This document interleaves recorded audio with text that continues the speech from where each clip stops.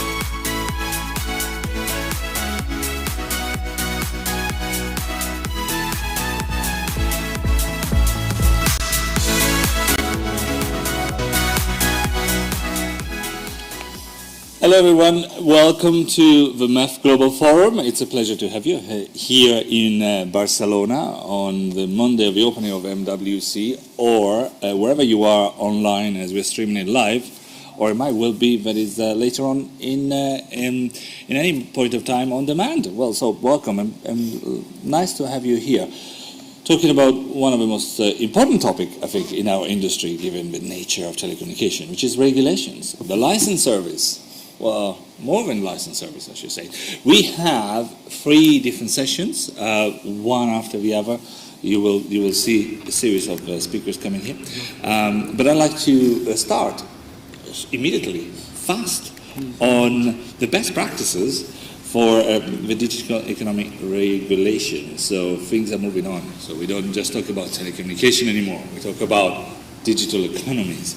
And we have two incredible speakers. Thanks to both of them for joining us. We have Dennis Priscol, the Senior Partner of Priscol & Co., and Arun Dehiri, the Managing Director of Red Dawn Consulting. Thank you both. I will leave you alone here after this introduction. Do make sure that you have a red button pressed in front of you so you can speak, so they can hear it from you from out there, online as well. Thank you. Danny, your chance to open up as moderator. Thank you, Dario. It's a real pleasure to be here and see the progress of MEF over the last 23 or so years. I've got a particular connection with MEF, having been the lawyer who helped found it, following Andrew Budd's vision. So in fact, I've been involved with MEF longer than MEF itself has been in actual creation. So it was hugely heartwarming to see the impressive MEF Global Forum in action yesterday, and a huge pleasure and honour to be part of its ongoing activities today. As Dario mentioned, I specialise, I'm a telecom specialised lawyer and very much involved in the telecoms regulation, which will be impacting on all the MEF members. And often my work, we bring in leading telecoms consultants to do the real work, and most importantly, Arun Dehiri, with whom we've worked on projects across the globe affecting the mobile ecosystem. So over to you, Arun. Thanks, Danny. Thanks, Dario, for the very warm welcome. I'm new to the MEF, but not new to the ecosystem, and I've been skirting around for about 30 years. And along that journey, I have advised many telcos and companies globally on all topics, commercial, regulatory, strategic, and operational.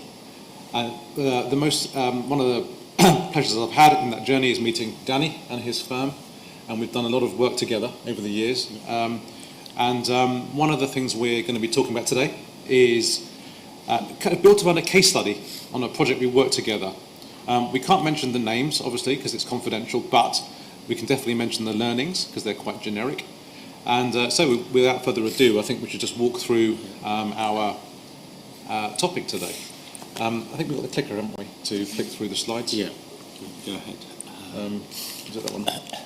Yeah, what I will say is an intro. As we sit here, hopefully listening to us and enjoying Mobile World Congress, you have to be aware that regulators across the world, governments, are working out how to further regulate our industry. And that is partly why we're here, to really bring out and share our understanding of their way of thinking, and most importantly, to give us as a MEF an opportunity to influence and shape the future regulation. Yep. Just want to get the slides working, if I could.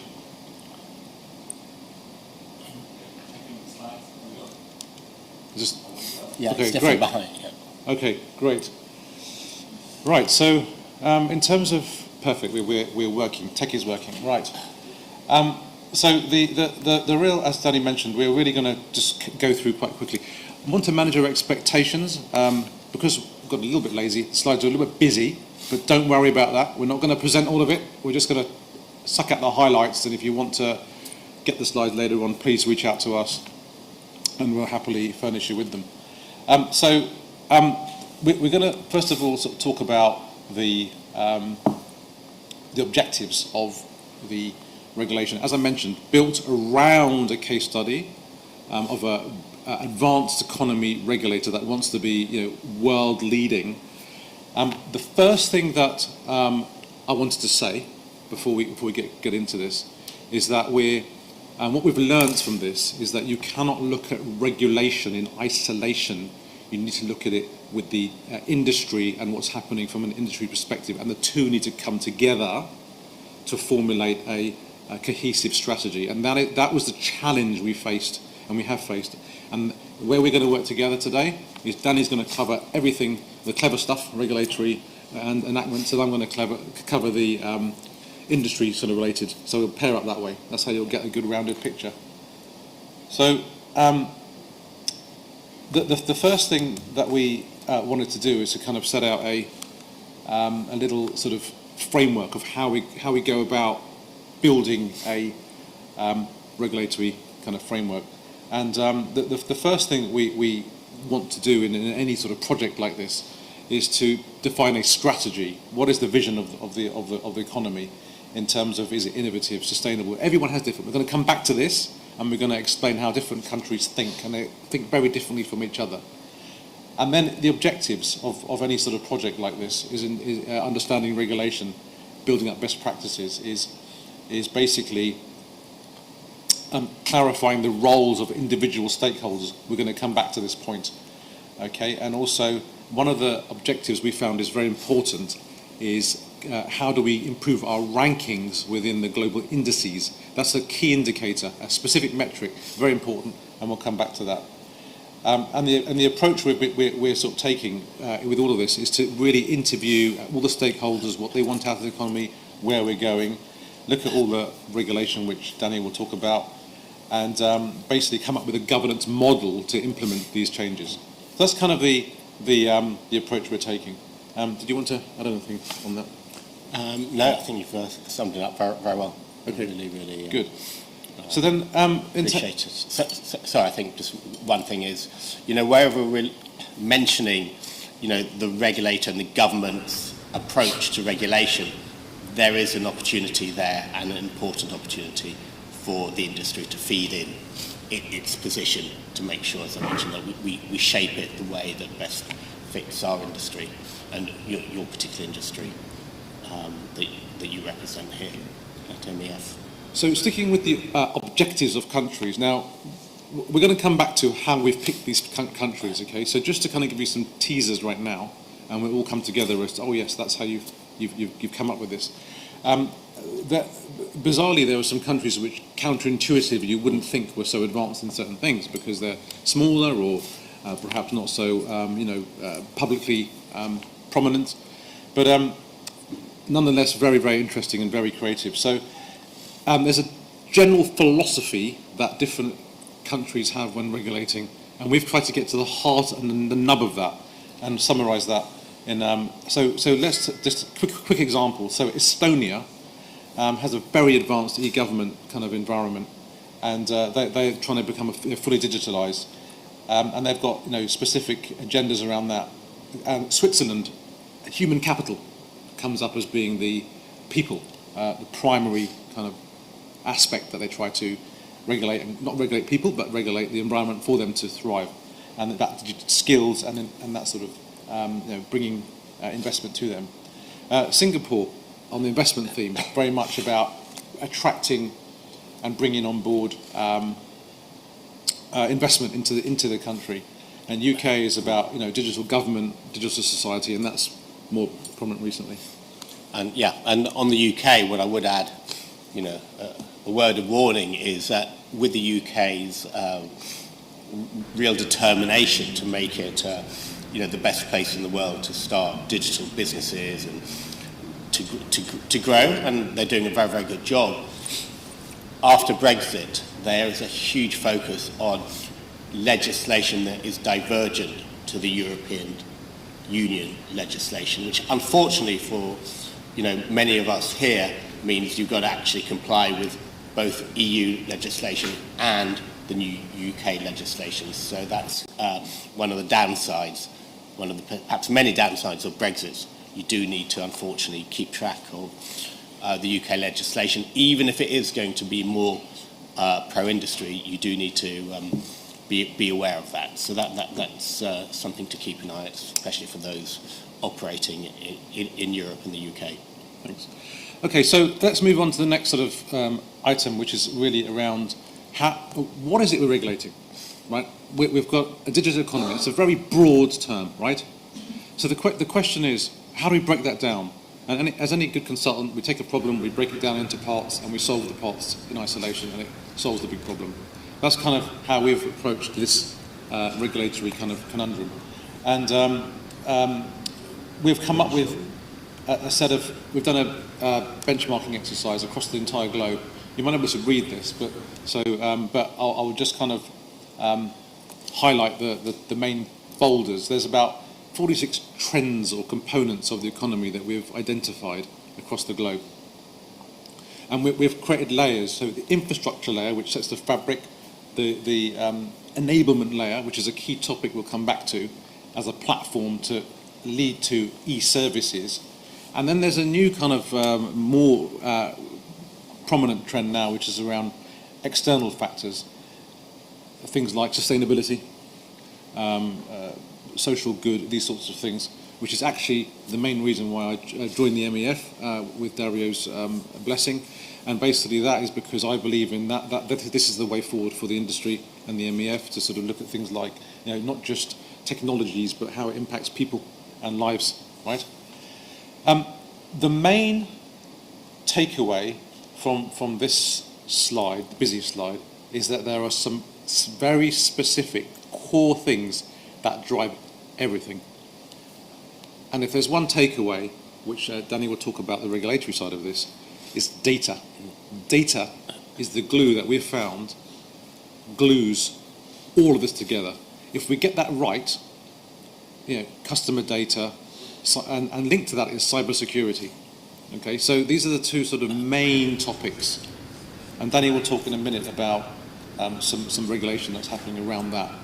But there's a lot of sort of, just to pick out a couple of big topics, things like satellite and the convergence of satellite with cellular and low-powered networks. These sorts of things are happening. So another sort of takeaway from this is convergence of these topics. We cannot look at them in isolation. Like I said, we've broken it down, but we're going to put it back together again when we talk in a little bit. IoT, how do we manage OTTs? These are all new concepts. So we have to keep abreast of new things that are happening. The VR world, Meta, this is all new stuff. How do we future-proof all this? So we mustn't create a framework or regulatory environment that's sticky to just the current technologies. It's about themes. And the final point on this section really is that we've come up with what we call horizontal components, and we've got competition, which covers everything. We've got consumer protection, which covers everything. We've got data, which I mentioned. We've got intellectual property, and we've got digital rights and also startups. These are the things that the economy that we looked at were very interested in, is horizontal. And then you've got industry specific. Danny, would you like to talk about some regulation around data?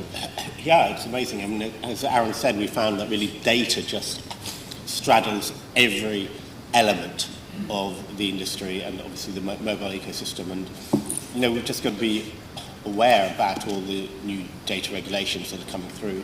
Obviously, in Europe, we've had the GDPR, but that's had extraterritorial effect. It affects pretty much every member of the MEF, wherever they're based. They're going to have, at some point, there's going to be data of a European subject. The European Union's really taking an extraterritorial effect. And we've come to live and understand GDPR as part of life, but it's incredibly expensive complying with GDPR. It's almost impossible to fully comply with GDPR. There's a balance to be. But it's so important in the Europe. We've actually got 4 different acts on data now, 3 relatively recent ones. That's how important the European Union is taking it. We've got the Data Act, we've got GDPR, and then we've got the Data Act. Then we've got EU Data Governance Act as well. And then you've got the EU Cyber Resilience Act. So that's how important data is and how heavily it's being regulated. Having said that, the Data Governance Act and the Data Act, a lot of those will be potentially beneficial to our industry. It's talking about getting better access to public data. It's who has the rights in the data generated by IoT devices this can all be very, very beneficial to us if we understand it and are involved in shaping it. It's something that, I'll be certainly talking with the IoT working group to see to what extent we can help shape the Data Act to help those in the IoT space. So that's just really showing, from our studies, obviously data is so important. It's being heavily regulated now. For major pieces of legislation in Europe, it's going to cost us money to invest in it, but we've got to make it work. The rest of the world is also looking to regulate data, and we've got to be on top of it. So I think that's partly the area that I wanted to emphasise and flag up, which is born out of the work we've been doing for this government on digital best practice. And to your point about IoT, for example, just picking that as an example, regulators and governments, forgive me for saying this, but perhaps are less involved with the actual workings of those topics. So within IoT, for example, there are different layers that need to work together to give a productive environment. For example, we need connectivity to be accessible. So there's one element of regulation. Then you need a platform to make it work. And then you need to have industry-specific things in terms of making, for example, if we're talking about critical communications, if we haven't got regulation around access to quality and contiguous coverage, that could be a problem. So we have to look at all this together. And that's why, my mantra is basically that the industry and the regulators and government need to work hand in hand, which is why Danny and I work together to sort of create a combined experience. So just moving on to the benchmarks. Now, I don't want to dwell on this, but just to make the point of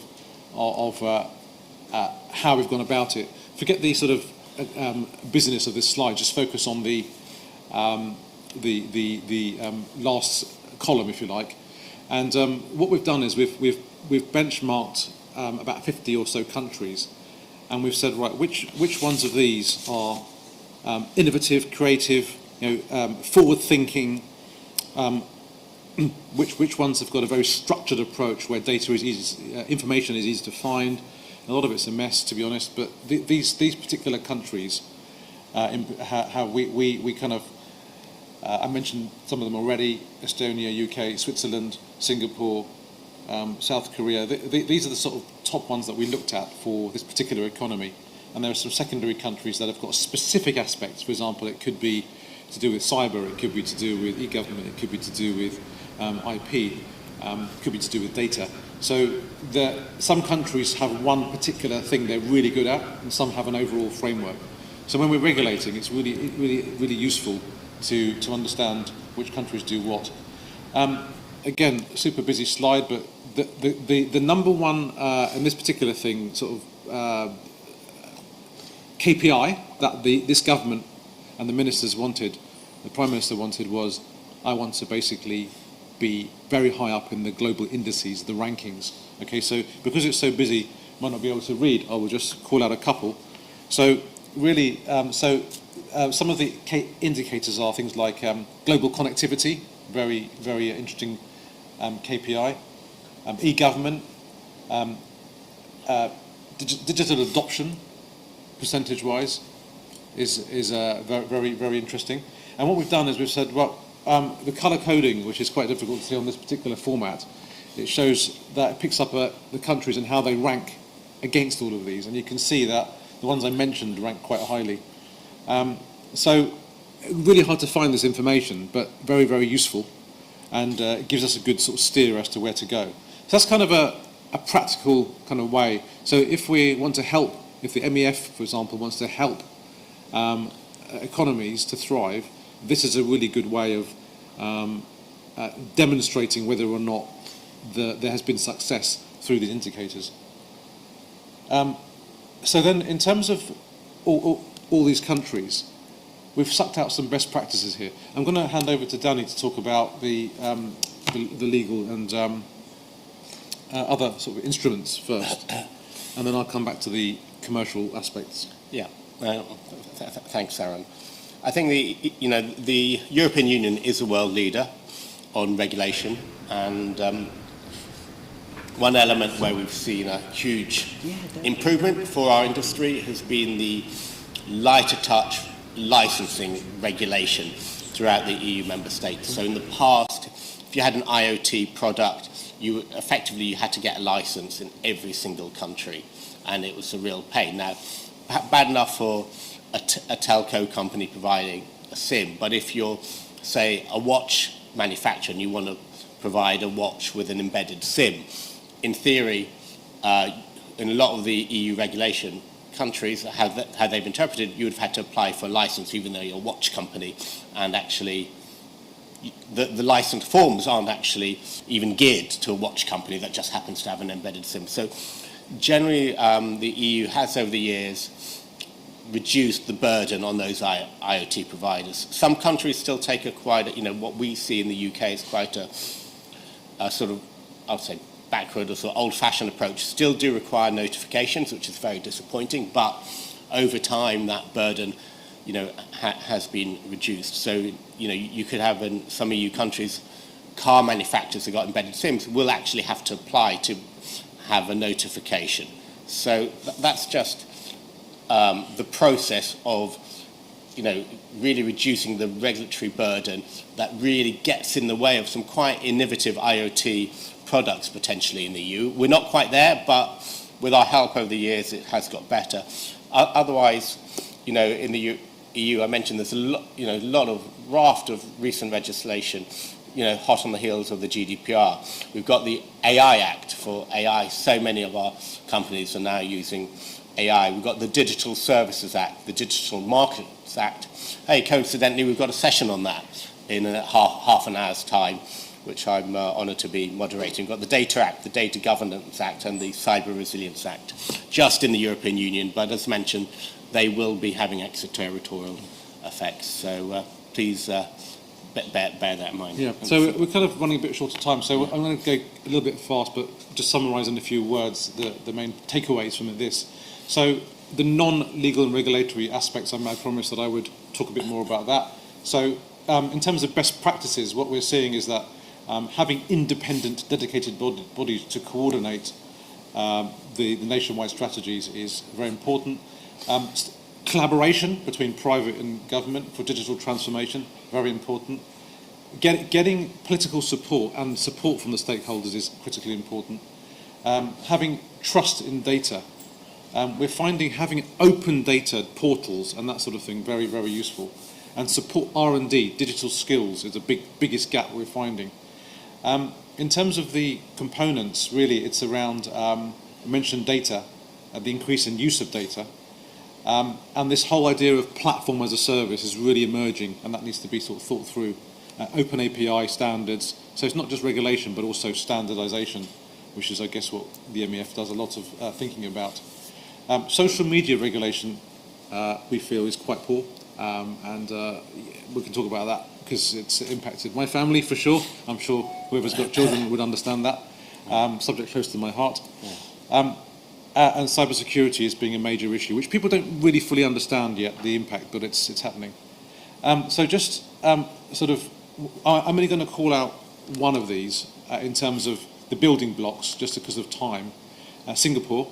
This is a kind of framework, how it might look in terms, everyone's different, but they have this, they want to be Singapore as a leading digital economy which continually reinvents itself.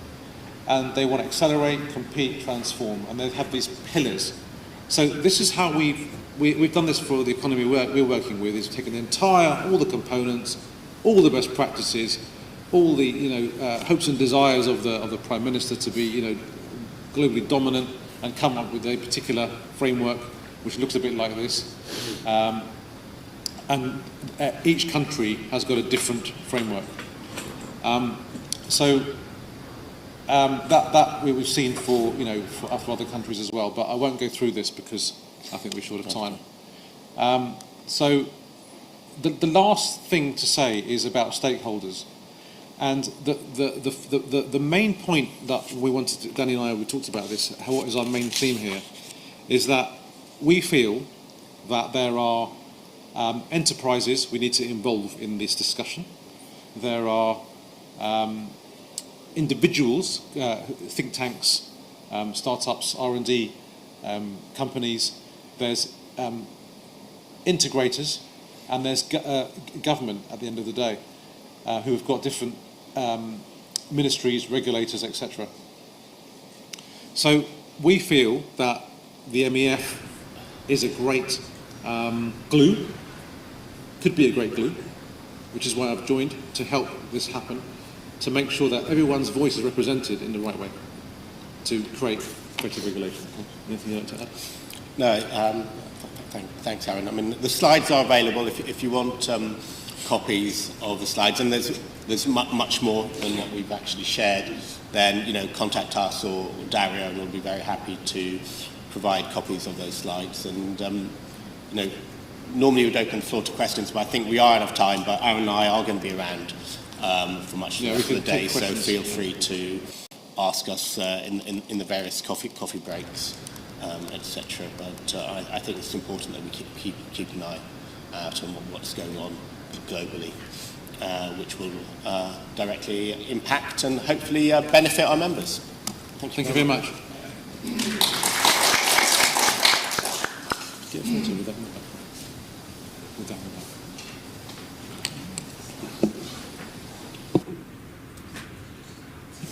Let's see if I can do it here first. Thanks to Arun and Danny again. And I will ask more about whether some of the regulators are just vain, wanted to be number one. I like that. Or whether it really makes an impact. But definitely, whether it's vanity or not, this makes a difference in the digital economy, in our lives and our business. So thanks again, and luckily we're going to be here, so if there are any questions, we'll continue. Please make full use of the slides. Also will be shared on our website later. Slightly strange position I'm standing, but I know that meanwhile that we got our change of speakers, so I'd love to invite the next sessions up here. We'll be talking about technology and regulation again, but this time is how the two of them mix, the intersection of technology and regulations. So please, Noah Rafalco, the founder and CEO of TSG Global, and Shane and Fred, the EVP of Identity and Blockchain Business Development and Product Management at TSG Global, are coming. Please come on. Sorry. And turn on your red button there. But I've been told that, Noah, you will project your voice so straight to all the people out there listening on our website and watching. I will leave you now for your 30 minutes. Wonderful. So you have to hit the button. Just leave it on. Well, hello everyone. Hopefully you can hear me okay. I heard I'm a whisperer, so hopefully it gets across. So my name is Noah Rafalco, and I'm here to discuss with my counterpart, Shane. Considering that daily at this point you're going to see different opinions coming out of different governments globally, I think it's quite important that we discuss not only what is here today, but where we came from and where we're going. So this is going to be an interactive session, and though there is no free microphone out there, if there are any questions, we will repeat the questions for those who are streaming. So let's get started.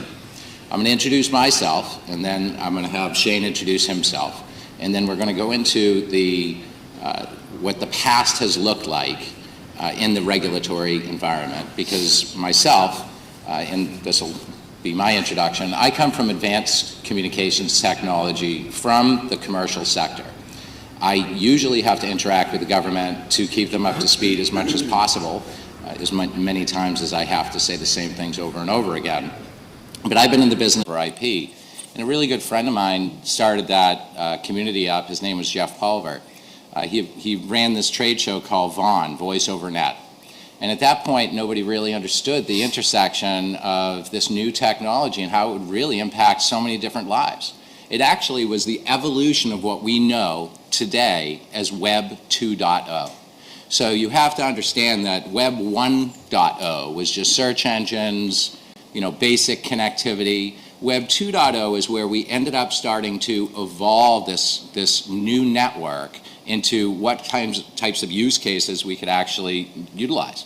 One of those, as Shane had stated is 911, something we took just completely for granted. If you think about when your copper line or your line to your home was there, you picked up, you dialed 911, and somebody knew exactly where you were, because that level of attestation was always there. They knew where you were. What happened when voice over IP or Web 2.0 happened is you decoupled an existing telephone number that was historically tied to a landline that had a point-to-point right to your home or business, and now you decoupled this service and put it into this thing called the cloud at the time. Nobody knew what the cloud was at that moment, but it was this virtual space. Well, that had two impacts. One, it broke this ability to instantly offer emergency services like 911. So what happened to this, this new solution that my friend ended up founding called Vonage? Well, Vonage ran into a wall. They had this little boy die in Florida. And man, oh man, I've never seen the regulators work so fast in my entire life to catch up. They had something deployed and mandated within months. It doesn't work that way in regulation. It takes years and back and forth and fighting, challenges. So what Shane's talking about from a telephone company perspective is that they knew that this decoupled, but how are they going to face it? And when did they need to face it? Because nobody faces anything that the regulators say unless they're forced to. That's how it works. So 911 was forced along, that evolved voice over IP. Eventually voice over IP became regulated in a sense. So it went from this unregulated environment, this Wild West we'll call it, to a more regulated environment. And then you fast forward and you're talking about text messaging was the next one that came out. In 2007, I was lucky enough again to be on that edge of technology, and I still worked with this phone company, level 3 at the time, and someone came to me, another technologist, and said, hey, I heard you can text enable a voice over IP line. And my jaw literally hit the desk. I said, wait a second, are you telling me I can take this wireless classified number and now communicate from a non-wireless class number like it's a wireless class number? I can enhance this feature with texting? Oh my gosh. So I started to spin up designs left and right, and some of them, you know, had to do with interactive communications and how can you be more smart about those communications, because now it's not living in this closed network of wireless carriers where you can't get the data out of. Now you can actually glean the data. And how does that impact a phone company? So Shane, back to you. I'd like to understand when this happened in 2007, I know you weren't in Lumen or level 3 at the time. What's the perception coming from that corporate environment that you could see inevitably happening when now you had two different services sitting on the same asset being a telephone number, but now in Web 2.0, now they can ride on two different networks, and that's what they did. So you have a voice network, and now you have a texting network. How was the opinion at that point coming from a telephone company perspective? Most of it was, I'm going to ignore it. I don't want to deal with it. It's too hard. I don't understand it. I'm just going to ignore it. As long as I can continue to sell local numbers and sell the voice transporter around it, I'm happy with that. And obviously we fast forward to today's world, and now the carriers are like, what are we doing? We should have been in that business. I'm a licensed operator. I need to understand where my numbers actually reside in this new industry called messaging, SMS messaging, and I have no visibility to it. Because you think about, from a carrier perspective, the voice side has input into multiple databases, multiple FCC requirements for reporting, PUC, state government for reporting, but on the messaging side, none of that exists. There is no reporting of numbers and where they reside and who is the licensed operator. So you think about technology and regulation in the very beginning, not the beginning, but call it 20 years ago, before this new technology, voice over IP, came about, regulation was very stagnant. It was all about how do I ensure there's fair competition, how do I ensure there's rules and policies around access, etc. And the thing is, products were developed maybe once a year, very stagnant. But now with voice over IP, we've removed a lot of the barriers with creating new products. New software came about, more scalable servers came about versus a hardened switch that sits at a prem. And what that enabled people to do was create these products and services almost daily. And that's what we see today. But now you have the regulation that's like, well, now we have all these apps out there and app developers creating these new products, and tomorrow it's on the marketplace. How do we enforce regulation on it? Should we enforce regulation on it? And as we all know, and we see this on a global basis, with the lack of regulation in text messaging and not keeping up on the voice side of regulation, we all see robocalls every day. And we see spam text messages every day. Yeah, and that leads right into, if you could switch to the next slide, please.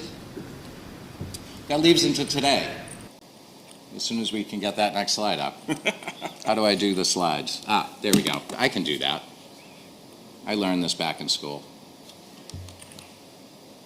Okay, so now we're in Web 2.0, right? We're on the verge of this thing called Web 3.0, which we'll get into in the next slide. But where does that leave us with regulatory? Well, we're in a big dumpster fire right now, right? Like this is a hot mess. When I was in texting and I saw this separation of a phone company not really caring about this asset that was a communications channel sitting on top of a regulated service being voice, but as an unregulated feature, I started to call the alarm. I started to raise the alarm with the FCC and the FTC. And I said, wait a second, I'm seeing a lot of things happening right now that are not good for the public. And we as a group, and I say we as a group because there's some members in this audience that joined me in this fight, and we went to the FCC and said, wait a second, because you have no oversight and you have no input and you think that the industry is just going to work itself out, a new software player came into the communication space and basically was assigned as a monopolistic role to manage toll-free texting. And it impacted us all. And this is where that intersection really had a car crash, because you have this regulated industry saying, well, wait a second, I have this telephone number I lease from, inevitably it comes from the government, it's leased to a licensed operator, and eventually works its way down to you. That's how a real phone number works, at least in the United States. You really don't own the phone number. There are a few exceptions, but that was just an experiment by the FCC. But when it came to raising the alarm, it was, wait a second, how are you letting a small industry, which is big to us now, but the mobile industry, how are you letting them assign a proxy monopoly to manage something that just got turned off from one day to another? Like all of us were using this wonderful text-enabled telephone number on toll-free numbers in the United States, and we woke up one day and it stopped working on one of the top 3 wireless networks. So I was on the phone with the FCC and everybody I could reach saying, wait a second, this would be illegal if this happened in voice. You would be raising, the holy grail and swinging it at people if this happened. What's wrong with you? And when we went there, it fell upon deaf ears. Now, why did it fall upon deaf ears? Because over the years, something has happened that's really, really disturbing in regulation. And it really comes into this mess, okay? And it's very colorful, but it's just an example of how we face regulation at this point. And you'll see on the far right of the screen, that's actually the timeline of this wonderful thing to protect consumers called net neutrality. It was put in by regulators to protect you from getting your internet throttled. Do you remember that? Where people were saying, hey, we're going to give one highway for higher paying folks and one highway for super highway for the lower paying folks, which would impact consumers. So they came up with these rules called net neutrality. And they kicked that can back and forth, and it went one way and it went another way. And inevitably what happened to the regulation side of it is it's where it is today. completely neutered. Your rights are completely wiped out. So this separation that happened when Web 2.0 started has not reduced in size. In fact, it's drastically grown. And when you see this and you look at how this takes effect and how industry started to take control of this mechanism, then you run into this, the future. Now, what's going to happen in the future? Well, I'll tell you what we need to do as a society, and that's work together with folks, not be the captured entity that the FCC is. And there was this paper that, actually I missed the slide. The captured agency in this is a report done by a Harvard professor where he indicated that the FCC in the United States had been infiltrated. It sounds kind of creepy and kind of like spy-esque, right? Well, it really actually happened. When I went down and tried to represent a group of like-minded people in DC, I found that out firsthand. I found out that there were more lobbyists in the United States Capitol for telecom than any other industry. And that's the second largest industry in the world is telecom. The first is energy. So can you imagine that there were more lobbyists fighting against regulation in telecom than energy? So we come back to the future. Now, why do we want to talk about the future? Well, if they can't keep up with the past, how can we ever expect them to keep up with the future? So we're on this cusp of something that is a massive shift. It's called Web 3.0. And I am telling you this just like you might have heard way back about this weird thing called the cloud or the internet. This is such a paradigm shift that everyone needs to pay attention, especially the regulators, because they're already light years behind technology.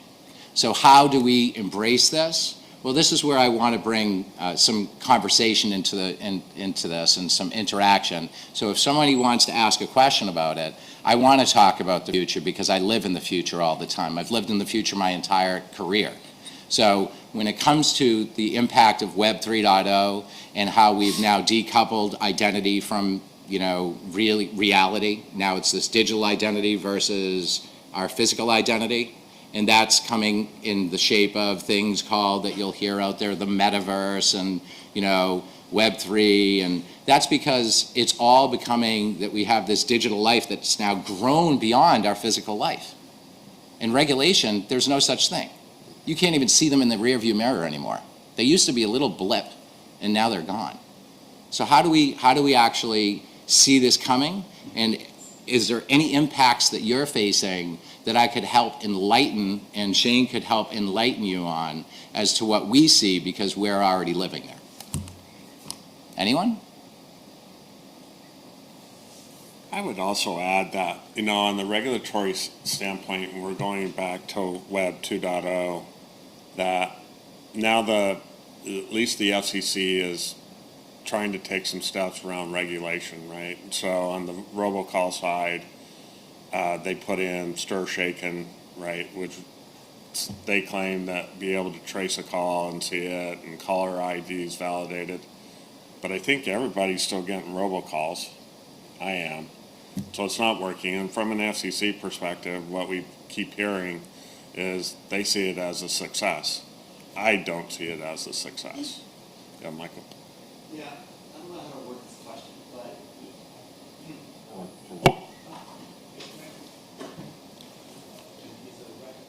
there we go. So I don't really know how to word this question, so maybe you can help me. So my idea is, what is the role of the regulator in terms of truly being able to protect people? And if we looked at the recent MMA trust study results that Dario and I spoke about yesterday morning, or excuse me, sorry, old hat, MEF, sorry, my 10-year-old hat. You're looking at you and remembering the back in the day. But the MEF trust data that we reviewed yesterday, one thing that consumers really want is regulators to come in and protect and regulate big tech and their use of my personal data and my identity, how it works, protect children and the content that we see, help us moderate the content, give us control of that digital life that we are, And I just don't see them doing that. I see them catering more to the big tech, to the industry, doing exactly what the people don't want them to do. And the other thing, and then I'll conclude with this last statement, is when I talk to both company and regulators, they'll tend to say, well, people don't really care. And I actually think they do care, they just don't know how to care, or they're not given the tools, the resources, or the capabilities to do anything about they care. Because another results we got from the MEF research is that the vast majority of people feel digitally impaired and helpless, but yet they have no choice but to use these tools. And so how do you react to all of that? I don't know what my question was. That was more of an assessment of the landscape. How do you react to that? So I'll add a question to that and tell you that you can only go 3 minutes, just to make it a bit more interesting, so you got pressure. To that one is, it's interesting, you were talking about future, and what came immediately to me in my mind is what you were saying about the communication last week from the FCC chairwoman about the plan of, the new limitations on SMS spam. Or was it a plan? But anyway. Not yet. Which is, I'm thinking, it's the future, but I'm still struggling with the present. And even when I look at the future, though, I still think that we are stuck in the same situation. Web 3.0, we haven't solved identity in 2.0 yet. How can we build the foundations of a new web without some solid, soul searching on questions that are really at the core of what we do today? So. Well, I think those are both great, and it really comes to, they actually intertwine. Because really the question is, what are the regulators doing for us? Like, how can they give us, protection if they're asking the same wolf to wipe the feathers from their jowl and say, can you go check out the hen house, somebody's in it, right? Well, that's what's really happening right now. Because the lobbyists, you have this, the regulators are the kick the can folks, right? I'm in this lifer position. There's no passion in the FCC anymore. There's no passion in the FTC. I got hired by the FCC or FTC. I'm just going to kick this can until I retire down the road. It's going to be someone else's problem. And we saw that starting to happen in Web 2.0.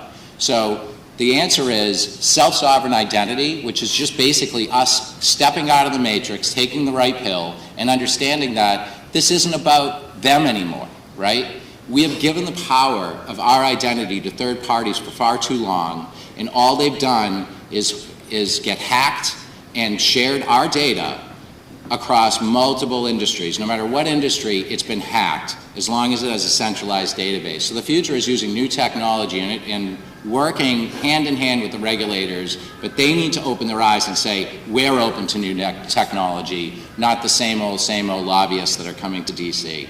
Thank you very much, everyone, and we hope that you enjoy the rest of the show. We love MEF, and we hope you do too. Thank you.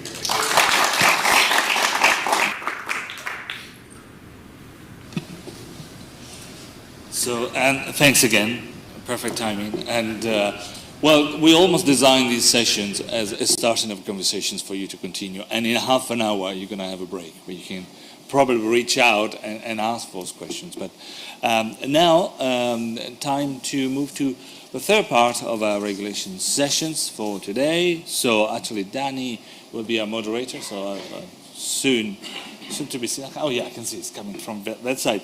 But I'd like also to welcome to the stage Innocenzo Gemma, avvocato from Studio Legale Gen, and Danny as a senior partner at Prisco.com.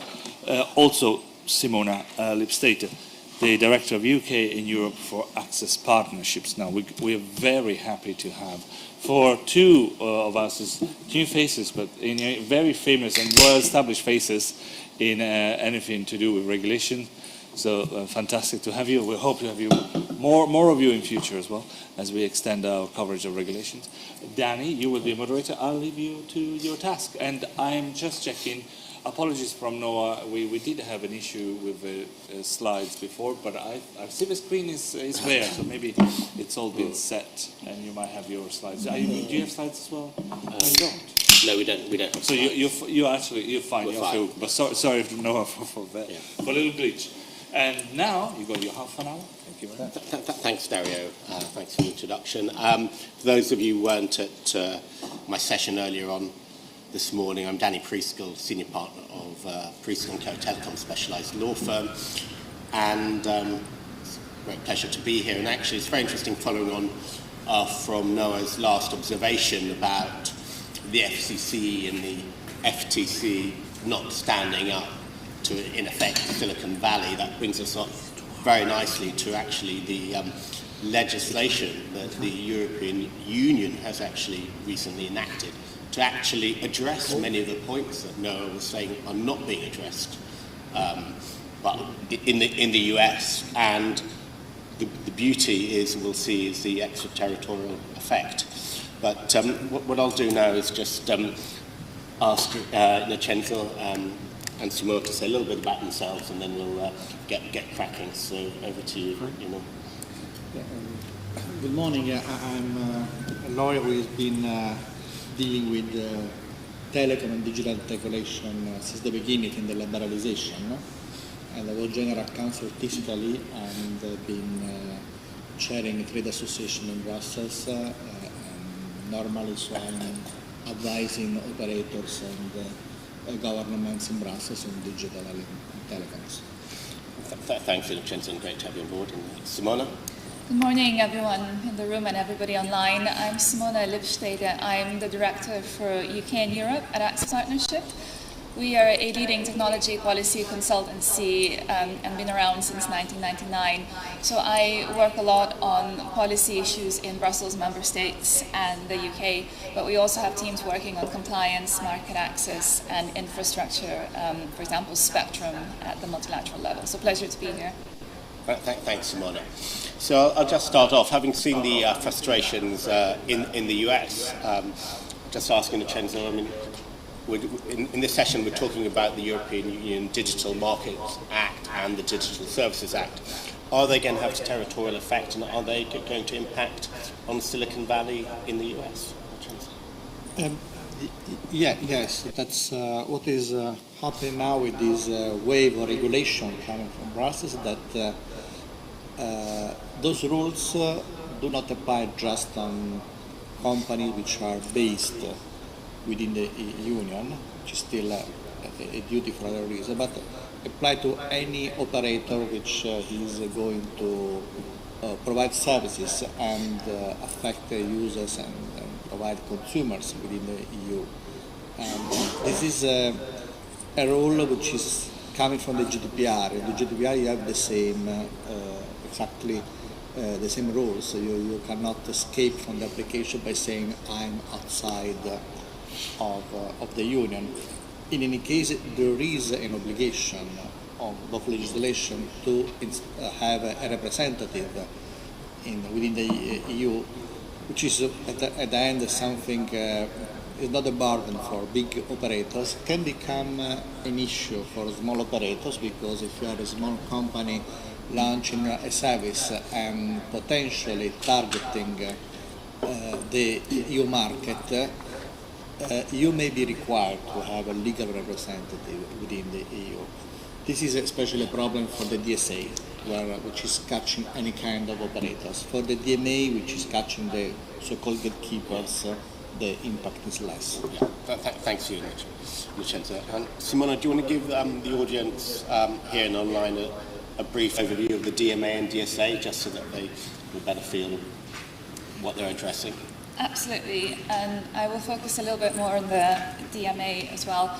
So the DSA and the DMA is really, we need to look at the overall EU and especially the European Commission's ambition to regulate even more around the world. So emboldened by the far-reaching, I will call it success in the sense that it was very impactful of the GDPR. The European Commission is really trying to make an impact with the other pieces of legislation, so AI Act, and in this case the DSA and the DMA. And the DSA is really looking at long-standing online content issues, and is actually, you could probably spend weeks talking about it, so I won't go too much into the details, but I want to delve into some of the specifics into what we're seeing in the DMA. And the DMA is a complementary tool on competition. So it designates the so-called gatekeepers, which are companies which have to fulfill 3 criteria on how many users you have in the EU, your annual turnover in the EU, and whether you're an entrenched market player or not, which means you have to fulfill these obligations for 3 years at a minimum. However, there are different aspects of it. So, for example, even if you don't fit all the 3 quantitative aspects, but you still have an appearance of a gatekeeper, it is possible that your company will still be affected. To some degree, there could be some obligations, but not others. But what that means in general is that it's certainly something to watch. It's certainly something to go through your legal teams and compliance team and see, do you look like a gatekeeper? Might you look like a gatekeeper in the near future? And if so, the obligations are quite far-reaching. So everything from compliance aspects, and there's a whole checklist. I don't know if Vincenzo wants to also add to that. But also the fines are even more serious than the fines we're seeing under the GDPR. For those who are familiar with the European telecom law, the DMA is basically the translation of the telecom system into internet. You identify some dominant operators and you decide ex ante a list of obligations they have to comply with. So the gatekeepers are treated like Telefonica, British Telecom, Deutsche Telekom. So they have to comply with those rules. While until now it was an ex post competition application. You have to wait that the dominant operator makes something wrong and then you intervene. Thanks, Vincenzo. And Simona, how do you think the DMA will actually affect those larger telcos who could be considered gatekeepers, but also present opportunities to those MEF members who aren't on those sort of, very large online platforms, search engines? They should be aware of the rights that they're effectively given vis-a-vis the dominant, significant powers. Absolutely. So the entire purpose of the DMA is to, enhance competition and maybe to rein in unfair practices. But how that plays out in practice is something to be still discussed. So the DMA is coming into effect in, the first parts of it in May 2023, which is very soon. And then there will be gradual rollover of specific obligations. But how it's used in practice is a matter of dialogue. So while the gatekeepers will need to be open to dialogue with the smaller members, with the MEF as well, the European Commission still has an absolutely massive role to play. So even though the legislation is complete, there will still be a number of ongoing dialogues. For example, even today, the European Commission is hosting a workshop on interoperability in messaging services. And my advice would be, if you think this is something that would be of benefit to your company and you might use, that you try to attend those sessions and you try to engage in the dialogue still, because the devil will be a little bit in the details and we're seeing how in practice this will play out. Also, maybe we can turn a little bit into the interoperability obligations. Yeah, hugely important, especially messaging is such an important strand of the work of the MEF and the members. So I just wanted to say a few things. The DMA introduces interoperability obligations, both horizontally and vertically, and especially with the vertical ones. With the horizontal ones, the way it will be introduced gradually is first for in personal text services, then group text services, and then finally, in a few months' time, video and voice calls, which is largely, I guess there is large agreement on how that's going to play out, although there have been some critical voices saying, well, actually the obligations are not clearly set out, so there might need to be some best practices or use cases. And again, it's a process, so if you think your company is affected or you're not quite clear, it's certainly not a done deal. It's a dialogue that will continue with the Commission. But with the vertical ones, there are quite a few issues that have been raised by industry. So first of all, some people have used, the more we need to open up our vertical services to interoperability, potentially that would include security risks. Maybe that's a criticism that companies have used when they didn't necessarily want to comply, but maybe it's something that will still need to be looked at by the Commission. Secondly, with vertical, there could be potentially endless types of requests that companies receive. And it is unclear whether it's possible to respond to all of them, but secondly, what is the cost of responding to all of them? So some suggestions from companies have been, well, maybe we could introduce some sort of potentially funding or payment system. You know, if you really want vertical interoperability, we will do it, but we cannot do it without some sort of specific funds from the users that request it. And then secondly, there is also a suggestion that perhaps under the guidance or with the oversight of the European Commission, there could be some sort of filtering system for the requests for vertical interoperability, so gatekeepers would still comply, but they might not necessarily have to respond to each and every one request, and the Commission could help them vet a little bit what is reasonable under the DMA. Sorry, I could go on for a little bit, but I'll close. Thanks so much. And, Vincenzo, I mean, how do you see the DMA and DSA affecting the operations of internet service providers and maybe those of the MEF members interacting with internet service providers? Okay. First, I would like just to add a point on the interoperability. That was a very a long debate in the internet world because interoperability was mandated in the telecoms. Yeah. Of course, because it was an ancillary obligation, the interconnection. So you need to interconnect within telephone networks, and therefore you need also a kind of interoperability. But it was never mandated in the internet because the only legislation you had in Europe, at least is what I'm talking about, was the Directive 2000, which had a very, very few obligations to provide just liabilities about content, illicit content, and so on. The first serious moment when the interoperability question came into the matter was when Microsoft merged with Skype. And when there was that transaction, some companies flagged that there was a problem. One of them was Cisco, for instance, which had a video telephony service. And they went to the Commission and say, you don't have to give a green light to this merger because first you have to oblige those companies to provide interoperability. At that time, Skype was the dominant messaging provider in Europe. So they said, you cannot put the same to companies because we will have then again a situation of bundle and so on. The Commission said no because they said we see the problem, but the merger does not change anything in our opinion. So this is one of the example of the missed opportunity from the European antitrust. So about the effect of the DSA and DMA, DSA and DMA about internet access provider or internet service provider? Internet service providers, really. Well, and now, in general,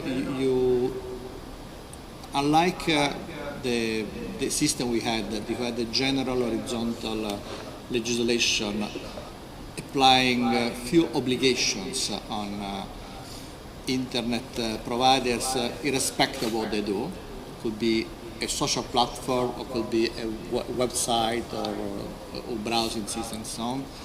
Now you have a more granular legislation, and also a scalar legislation, means that depending on the size and the impact of your company, you will be subject to different rules.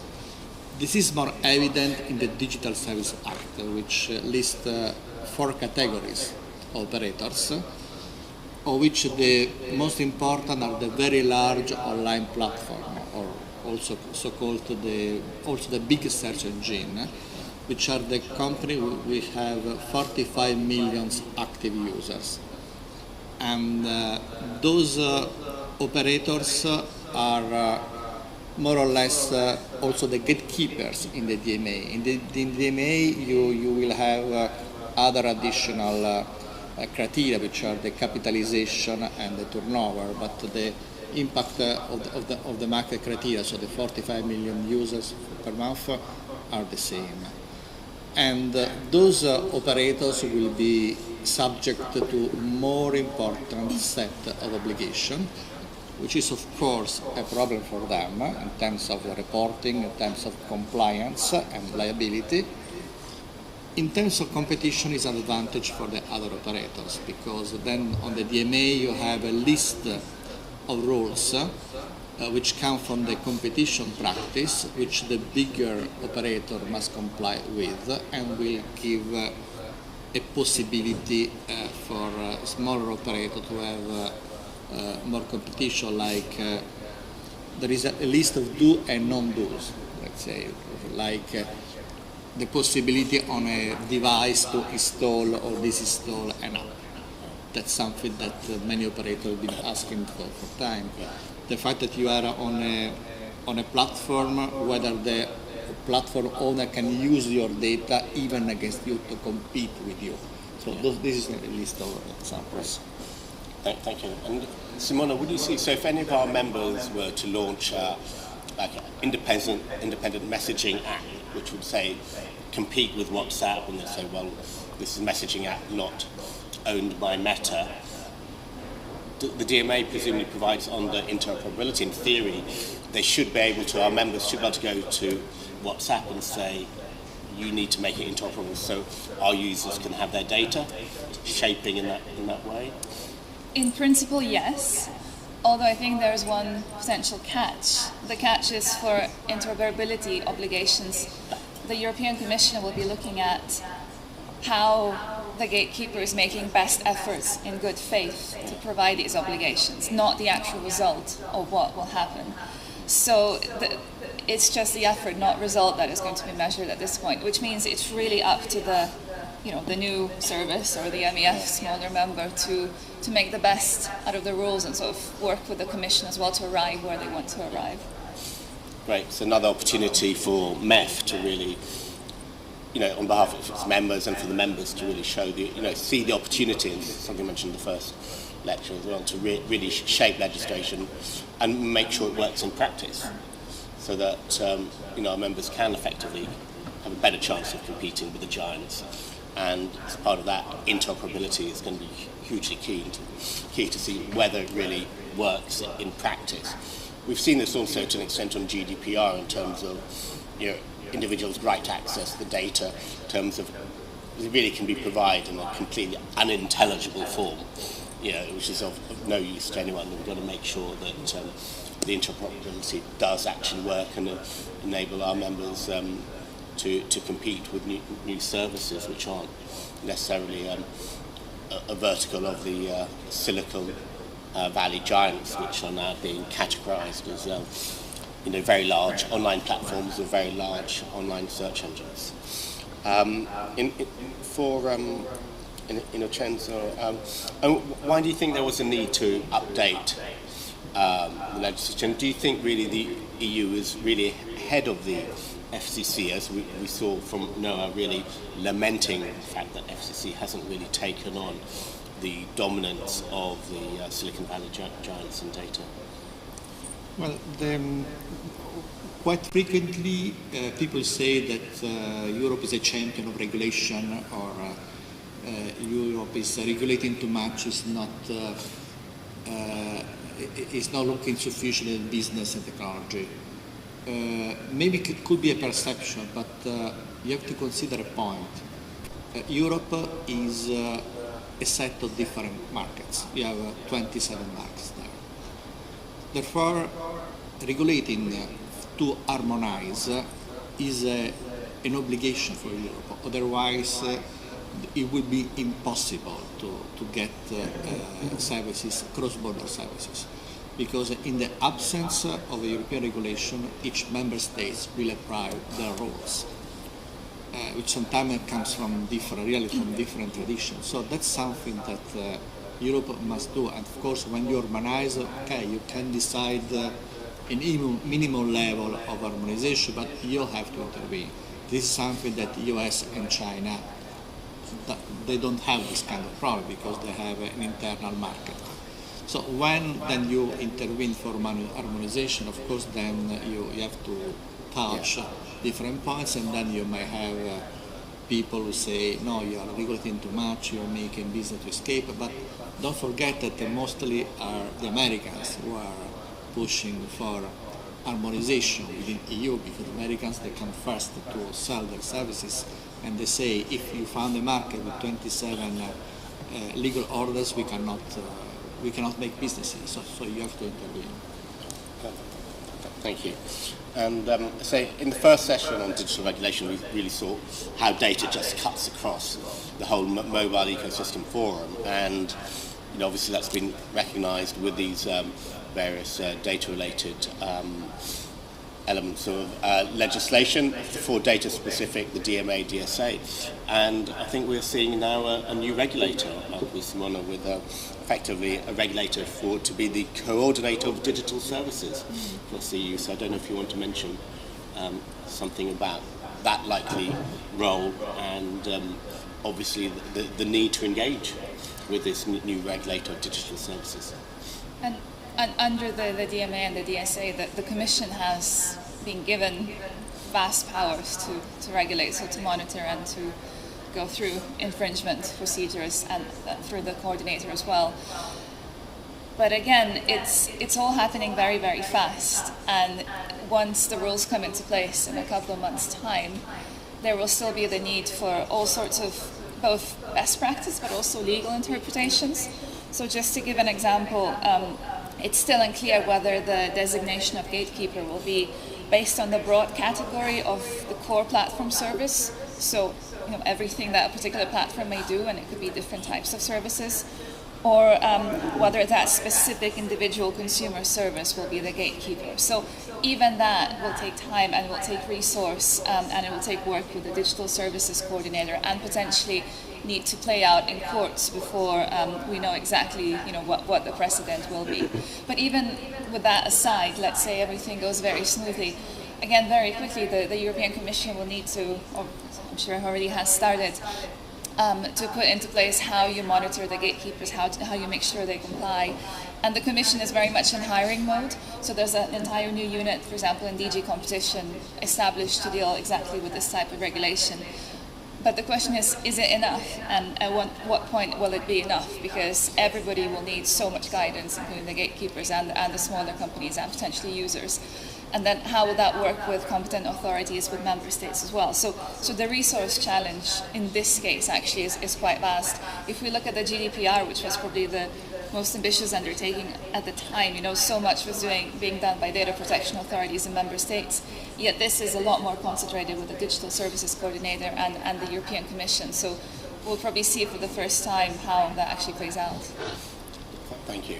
We've only got a few minutes left. Actually, I think it might be an opportunity in a chance. Do you want to give the audience a quick overview of the Digital Services Act? We've really focused more on the Digital Markets Act so far, with a few references to the DSA. Do you want to give them a quick overview of the distinction? Yes. While the DMA focus on the tech giants, so if you have some criteria whereby you are deemed to have an impact on the market, then you are regulated ex ante like a telecom incumbent. The DSA regulate all the operators in the market, from small to biggest. Also, although the biggest, they get a higher set of rules. And the scope of the DSA is to adapt the traditional rules on liability for illicit content to the jurisprudence of the Court of Justice, to the fact that after 20 years the market has changed, because those rules that we know that were shaped in the beginning of the 2000s were imagined in a world where Google and YouTube were not existing, social networks were not existing, so they had to adapt those kind of mechanisms in order to improve, the application. And then there is this scalar discipline whereby the biggest you are, the greatest set of rules you receive. And starting from the intermediary services, hosting operators, meaning passive services, platform, and very big platform. Then there are also some rules which are approaching the new phenomena which are in the internet, like for instance the content moderation. The content moderation is one of the big issues which normally have been self-regulated by internet service providers for years. And in general, the big platform and platform in general, they wanted always to have self-regulation. The DSA is changing the system, so is keeping self-regulation as complementary because it still asks operator to make code of contact. But first, they set a number of rules. For instance, from content moderation, they provide oblige operator to have a terms and condition, to be clear in the way content is removed or corrected, and to provide to users the possibility to challenge a procedure in front of a court or even in a friendly way. So the kind of things that sometimes the operators were offering, sometimes not. Now it is ruled by the law. Okay, thank you. We've probably got time for one, possibly two questions. Are there any questions in the audience? Yes, George.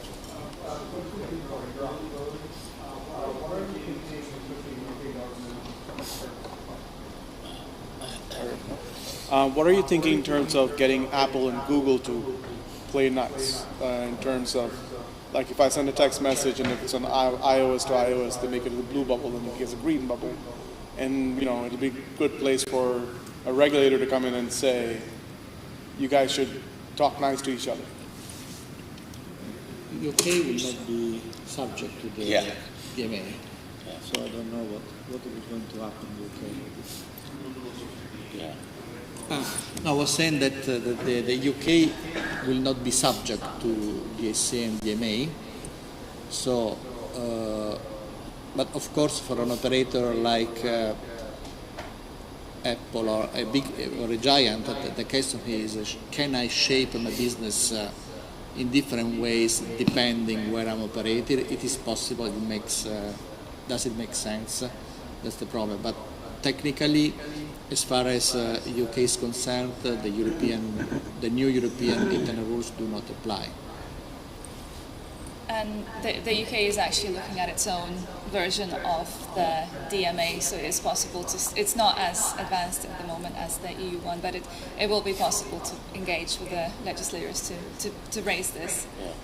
So it is important. Yeah, as Simona says, it's probably a very good time to engage now, because we are looking at, in the UK, at the lessons from Europe, and it's important. And mainly it's been focused to help really SMEs interact and compete with the very large online platforms from Silicon Valley, but less so, I think, in between them. But I think it's very, very important that is looked at, and we'll see how it is. And the Silicon Valley giants do have a lot of lobbying clout behind them, and will use lots of technical and security arguments to say, well, why it can't be done in practice. And that's why it's important for the rest of the industry to try to work to make sure they do adhere to these principles of interoperability, which will really enhance competition and help a lot of the, I think, the competitivity of our MEF members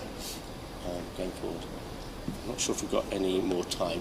Maybe one last question. Simona, you stated earlier, it's not the effort. It's just the effort that matters, not the results. And I find that statement really concerning, because the average individual, they're not going to have any recourse. And organizations could say, look, I gave them data portability, I gave them a file they can do nothing with. And so how do we actually make this practical and operational to be able to give people sovereign control over their data? I think the answer is still the continuous dialogue and the role of the Commission. So it will not be done and dusted, in May or whenever the obligations come into place. There will be best practice guidelines. There will be, again, guidance from the Commission being issued. So it will be, for the next year and a half at least, a continuous dialogue where you can raise exactly these types of issues. I think the big thing is just accountability. Like, ultimately, how do we hold them accountable so the individual can actually serve and be served? Yeah, absolutely. And in theory, the Digital Services Coordinator, the new regulators, should be making it work in practice, and will be monitoring and self-monitoring. But it's going to be a battle. But in theory, the legislation provides for it. We'll see how it works in practice. But that's the opportunity for us at MEF and the MEF members to try to make sure and, you know, feed into the regulators that it has to work in practice, and it potentially could work in practice, and don't buy these excuses. But the concern is correct, because a best effort obligation by incumbent, in my experience, is an alibi in case you don't want to deliver what you are obliged to. Absolutely. So I think that's a very good note, ominous one to finish on. You know, we'll be around for the next few hours to answer any other questions in the coffee. But, you know, I really want to thank my panelists in Innocenzo, Jenna and Simona Lipstate. So thank you very much for joining us. Thanks.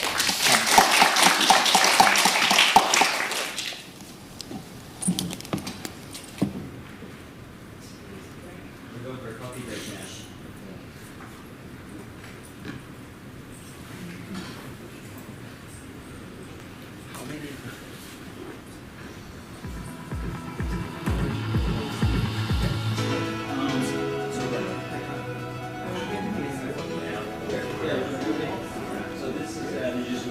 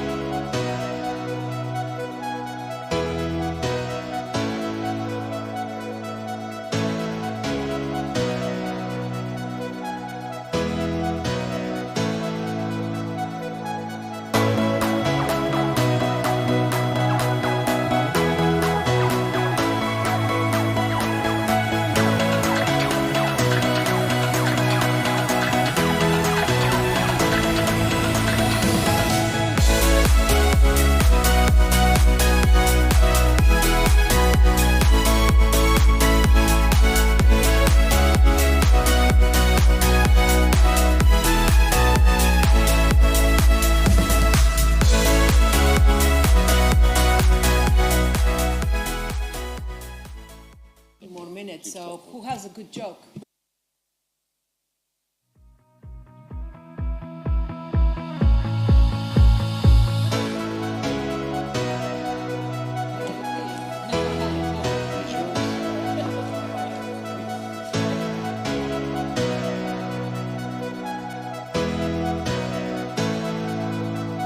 Thing on. We should just get started, right? Fantastic. Thank you.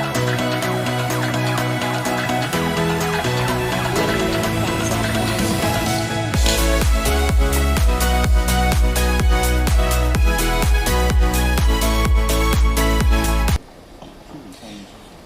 Could you take a couple and send them to me as well? Please, Frank. Ready? Excellent. Well, folks, good morning. Thank you for joining us today. We're very excited to be starting off with the first IoT session, IoT being the Internet of Things, just so we can make it very clear. On this first session, I'm very happy to have with me a fantastic panel. We're going to be talking to you about beyond connectivity. And I will start, well, we have Jimmy, who's right next to me from Zariot. He's head of security there. We have Nick Earl, who is the CEO of SI, and also Andrew Parking, who's founder of Gatekeepers. So why don't you tell us a little bit about yourselves, gentlemen. Let me start with you, Jimmy, and we'll just go. Thanks, Nasia. Yeah, my name is Jimmy Jones. I work as the head of security for Zariot, as Nasia said. And Zariot are a IoT cellular connectivity company with a particular focus on security. And we're looking to try and open up, well, lock down the systems to be secure, but also open them up for innovation. So we're looking to try and drive access to the SIMs, access to our networks, in a secure way that allows end-to-end IoT design. So that's basically where we're looking to do. We're looking to close that gap between the device and the cloud. We're trying to make that more accessible. Thank you, Jimmy. Nick, over to you, sir. Hi, everyone. Yeah, Nick Earl, I'm CEO of SI. SI is an MVNO. We have about just under 4 million connections. We're second largest in the UK. Wireless Logic is the large one. We're actually a different type of MVNO in that we very much believe that it's all about the device. And I actually just did some filming with Kaleido, the analyst company, and they did a survey that we all know IoT is difficult. And the survey was almost 1,000 companies. And they said, when you look back at your last IoT project, what was the biggest problem you had? And actually it was the device. 84% said the device. That's very interesting. Yeah, it's 84%. Oh, really? Okay. So Kaleido did a research report of just under 1,000 customers who had tried to do IoT. And they said, in retrospect, what was the most difficult part of IoT? And the difficult part was the device. So we do the device and the connectivity. So we help our founders, some of the company created Zigbee. We're device guys. We optimize the device. We do the connectivity, and our focus is on large global. We do with Amazon, we do Shell, Walmart, Philips, Sony. We do global connectivity. Yeah. So that's us. Thank you so much, Nick. And Andrew, some of you don't need me to introduce you to Andrew. Andrew has been a face on the IoT world and at MEF for quite a few years.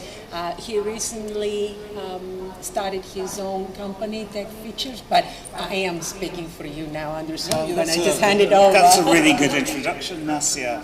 Yeah, I had Nasia's job for 3 years at MEF, where I was the IoT program director, and quite a few of the faces have changed in the past 12 months, but that's kind of the nature of the beast.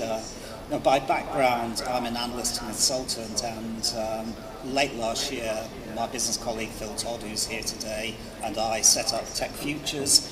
And Tech Futures, we're trying to position as not just another analyst and consulting company, but we're bringing together what we see as the supply and demand side of the market.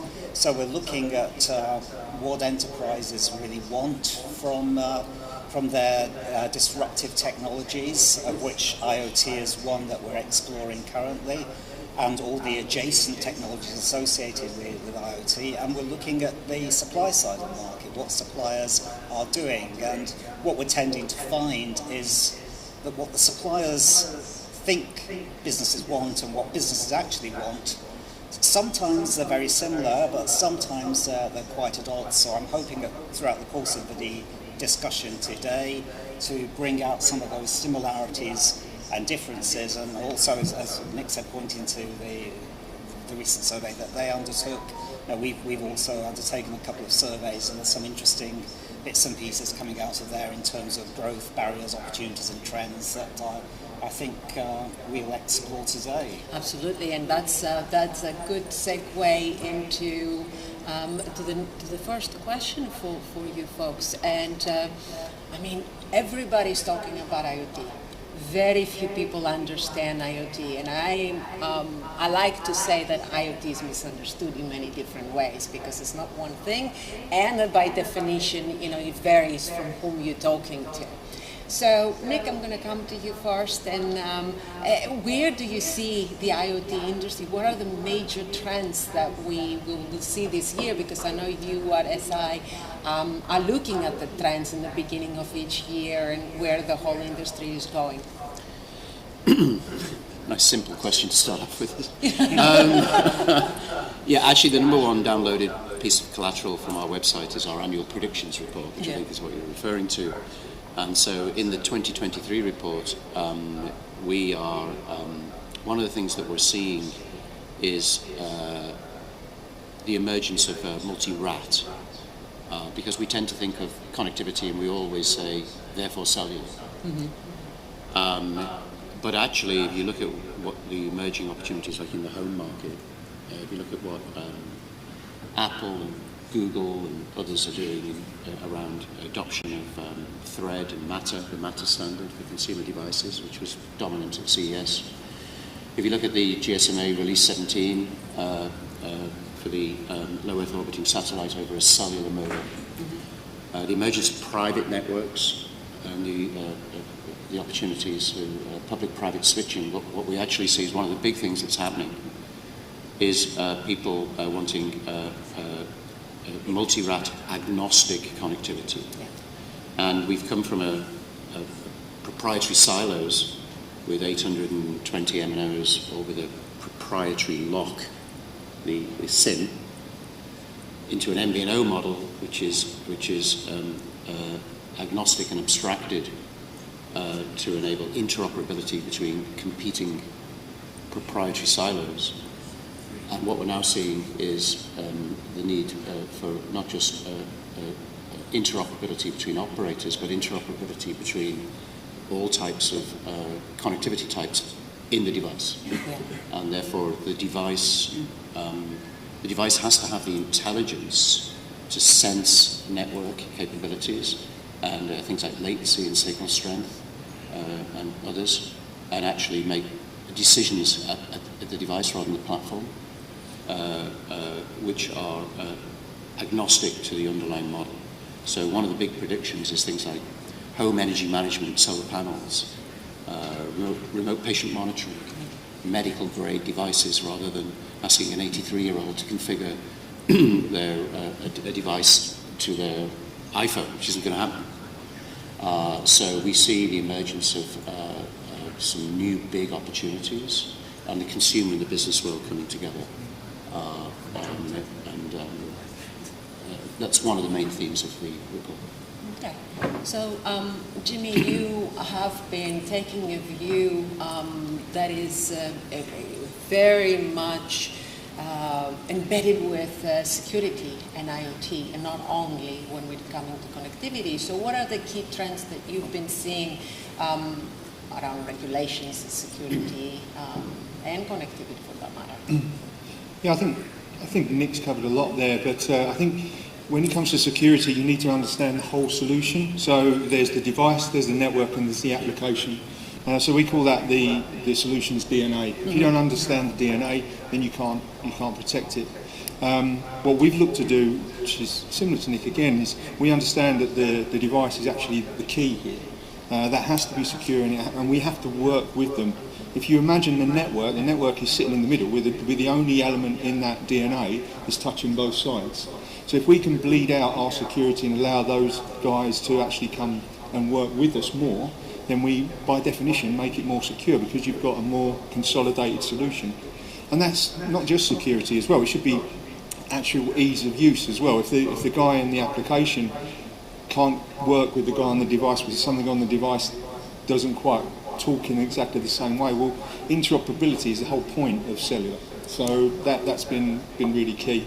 We're looking to try and remove those frictions and move forward. And we've done that by working with partners. We have an end-to-end encryption partner called the Axon's been very successful, touch wood. We just announced a collaboration with a blockchain company where we put their tokens onto the system, which improves attestation, so that's been very good.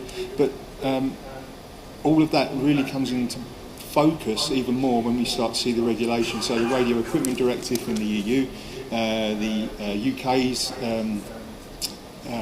security, IT security comes into force in December this year. What we're seeing is people are now taking notice of that, and actually where we used to see the problems with IoT solutions being security would always be at 95%. 95% of our people are worried about security, and then you go and look at how much budget they spend on it, and it was 5%. Where did the other 90% go? But we're starting to see that being pushed. We think that is a compelling event because there's going to be, at the end of this year in the UK and in the middle of next year for the EU, there's going to be an absolute avalanche of testing for the people who want to get the certification stamp on their devices. So we think that's really pushing things, and that's been a huge play in the last few months. That's very good. I don't know, Andrew, if you have anything in terms of insights for 2023. Yeah, I'm going to take a much less technical view of what's going on. I think, in terms of trends and developments, what's happening now, I think, as an external analyst, what I'm seeing is that we're reaching a point of inflection with IoT, where it's going way beyond the more pioneering organisations, particularly on the enterprise side, and moving into the mainstream. And the mainstream, to reiterate Nick's points, they're looking for simplicity, and if that's the consumer, if we want to see these massive IoT, it's got to be easily configurable. If we're looking at the enterprise, what we're seeing in terms of drivers are that they want sector-based solutions that they can introduce. And we've sort of seen historically that we get organisations like BMW who are happy to take the raw components of a solution and build it into what they need. But as you get into a more mainstream market, they're needing different sort of things. Also, from the sort of work we've been doing on surveys, we're sort of seeing that growth rates are stabilising, and we did a CSB survey quite recently and seeing that they're estimating growth around 7 to 8%, depending on where they sit in the marketplace. The larger players are predicting more growth. And I think, sort of as an observer to the IoT market, we've seen so many players come in a bit like a gold rush, and I'm sort of anticipating there's going to be a little bit of a stakeout. I know today's session is talking beyond connectivity. Yes. But I want to harp on about connectivity and pick up 2 points there. The first is that the share of connectivity as part of the overall revenue. So for every dollar spent on IoT, how much do you spend on connectivity? When I looked a couple of years ago, that figure was probably 12%, 10, 12%. It's dropping now to 7, 8%. So somebody's getting a bigger slug of something else, and it may be around these wraparounds, of which security is one of the most important attributes that enterprises point to. The second, again, sort of emphasising a point that Nick made, is there is a real mix of technologies in demand. And I think I heard at a session yesterday that mobile network operators want to own the entire value chain, and that's just not practical with IoT at the moment. They have expertise in particular areas, and from what we see, talking to organisations, they're asking for a mix of cellular and non-cellular technologies. And in fact, the top three were LoRaWAN, Wi-Fi, followed by 5G, and some of those, depending on the geographical focus, were much higher. And my final point, I said 2, but I'm going to lie and say 3, is that there is a wider set of applications and use cases starting to emerge now that we're seeing that enterprises in particular want to adopt, and they need simplicity in adoption. Well, thank you, Andrew, and it makes a lot of sense of what you are saying now. For outside the hive in IoT, and a lot of the challenges that we've been facing, all of us have been in the industry for quite some time. We've seen some of the ups and downs, but for folks that are getting into IoT services and solutions, or they're contemplating, what would be your advice to avoid some of the pitfalls, some of the challenges? And Jimmy, let me start with you this time around. What would be your advice for somebody entering into the market? I think the first thing is you're going to need to collaborate, exactly as Andrew just mentioned, and Nick. There is a massive range of solutions now. So if as a telco, if we just take it from the telco point of view, it used to be easy. There was only 3 solutions basically. You rung your wife, you text your mum, or you surf the internet.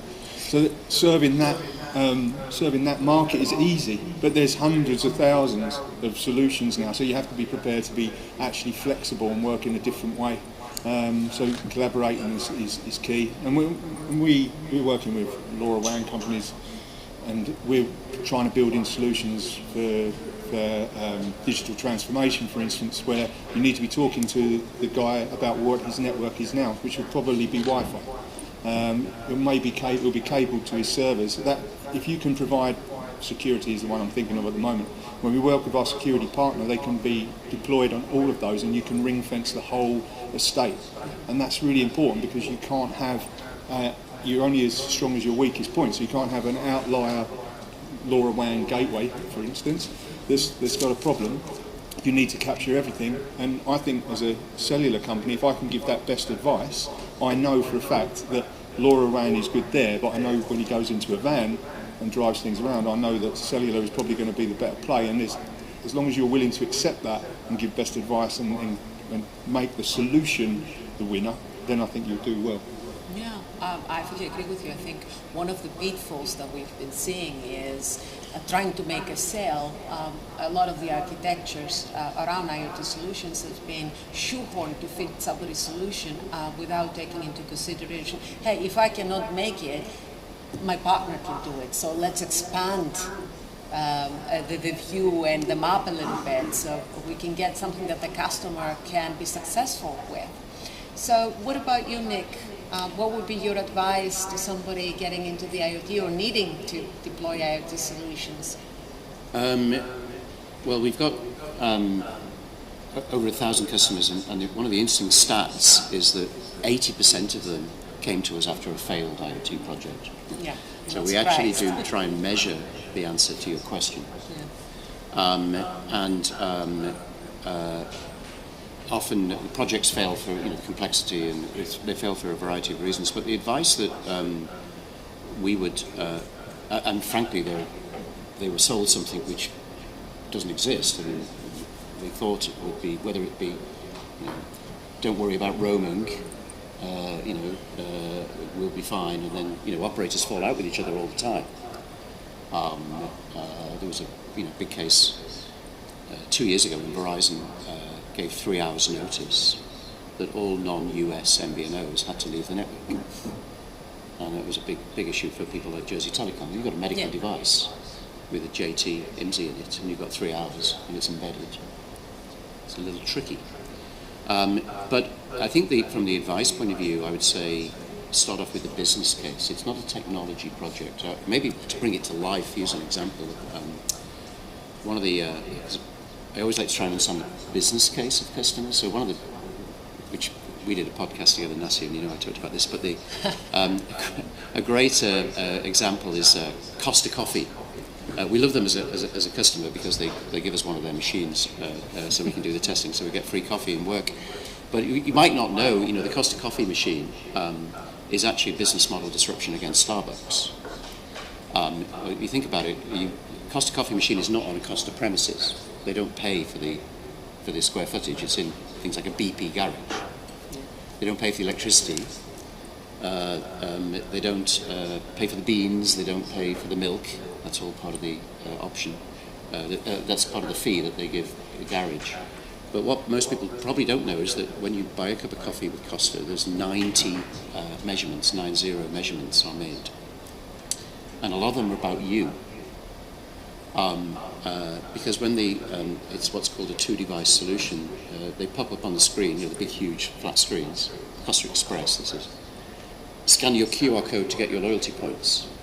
Well, actually, yes, you're getting loyalty points, but what they're getting is your identity. Your data.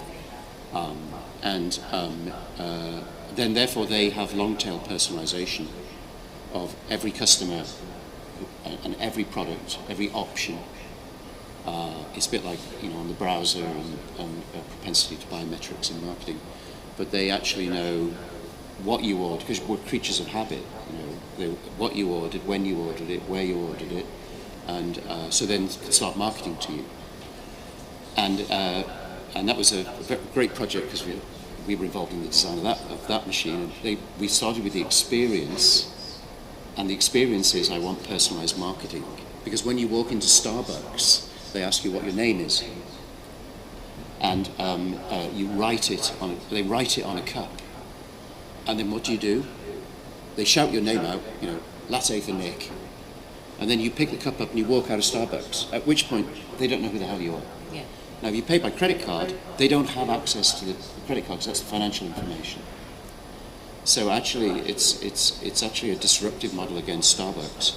So when they enter a new market, they can enter a new market in less than 24 hours because they just wheel machines in and switch them on.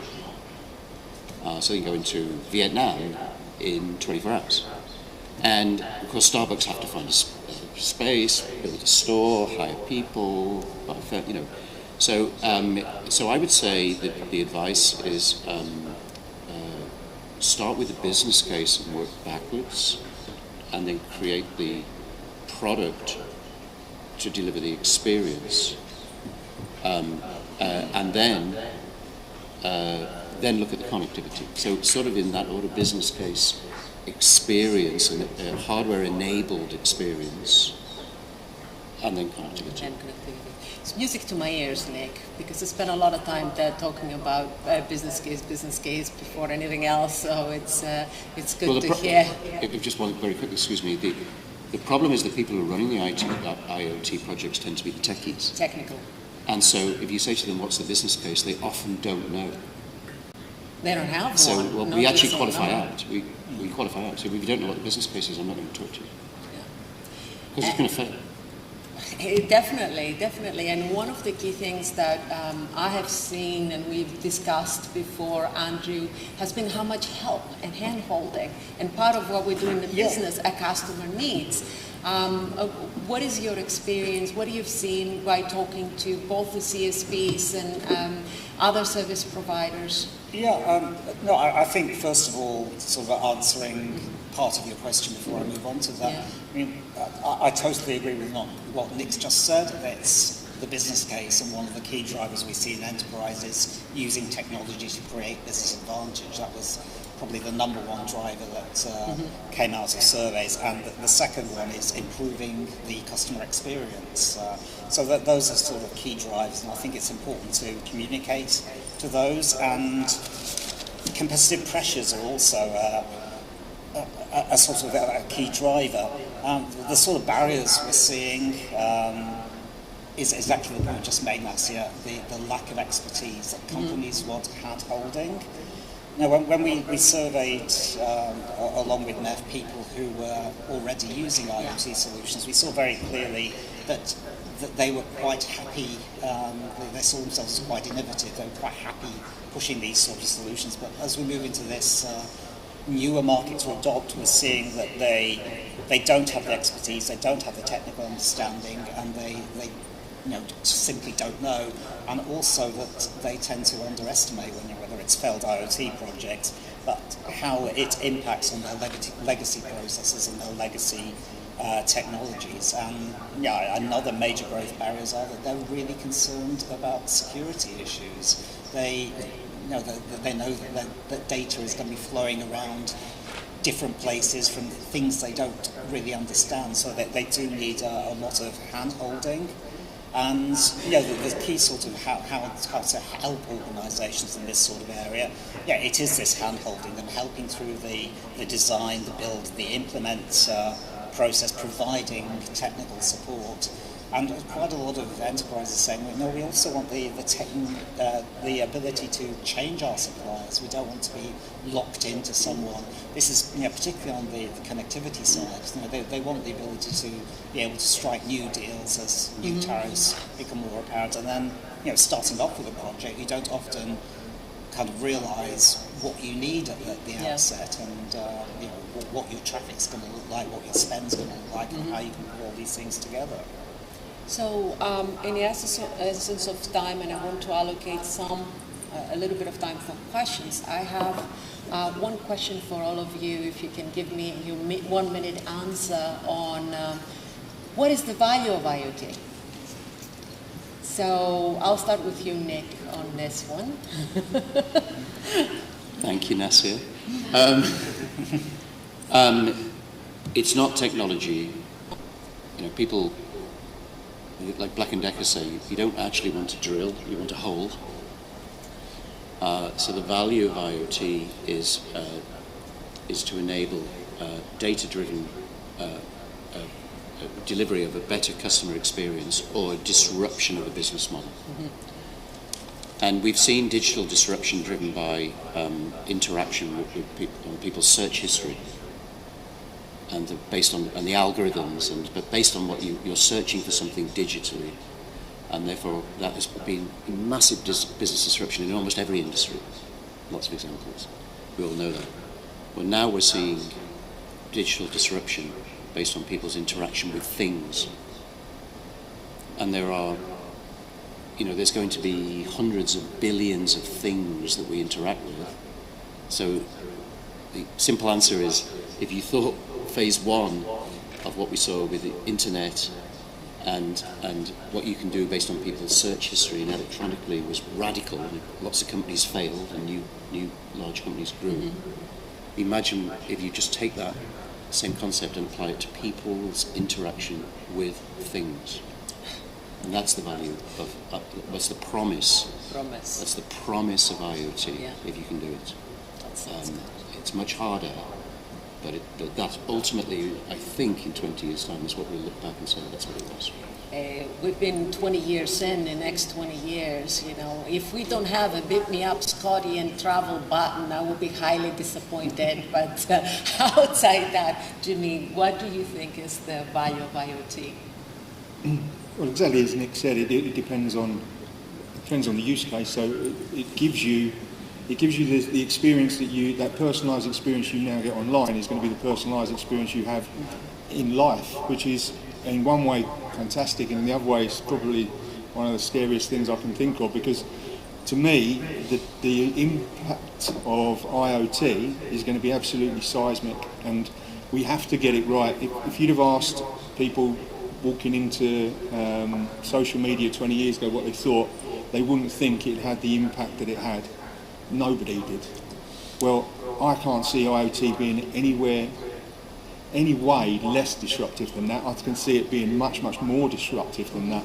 And owning that information, Michael in the room is much better at this than me, but owning owning that data on every single device is going to be important. So just fundamentally, we need to say that every single device you own the data. So that's what we're trying to tell all of our customers and And I think it's really important that they take that on board, because at some point in time, all this regulation is going to think that. And it's just inevitable. You need to be ahead of the curve on that. And I think if you don't, you need to give your customers control. And that's what we're trying to do. We're trying to push as much security control to the edge, into devices and into the SIM. We've got us. But that control is hugely important, because if we do get it wrong, we can't afford to get this wrong, because you can turn off your social media. Nobody does, but you can. You can't turn off your house, you can't turn off your car, you can't turn off the street you're walking down. So it's hugely important. Andrew, 1 minute, please, on the value of IoT. I know it's... I'll repeat the same thing. It's creating business advantage. You know, businesses want more revenues, they want more business, and they want better customer experiences. So IoT, in terms of the value of IoT, is bringing all those aspects together. And I think we might be at a transition point now where IoT may well be the wrong name for what we're doing, and that it needs to be called something else. It's been good in the growth phase. I think so. Does it soon become yet another enterprise application that we see as part of a portfolio approach to the customer? I think part of the confusion of IoT is the term IoT, because it's the connotations around it and the hype around it has been going around for a while. I think we need to change the narrative in many ways of how we do things and what we say, and put it into the right bucket. So, because there's IoT and there's IoT, you know, so then, and what it means IoT to one person is very different to what it means to another person. So I would have loved to have time to get into business models and how to make money with IoT, but unfortunately, we just have enough time for one question. So anybody in the audience? Oh, you know how to operate? Yes, thank you. So at the end of the day, for everyone, as people, as consumers, will IoT mean that we spend more time or less time staring at our screens on our phones? What would you like to think? I think it'd be less time, because everything will become screen. Everything that you interact with will get to that level of interaction. In 10 years' time, I'm going to say 6G now, that's going to kill.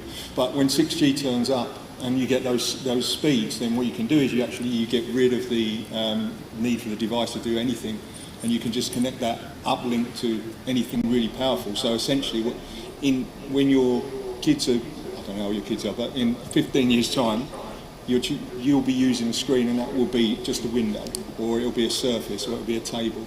So everything will become a screen. So we're actually we're physically entering the metaverse.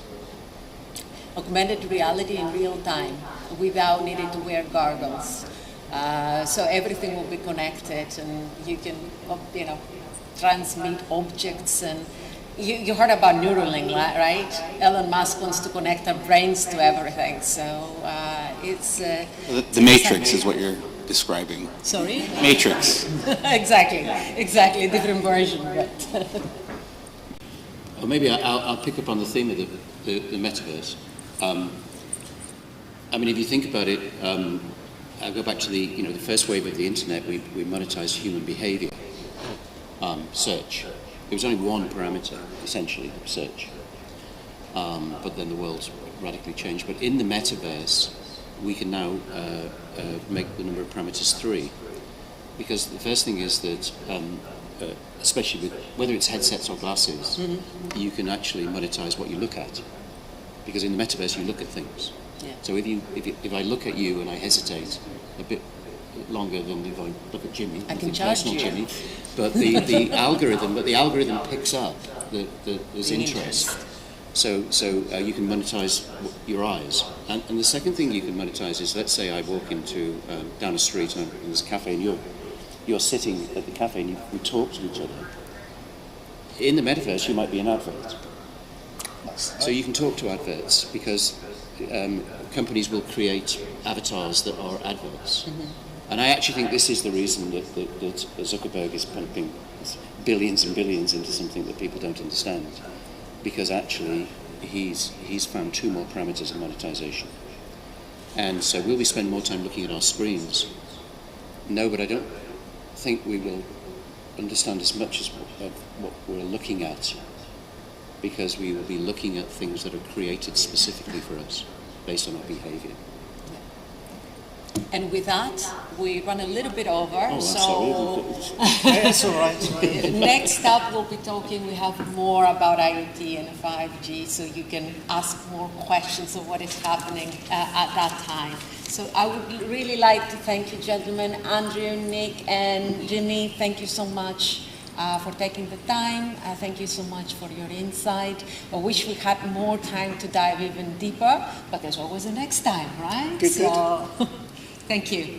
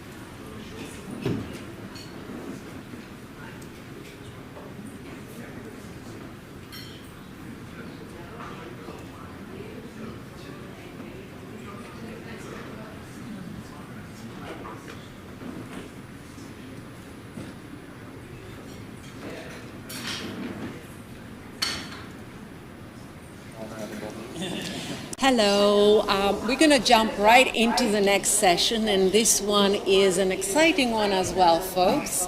We're going to talk all about 5G private networks and tailoring those 5G private networks to the customer needs. And with me today, I have Marco. I don't want to ruin your last name, my tongue doesn't even roll that way. Please help me. It's Bevels. Bevels. There you go. I got it right this time. And we have Michael with us, and also we have Teddy. So I would like to, if you can spend 1 minute to tell our audience a little bit about yourselves. Of course. Before we dive into the conversation. Glad to do so. So, hi everyone, nice to be here today. So my name is Marco Bijvels. I'm SVP of EMEA and APAC for Core. And Core is enabling our customers in their IoT journey by providing IoT services. We deploy, manage, and scale IoT with our customers through connectivity solutions, analytics, and private networks are part of that, as is cellular connectivity. So, thank you. And I'm Michael Schaffner, so I'm part of the BIX team in charge of the telco market. So at BIX, we do provide global connectivity for people, but also for machines all around the world. So we connect thousands of mobile operators, also MVNOs, nowadays private networks, which is the topic of today, but also digital players and global enterprise to make sure that they can connect every people or every machine around the world. Teddy? And I'm Thierry Lefort. I'm a director with Strategy End. Strategy End is part of the PwC group. We are actually, as part of Strategy End, we are several thousands in the world as a global firm. And we address multiple industries, among which the TMT, telecommunication, media, and technology.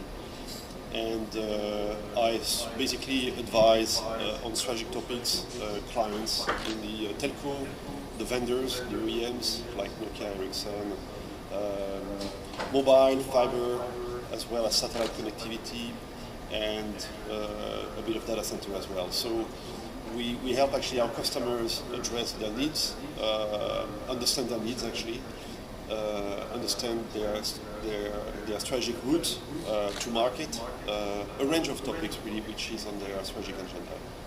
and among which private network is one for vendors like Nokia, Ericsson, but also for telcos to understand how to address these markets.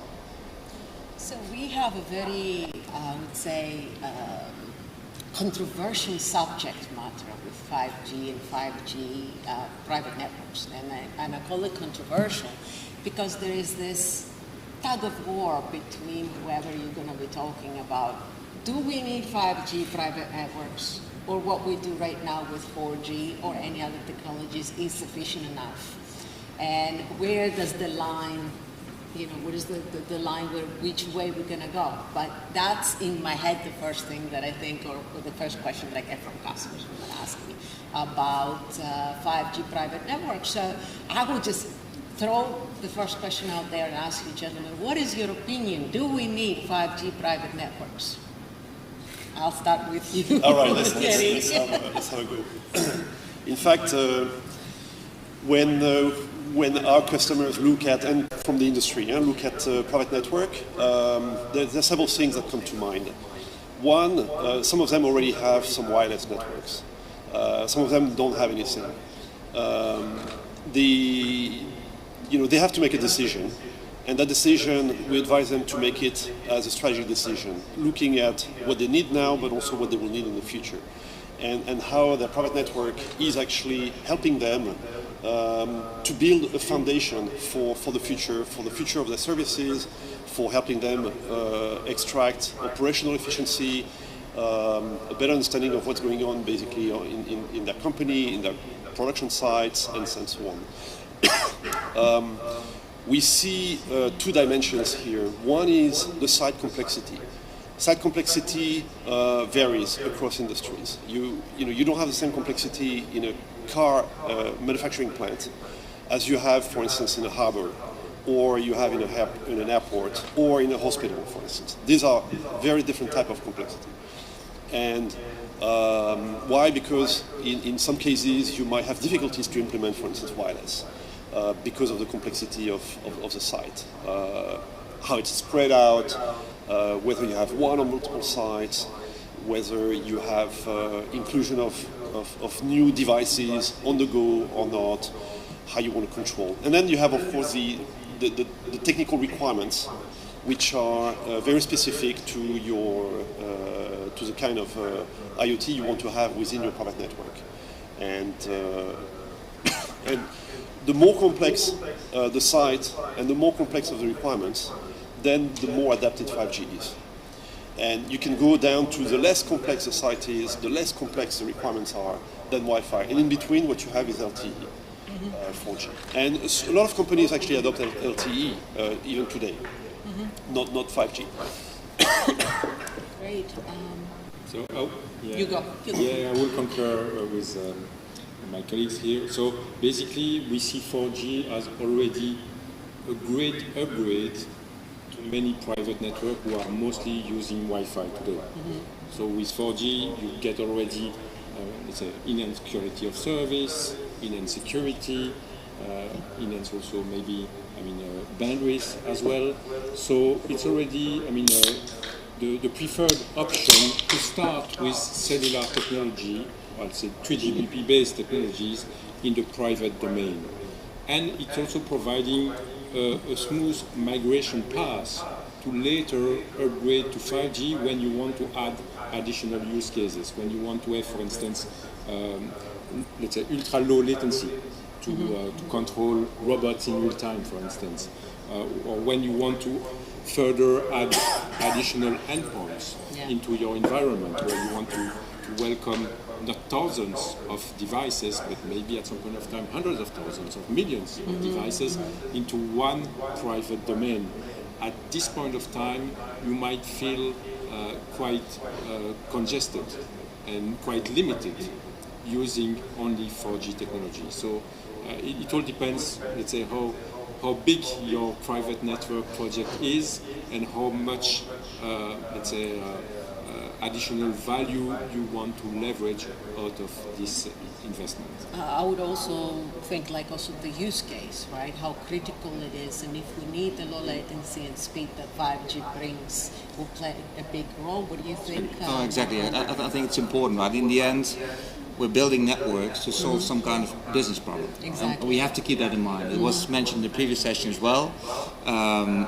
Technology is just a means to an end. And 5G is the same thing, right? We're trying to solve a business problem which has a business case, which has then underlying costs related to that. So applying, let's say, state-of-the-art technology for a very simple use case doesn't make too much sense. Exactly. Because it's too expensive. At some point, 5G will be as expensive as 4G, as LTE, and there's no difference anymore. I think that's going to be the direction of travel, and to that point, future-proofing in that sense is a good way of thinking of it. But spending a lot of money on a complex 5G use case for something that's really simple doesn't make too much sense. So it's very use case specific. So I think there's no generic answer. It's very much business case driven. And I think in many cases, many use cases that we come across, the use case is so simple that you not necessarily would need 5G. The more exotic ones that we know of, like robotics and AGVs and remote surgery, those are the ones that we dream of. But realistically, are those the use cases that we come across on a daily basis? So I think there's a balance to be found, and the business case is the foundation of that. See, that's what I was going to ask. How many of those use cases that we all dream of have you actually worked on outside, the standard ones that don't even need the 5G yet? Right. So, what are your customers? Are your customers coming actively and saying, "I would like a 5G private network, please"? Well, from our perspective, we always started the problem as I was saying. So 5G is top of mind because, well, 5G is the hype, the latest thing. And that's a good reason, because it has obvious inherent advantages. Let's not forget about that. So 5G is a beautiful technology that serves a lot of purposes. But we started the problem, and if 5G is needed, that's fine. If 5G is not needed, that's fine too. And let's not forget about the variety of use cases, as you mentioned. I mean, having a nationwide private network that you need for some kind of utility that is using a spectrum in a country and that wants to have, let's say, that private network being used is a whole different thing than a retail shop needing connectivity in the specific spot for the time being. Could be a 5G solution as well, but a whole different one, right? Yeah, so it's very difficult to say whether one and the other is serving needs 5G, but we do see customers in need coming in with 5G requests exactly for the reason that you mentioned. It's a bit of a hype, and some customers are more advanced and truly need the technology for those more advanced use cases. Well, I would say that those are the use cases that would showcase the value of 5G. Let's think of 5G a little bit outside the private network confinement, even though we're talking about private networks today in conjunction with 5G. But it will be very interesting to highlight, and I will come to you, Michael, what is 5G giving us that 4G is not giving us, or LTE is not giving us, or LoRaWAN? Why are we so excited about 5G? So, as I was mentioning, 5G is bringing additional benefits to Wi-Fi and for sure also LTE, where you can welcome really a lot of endpoints in one particular area. So with 4G you might have congestion issue just to handle all the signaling that all those endpoints will start generating, just to make sure that they are still visible, still controllable on the network domain. So 5G is really scalable to welcome really, a huge number of devices. Then, of course, we talk about, all the nice use case around, let's say, ultra low latency with automated vehicles, maybe at some point of time, and also robots that you have already in some factory. We see those automated robots working all together without any human intervention. And this is really what 5G can bring, really bringing down close to zero the latency. And then finally also the bandwidth. When we will start to have a lot of also, video feeds, high quality video feed, well, 4G might be also limited in terms of spectrum availability, and then bandwidth you can allocate to each of those devices, to each of those, let's say, data streams. So you will need to upgrade to 5G to accommodate for this massive amount of data. I think in one everyday use case that it would be great for all of us outside the whole industrial and everything is real-time translation. I mean, we're doing business globally. I think that's one use case that if I can talk to somebody and what you normally hear, somebody speaking Chinese and you speak in English and the real-time translation and you have a conversation, that will change the world and how we operate. And I think that's where 5G, and I'm not going to touch 6G yet because we still haven't scratched the surface with 5G in my opinion, but that's a real use case we can all benefit. Also, you might not need a private network for that. Exactly. 5G is just enough. Yes, So exactly. 5G plus private network is a different story. Yeah. What would you, what are you seeing from the customer perspectives? What are the common pitfalls that we should be avoiding when they're looking at 5G and private networks? So when you look at private networks, we help our customers think long term in order to close the business case. Because if it's just to solve today's problems, usually you don't close the business case. You close it with a view into the future, establishing with your product network the foundation on which you can build.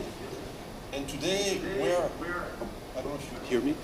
Today, where is the added value from private network? It's mostly in data analytics. It's to be able to understand what's going on in your site or collection of sites, and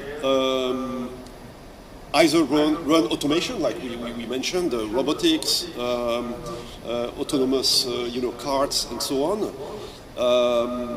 But do that with high precision. I mean, no one would want a automated cart to run close to an aircraft if there is not 100% certainty that this cart is not going to bump into the aircraft, right? Because that, then you have to take the aircraft out of service. Possibly if it's minor for an hour or two, if it's more serious, for weeks. So you can see in some areas it's highly sensitive what you do with automation. But on top of that, you can also have a better understanding of your operations, optimize basically your operations. You can have also a better understanding of what's going to fail in the future, so predictive. You can diagnose as well your current, let's say, failures, if you have some. And so you have a range of let's say, applications of data analytics which require acquiring the proper data in many cases with the constraint that we gave, which lends to 5G, and on top of that, security. Because what you can do also on top of 5G is also slicing. You can have quality of service, which is dedicated to some areas of operations. And so all of that means that you might build a business case which is solid by looking into what optimization and understand where the money is on the table and be able to make sure that you can cover it with your product network. I think a big driver will be the slicing, because we can slice the network spectrum in different, almost virtual private networks, and virtualization is very big with 5G, and then you can take that into the private networks themselves. It should, in essence, drive a lot of the use cases and a lot of the demand. What are we seeing? Because, all right, somebody is building a private network. Be it 5G, be it LTE, be it LoRaWAN, it's a private network, right?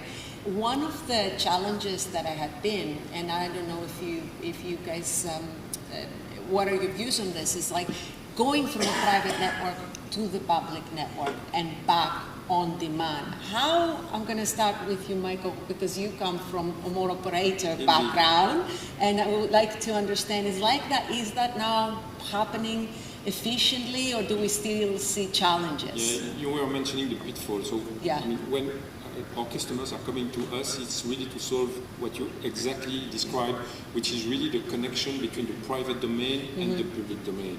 So it's great to leverage 3GPP technologies in the private space, but one of the great advantage of it is that it's standard and it can be also used anywhere in the world. So operators are nowadays also helping private networks, enterprise, to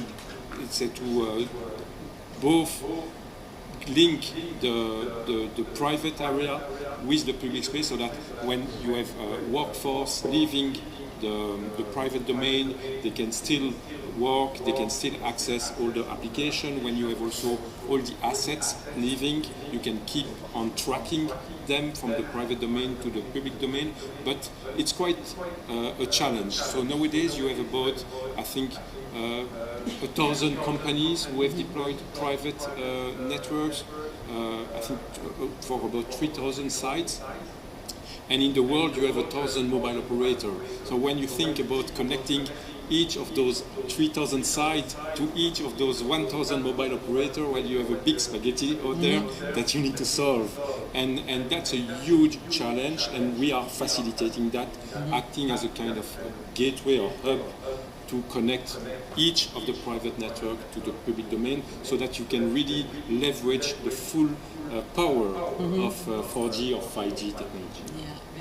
What do you think, Marco? What are you seeing? So the convergence of public and private is a big topic indeed, right? So any mobility use case is actually requiring that convergence. But also, I mentioned the example of a, let's say, nationwide network, private network. Not having full coverage per se over there also means that you can transition between public and private networks depending on, let's say, the coverage. But it's certainly something that is needed. I think the beauty of using 5G or 3GPP standards in general is that it's indeed working with the publicly available network. So there's one big network that's available to you. So you have full coverage, ubiquitous coverage, and it also supports other things, right? So what we're doing, so one of the use cases we've been working on with one of our customers is to go from public to private with eSIM technology. Why not? That's working, right? So we've shown it's working. It's a good solution. Adding, let's say, other technologies on top of that with IoT Safe, which allows zero-touch provisioning. So it adds all the features that are being supported by the 3GPP standards, and I think that's where the benefit for the customer is using those type of solutions. I agree with you. It's quite exciting, the topic that you just started, and also what you were talking about earlier about the traveling workforce and going from public to private and what that entails. Do we build a bubble, and where does the bubble extends? If I'm working at my home, who has access to my home network? Is it my company or is it me? And then we can start talking about identity and data sovereignty, and we go beyond the 5G and private networks, but it's the implications of building a private network as an organization, be it 5G or not, that extends outside the borders of the organization when especially the workforce travels. So we have a few minutes before we close. What would be your number one? When you're thinking about 5G private networks, what would be your number one, I would say, suggestion or advice to people getting into it? Well, deploying a private 5G network is simple but not straightforward. I think that's what it boils down to. I think people think of it as a Wi-Fi network. It is similar, but it's very different at the same time, right? So it's 3GPP based, it's different protocols. You need expertise to actually deploy it. I think you can probably manage and maintain it yourself, but let's say designing it, deploying it, work with an expert to get it done. That would be my advice. Great, thank you so much. Yes, indeed. I mean, have the right partnership in place, have also the right use case to really leverage the power of 4G or 5G in your private space, and also making sure that, I mean, you are not creating an isolated island. I mean, maybe you want that, but maybe you can also create even more value by bridging your new private network to the rest of the world, the rest of the mobile world as well, and then bring on the right solution for that. Great. And Thierry? So I would have recommendations for enterprises, but also for telcos. I like that. And also for OEM vendors. Please say.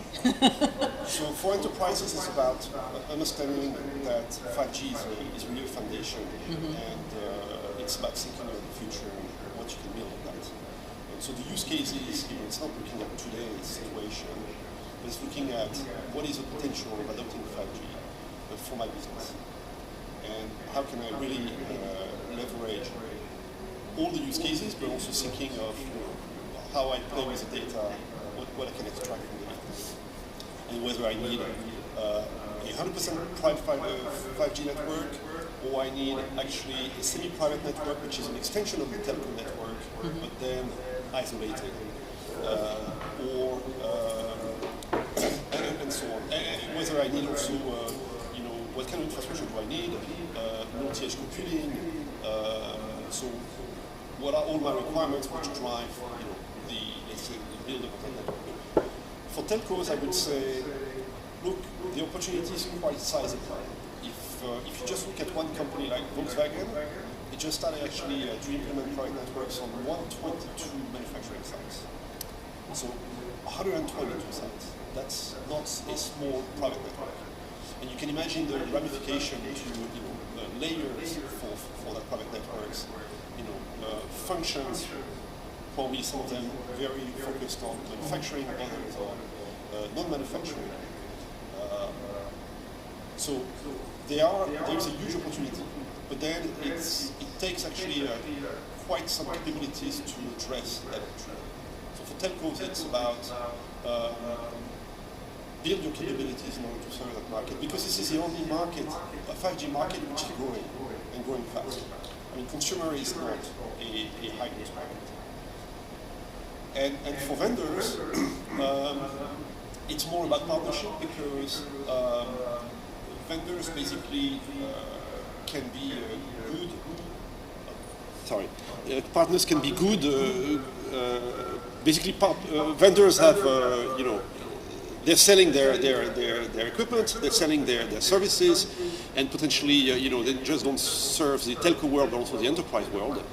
However, you really need vertical industry knowledge in order to understand how to build those private networks. It's very different to build private network for a harbor than it is for a hospital, for instance. Use cases are so different, the constraints are so different. Take a harbor, for instance. One of the constraints is you have what we call container, dead zones, canyons, where propagation is very hard in between containers, and yet you have equipment that goes through those containers. Each type of enterprise has a very different landscape.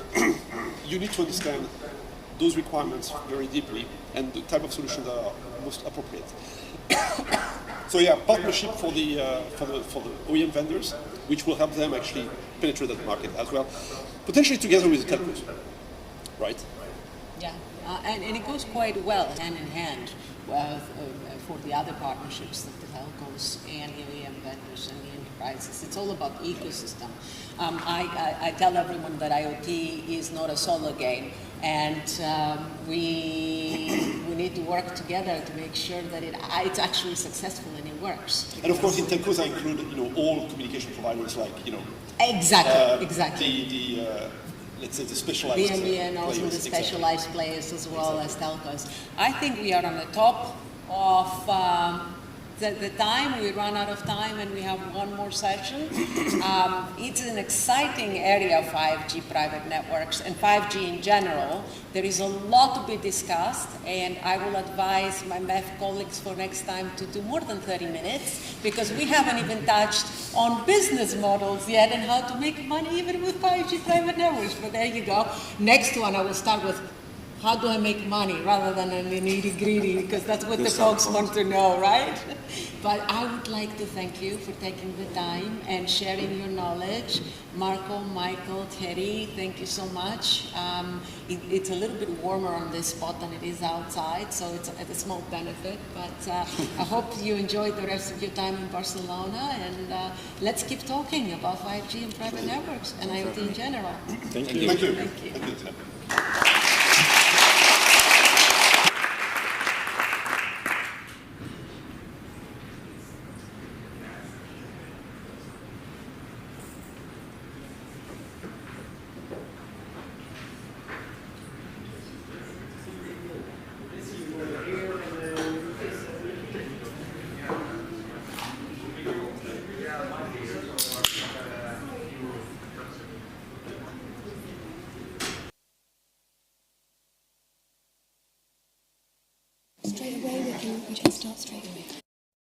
All right, so next up, folks, we have an exciting session. I would like to introduce James Moore on the stage. You're here with us. He's going to run us through some good things on what is happening in the whole world of 5G and roaming and everything else. So welcome. It's already live. I'll stay with you here while you're going through your presentation. Please have a seat, and we'll keep going. It's better this way so you can be on the screen. Okay. Okay, can you hear me at the back first of all? So, because I know that people have been quite laid back, which is, no. Right, first of all, just a quick, if I can have my slides up, this is about mapping the opportunities for connectivity in 2023, just to kind of take you through the various trends that we as Kaleido Intelligence are seeing in the market, where we think the opportunities are for growth as things become ever more connected, kind of going into what connectivity is, how we see that sort of thing moving forward. Just a quick introduction about Kaleido Intelligence. We are a GSMA member, but we're also a research company primarily that specialises in connectivity and roaming with some additional bits and pieces about fintech, but we spend a lot of our time engaging directly with all the players in the ecosystem to produce our reports, and we cover everything from wholesale and retail roaming to things like eSIMs, IPX, private networks, the whole gamut of various bits and pieces of connectivity and roaming research. And our sort of flagship where we engage with all the vendors is the vendor hub, and where we really get our finger on the pulse of what the players that are rolling out these connectivity technologies are doing and how they're seeing the market going forward. So, key trends that we're seeing going forward. I'm just going to give you a headline overview of all of the various things that we're seeing going on from a sort of a topical point of view, first of all, and then dig down into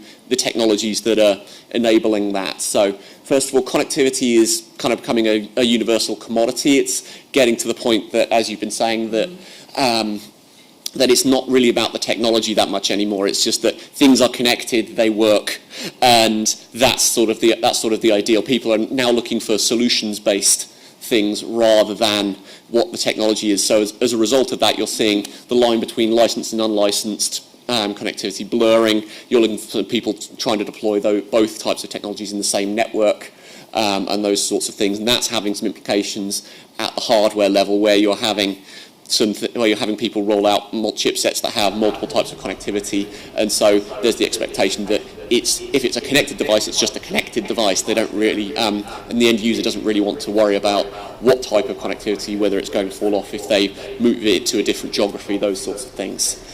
We're also seeing quite a shake-up in the business models. And we're also, as some people know, particularly in the low-power wide area space, that database monetization is not working particularly well because the data volumes are quite so low, and that's having knock-on effects for the whole sort of ecosystem. There's still a question about monetization of the IoT overall, and so there's a shift going on to try and make the IoT results focused, if you like, again, rather than technology focused. So if they want connectivity for something, then it's a focus of, do they deliver what they want to use the technology for? It's becoming a much more a question about how something is being used rather than what it is and how the connectivity technology works. And as part of that, roaming is still a key challenge. If you're trying to roll out a technology across multiple jurisdictions in multiple countries, if you're an international IoT firm, then roaming restrictions are growing, and how you tackle those is going to be a key question. And everyone is kind of wanting global connectivity agreements at the moment. If they want something to work, they want it to work everywhere, and so being able to deliver on that type of arrangement is going to be a key feature moving forward.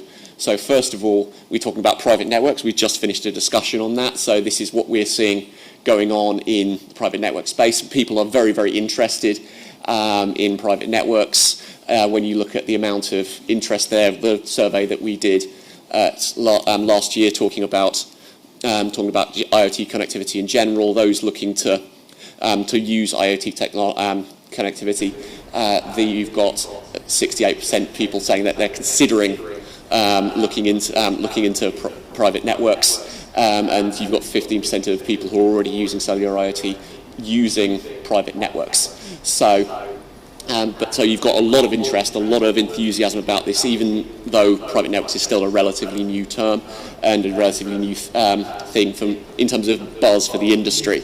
But there's some uncertainty with that still, because over half of those who are considering private networks, they aren't sure whether private network connectivity is the right fit for them. So there's a need for some education in the space about what private networks can do, how that's different from Wi-Fi or from public connectivity, how all those sections interact is a key message that needs to go forward with the industry so far. And in general, one of the other concerns is security. Even when people have a private network deployed, they want to know their data is safe and want to know that end-to-end security is a key feature. And so that's something that needs to be kept up. One of the interesting things, though, in terms of adoption for private networks is the idea of cost. When we look at people who aren't interested in private networks, they are more likely to think the cost is going to be too high, whereas concerns about security, that's pretty much a constant. Even if they've already got a private network, they're still going to worry about that. So making the business case and the value for private networks is key to actually driving adoption for these sorts of things. And as part of that, we're seeing network as a service grow as a business model for that, which allows very flexible terms of deployment, and it's very, very easy to sort of extend it out what you can do with a network as a service model because the terms are so flexible. We're seeing that these are frequently leveraging neutral host models, looking to make the hardware not matter so much. There can be some potential complexity there if you decide that the company that deployed the network and you then change up your provider, then there's some negotiations about whether the hardware has been paid for. But overall, eventually the neutral host model will start to enable those sorts of use cases where the connectivity and service on top of it is one of the key things. And that's sort of driving the interest in making the hardware as neutral as possible. And as part of that, software-defined networking is going to be a key feature. So the whole thing is quite flexible on a software level as well. So making sure that everything is optimized to the use case and the business case. So you can start making alterations at the software level.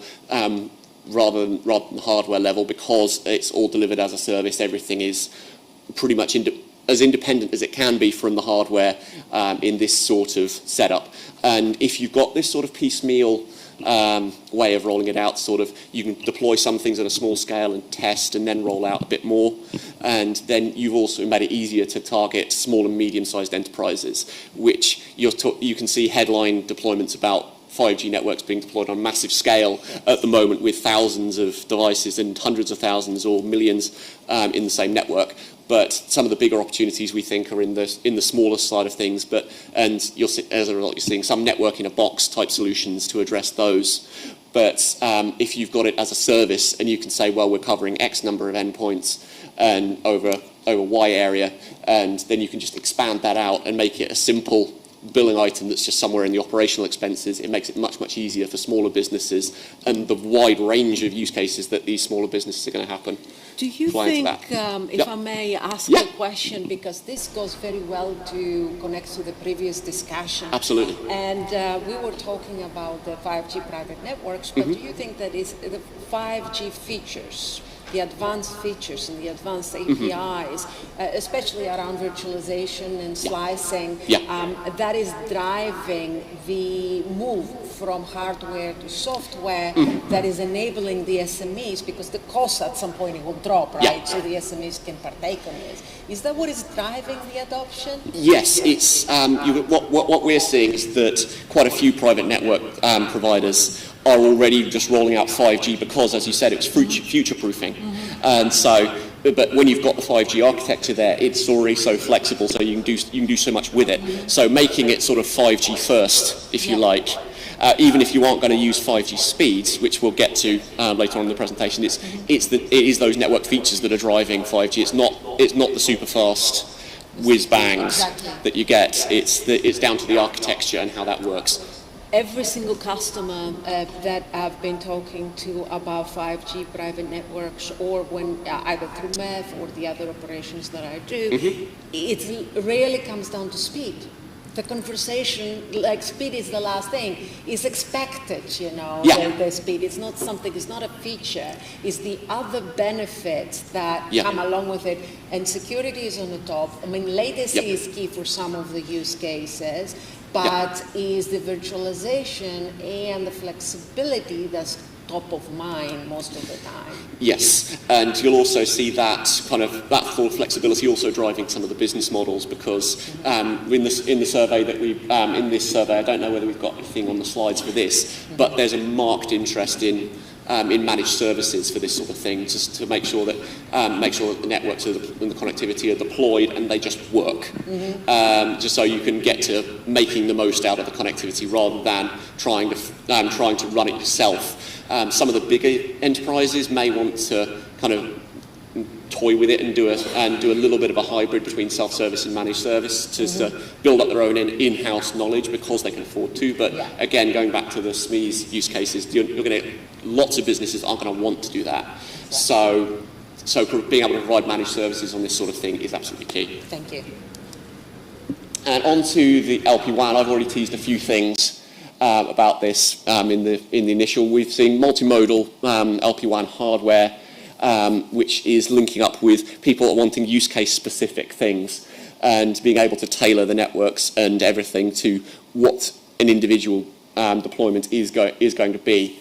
So, but for that you need to be able to service everything. So cellular LPWAN is still quite a patchwork internationally, as you can see. We've got, just to translate the color codes on that, red is jurisdictions where it's LTE-M only, blue is NB-IoT only, and purple is both. And while you can say, well, just deploy NB-IoT and you can go everywhere apart from Mexico, it's still something that's going to be in flux as more countries reevaluate what they will allow on their networks at an operator level. But now everyone is offering everything, including some cellular fallback. More generally, it's historically been 2G, 3G, but it's increasingly moving now to LTE because the 2G and 3G networks are shutting down. But you're going to need to differentiate from competitors on the software level and the services you can provide for this if you're going to want to deploy LPWAN at scale. And you are going to need multi-connectivity to do that, particularly if you're outside China. Just to give you a picture on that, this is our forecasts for the amount of LPWAN connections that are going to run to 2027. The biggest bar there, the blue bar, is NB-IoT, and the green is LTE-M, which means from a raw numbers perspective, that looks like NB-IoT is just going to be the only game in town, right? But you then look at those numbers without China, and it becomes a lot more even. So it's very interesting because with NB-IoT, it's stationary. Which you would think like the use cases, you know, in a smart city environment where it's like it would be for lights or buildings, but not something that travels. And that's the benefit with LTM, or the major differentiator, I would say, between the two, is that you can take, with LTM, you can travel, you can move, and you don't need, because it gives you bigger range. Range is the key. Yeah, absolutely. And as you see it sort of start, the NB-IoT market starts to sort of take off towards the end of this. That's precisely for that sort of a reason that people are thinking about the mobility use cases and the slightly more high value stuff more than they are about just connecting the stationary things. And it's only when you start to get to the point where everything is connected that the lower end things become connected, because there's not so much value per connection, if you like, in how those sorts of things work. And so that's why that is. And roaming still remains quite ad hoc in the space as well. And LTE-M has an advantage there because you can, generally speaking, fall back on 4G or LTE connectivity with an LTEM, even if the operator doesn't have an explicit LTEM agreement in any of these countries. Say, so if you want to deploy in Africa, then you can run something on LTEM. It won't be hugely efficient from a power perspective, but it's possible in a way that it's not with NB-IoT. But that whole power conversation means that we're still seeing roaming devices continue to underperform. You need explicit agreements for things like power saving mode and EDRX and that sort of thing, and they're not coming along at all. No, and I mean, we're going to have a long way to go because a lot of the providers will need to change the hardware, and you know there is a lot of legacy hardware out there that is not done for the new use cases. LTM, NB-IoT, forget 5G, and we're talking about the new technology, and what is on the field at the moment is last technology, right? Yeah. And which makes it very difficult when we start talking about business models and where we go. But before we get into that, and I know that's what you're going to cover next, question for you around roaming, and what effect would eSIM, eSIM will play to the whole, we'll get to that. We'll get to that. We'll get to that. Application. Yes. But as you say, the business model problem for LPWAN is still quite unresolved because LPWAN is sending so little in the way of data. Then charging per the megabyte is just not going to get you anywhere because you'll be having a couple of megabytes a month per connection, which is peanuts, frankly, in terms of revenue. So people are trying to look for ways to make that a more viable business model. So we're seeing things like BCE. They're pushing for other ways to make the monetization work. So moving things like a per connection revenue. So and these things they'll be pushed to the end user like that potentially. So whoever's deploying, they'll probably be charged on a per connectivity basis, and we're seeing that roll round. But on the wholesale level, BC is going to bring those sorts of changes as well. It's not something that's necessarily going to land entirely this year because BCE implementation is still a little sketchy, but or it's not quite finished yet by any stretch. It's kind of only beginning, but that's one thing that's going to enable LP1 in particular to succeed when you can move away from that data-based model. And so, and I'm trying to think. You've gone through and kind of preempted the things. This is the survey that we came up with. This is showing when BCE implementation is going to be expected to roll out. So this is from a relatively old survey. So things may be changing slightly, but this coming year is going to see some of the bigger implementations of BCE, and then the business model changes that we've been talking about will start to follow through. And now we're on to eSIM. Excellent. Now the excitement starts, folks, because this is important for everyone. Being involved or not involved with IoT services, when it comes to roaming and eSIMs, iSIMs, it affects anybody in the industry. Yes, and just to kind of follow up on that with a sneak peek, if I've got the right slide. No, I haven't. It's that our connectivity survey we did last year said that of the enterprises we surveyed, over 80% are starting to use eSIM. But exactly what using eSIM means is questionable. As we say, there's high adoption, but we're seeing quite low activation rates. They're seen as a sort of a just-in-case type technology, so you can have an eSIM plugged in to mean that if you change out of your area for coverage, you can then change operators and make that switch. But the number of people actually doing that is quite low. What we're seeing in how it's deployed is that instead of like the way it was originally envisioned, that you would have an eSIM with bootstrap connectivity that would have just enough data on it to load a profile to allow you to connect somewhere, and then you can change as you need to based on fuller cellular contracts. We're just seeing a bootstrap profile, or in effect, or a first loaded profile, I should probably say, that is global connectivity, and you never need to change generally. unless you come up against any of the roaming restrictions which we have on the slide here. So unless you're going to any of those ones where you will need a local profile rather than a global one that you can then use to roam anywhere. It's basically becoming sort of a case of they just want to say this is the one profile you'll ever need, and then profile switching becomes an exception-based And on the thing. first session earlier Yeah. today, during Beyond Connectivity, Yep. Nick Earl mentioned the example in the US that it would give them 3 months to turn off the Yeah. service. That's where an eSIM solution will help you not to lose connectivity because Absolutely. you're locked in.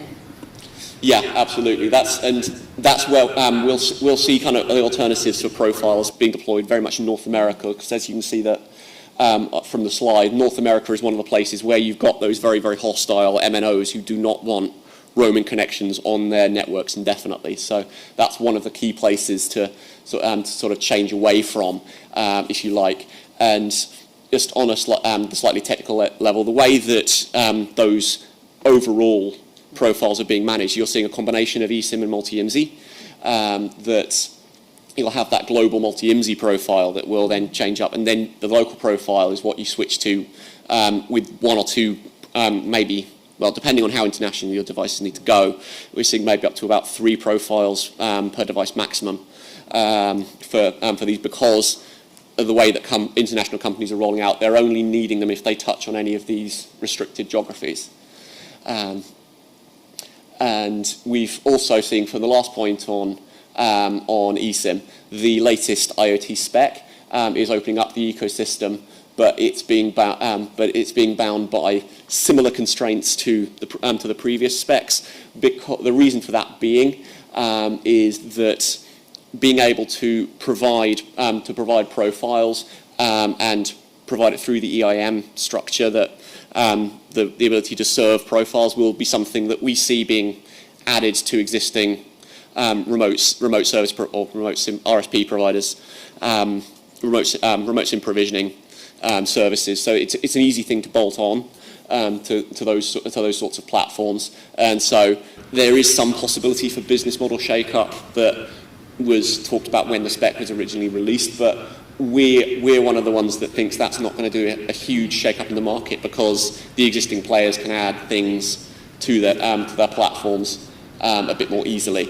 But at the moment, the last thing I want to say about eSIMs is that, as you're saying, the idea of switching profiles is still the top of mind thing, but we're not seeing that happen an awful lot. So it's a question of the ecosystem is maybe looking at the wrong thing at the moment still for eSIM, so that they can and they need to think about, well, how else can we think about the practicalities for this. One of the things that came out of the survey that we did is that eSIMs align with environmental targets. So if you can have things built in, and then you save on materials, you save on deployment costs and all that sort of thing. Okay. And so you've got to think that what other ways can eSIM benefit the end user, as well as, or the device designer, as well as the much publicised talk about profile switching. And we've got 5G. I'm going to make this one fairly quick because we've talked about it a lot already. But the network architecture is a key feature for 5G at this point, because not that many use cases need the speed for it. And we're seeing that, meaning that non-standalone is the main driver for 5G network deployments. From the graphic here, that we're talking about 5G roaming in this question, admittedly, but you can see that the intent to bring in non-standalone and versus standalone, non-standalone is always going to be more appealing at this point, because it's a lower infrastructure cost, and you can deliver much of the same benefits because of the way that the speeds aren't quite there. We only have a couple minutes, but yes. A lot of folks do not come from the IoT background in 5G. So what is standalone and what's not standalone? Might not be known. Yeah, fair enough. Just to clarify that one, standalone is a standalone 5G network is a network that's built for 5G from the ground up. So you're talking a network core that's built for 5G, and all of the access points are built for built for 5G. Non-standalone, which has been rolled out first in most cases, is that the network core is still 4G and LTE based, and you're looking at things at the RAN level and that side of things, and it's much more software based implementation almost for 5G networks, and it's simpler to roll out. And with some uncertainty about the 5G use cases, that's the sort of the dominant theme here, because people don't really need the 5G capabilities so much. So that's why we're seeing some hesitance in less intensive 5G rollouts. And I will skip over this. Yes, I will. I've got carried away, I'm sorry. No, so did I. Yes. I love talking to you about this stuff. Good stuff. And just finally, satellites. Satellite is becoming much more interesting. And let's talk about truly global coverage, because there's a stat that you'll quite frequently see that only 20% or so of the globe has proper cellular connectivity. So satellite, as a way to make up the gaps in cellular for some use cases is necessary.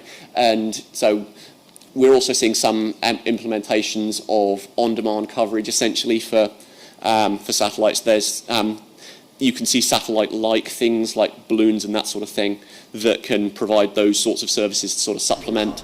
But satellites as a whole are not something that's going to really take off next year too much because of all the cost of infrastructure. It's quite an intensive space, and the business models are still questionable because it costs so much to launch. The charges mean that it's only ever going to be an exceptions-based piece of technology. So, and it's also something that if you are dealing with kind of hundreds of thousands of connections through the same through the same model, it's also questionable as to whether the connections can stand it, because you need to rely on the strength of the constellation. It's not something you can really roll out to support in quite the same way.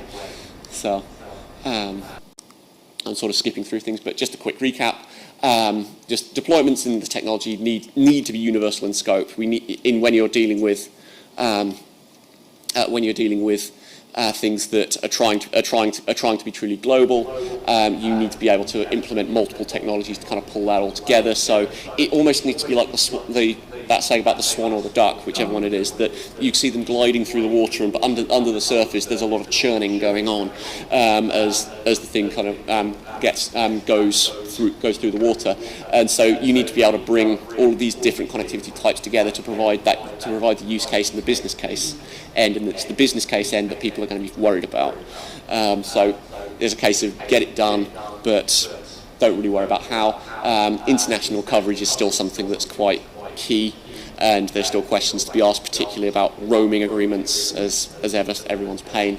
And finally, the implementation of 5G and changes to the business model still need to go hand in hand, because 5G is so flexible. You need to be able to match that with similar levels of business model flexibility, which is where things are potentially going to be a little bit slow. We'll start to see 5G technologies roll out next year, but the business models still have some time to catch up. Well, James, thank you so much for your presentation. I know we had to rush through it, but these subject matters are so big that we are not giving it its full justice in 30 minutes.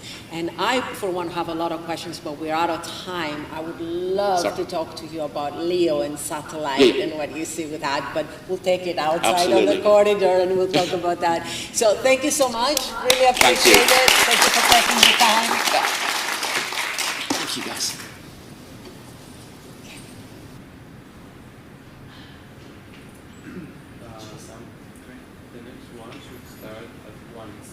Just in time to make an announcement about food. So there's lunch just outside, and then there's also lunch upstairs. So more substantial lunch just as you come outside. Otherwise, there's a Can I stop recording? Okay. So please join us for lunch. Thank you so much. Quick translation. Yeah. Translation. I was just saying about lunch.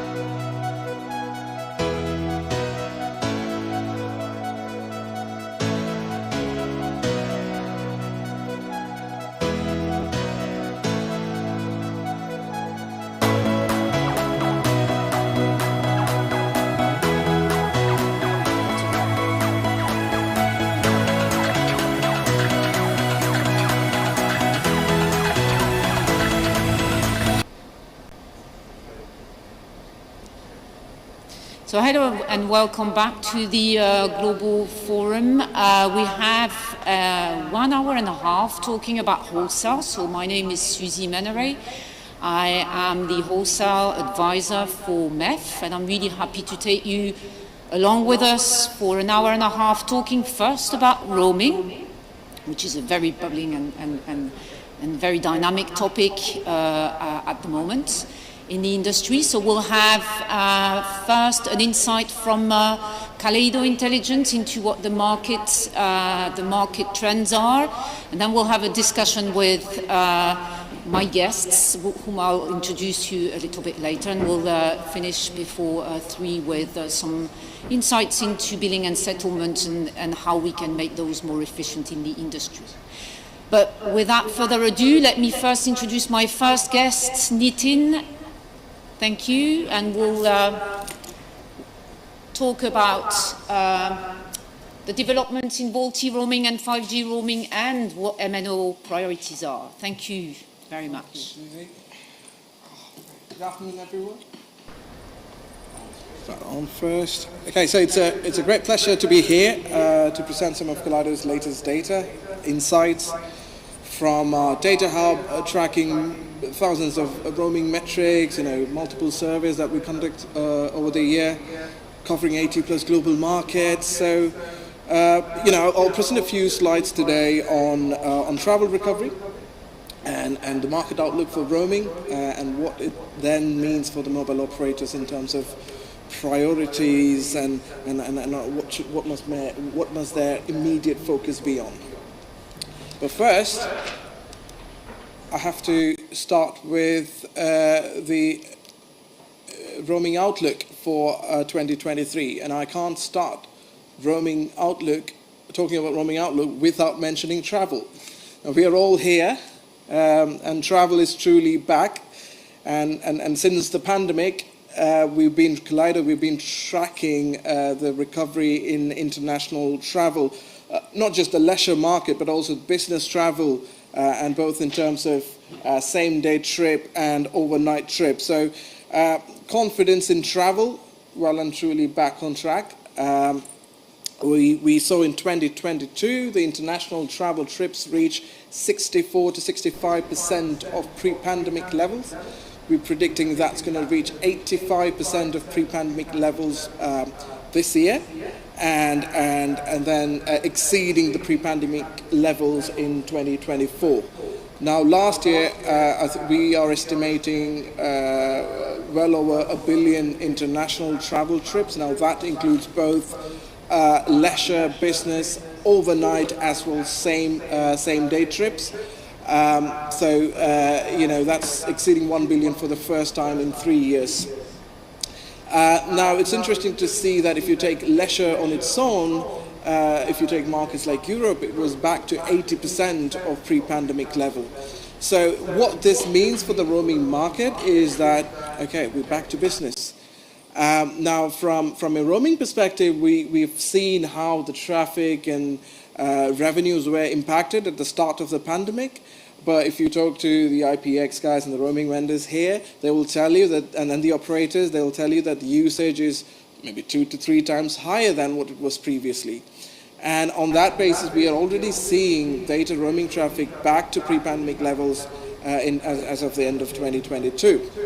So that will continue to grow, and this will be further impacted by the number of 5G roamers that we expect to come on board over the next 2 to 3 years, so driving this further. So all this means great news for the roaming industry, but then the next question is, okay, so what does that mean for the mobile operators? What must they focus on, and what are their more immediate priorities? So the next few slides I'll be looking at what's driving roaming market, and what are the key requirements for mobile operators to be successful. Now, as I mentioned earlier on, Kaleido conducts multiple operators MNO surveys over the year, tracking things like wholesale roaming, BCE, VoIP roaming, 5G roaming, and whatnot. And late last year, Q4 2022, we asked the operators, okay, so what are the key drivers that you think will drive revenues for your operator roaming groups, business units over the next 2 to 3 years. And 5G roaming, IoT roaming, hot topic. So it keeps coming up again and again across all our surveys. One thing that, again, in line with 5G roaming and VoIP roaming, we need to discuss the impact of network sunsetting. I mean, when we saw the announcement from the big American operators on their network sunsetting, we saw AT&T and then followed by T-Mobile and Sprint, and then suddenly there was a big wider discussion among the community like, oh, we really need to think about this. We need to accelerate our efforts into VoIP roaming. And I would say this sunsetting, and not just the US operators, but we're seeing a lot more mobile operators around the world now announcing their 2G, 3G sunset plans. And that's not just from a developed market perspective, it's also across emerging markets around the world. Now, this has indeed, I would say, drawn a great deal of attention towards the lack of VoIP roaming agreements around the world. And what that means is good news again. The operators are finally coming together and saying, we need to accelerate our VoIP roaming strategies. We must undertake an assessment of our technology roadmap. So there was a survey that we did, again, I think this was done with Cineverse last year, where we looked into, what does all these network sunsetting plans, announcements, what does this mean for you, for your roaming business? And I think it was around 69% of the operators who said, okay, you know what, we're going to accelerate our VoIP roaming strategies. And indeed, we think, I think the survey found that around 79%, I'll skip to the next slide for that, I've got a nice chart showing the outlook for VoIP roaming. By the end of 2024, 80% of the participating, I think there were 96, close to 100 operators that we surveyed, around 80% of the operators who took part said they will have VoIP roaming in place by the end of 2024. Now, the key question to be discussed, I'm sure during the panel we'll discuss this further, the key thing to consider here is, okay, I'm an operator, I can launch 1 or 2 VoIP roaming agreements, but you all understand how long it takes to have a comprehensive VoIP roaming or roaming agreement in place to provide your customers with a much wider comprehensive geographical coverage. So how long does that take for the operators to establish this? I think the chart to my right, your left, I think, says you'll have well over 50 or 100 agreements in 3 to 5 years' time. I don't know how optimistic it is. I guess the operators and the vendors will know that better. But that is a challenge: how to scale and have a comprehensive VoIP roaming coverage across the world. So that's something that I think we should touch upon really, Susie. And VoIP reads nicely into 5G roaming. Now, 5G roaming is interesting, as we all understand that the real driving force behind 5G is to have that faster broadband connectivity alongside the need for low latency use cases, bringing in network slicing from an international roaming perspective, how to implement that to cater to IoT usage, time-critical IoT applications, and finally, the ability to deliver cost-effective business models. How can we achieve all this? So that's what's driving the 5G roaming market. So I keep saying this, that it's not just about,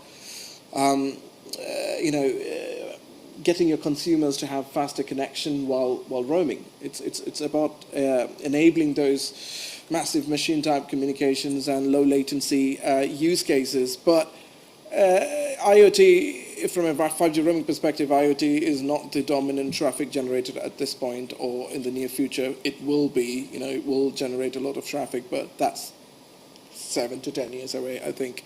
So, and then you bring in network slicing. I think that's something we will discuss as well, that those use cases to serve those specific device types and capitalize on this flexibility to then generate new or enhanced roaming revenues. That's what's driving the market forward. Again, an outlook, as I mentioned, operators around the world, as you guys understand, are following a phased approach. So if they have 4G roaming, then they move to 5G non-standard roaming. I guess you can correct me if I'm wrong, but because 5G non-standalone roaming is easier to deploy. So you just sign an LTE agreement letter and do a new iReg test, and then you're good to go, I think. Might be wrong. Mario, you guys can correct me if I'm wrong. But it's easy. And when it comes to 5G standalone, then you're investing in a 5G core first, and then you're testing out all, testing. It keeps coming up across all our surveys, testing multi-roaming, testing 5G standalone, network functions, SEP, signaling, all those different elements. So 5G non-standalone roaming is now available, as per our estimates, well over 60 markets from an inbound and outbound roaming perspective.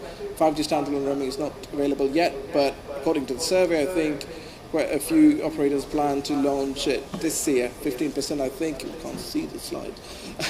15%, I think. We are seeing a lot of the operators accelerating their efforts in testing and trialing SEP and how to launch 5G standalone roaming. So, you can talk to all the vendors here as well, how they are enabling mobile operators on rolling out 5G standalone. So that's the migration, that's the phased approach that we are seeing. Now, use cases is something that we keep discussing again and again, and it's, as I mentioned earlier on, it's not just about enabling faster connectivity, but also enabling those new use cases, low latency use cases. As you can see from the chart, video, 4K, 8K streaming, that's the biggest use cases as they see it now. That's the biggest consumer use case. But you can see that number two, you have industrial applications. You take things like mining, you take things like manufacturing.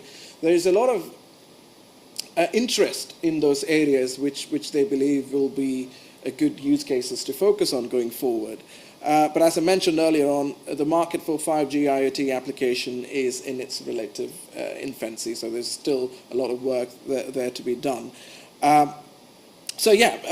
Address mobile broadband use cases, then moving on to focusing on industrial applications going forward.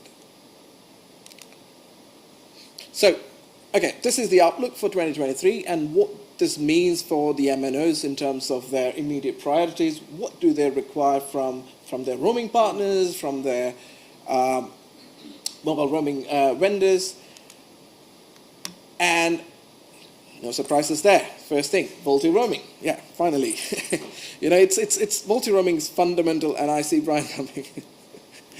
Multi-roaming is fundamental to deploying 5G standalone roaming, and it is indeed. We published a white paper last year on multi-roaming as well, and we were saying you should prioritize multi-roaming now, and it is a fundamental requisite for 5G standalone roaming, and the same thing with BCE.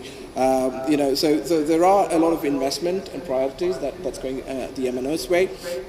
And from a 5G non-standalone perspective, I think it's easier.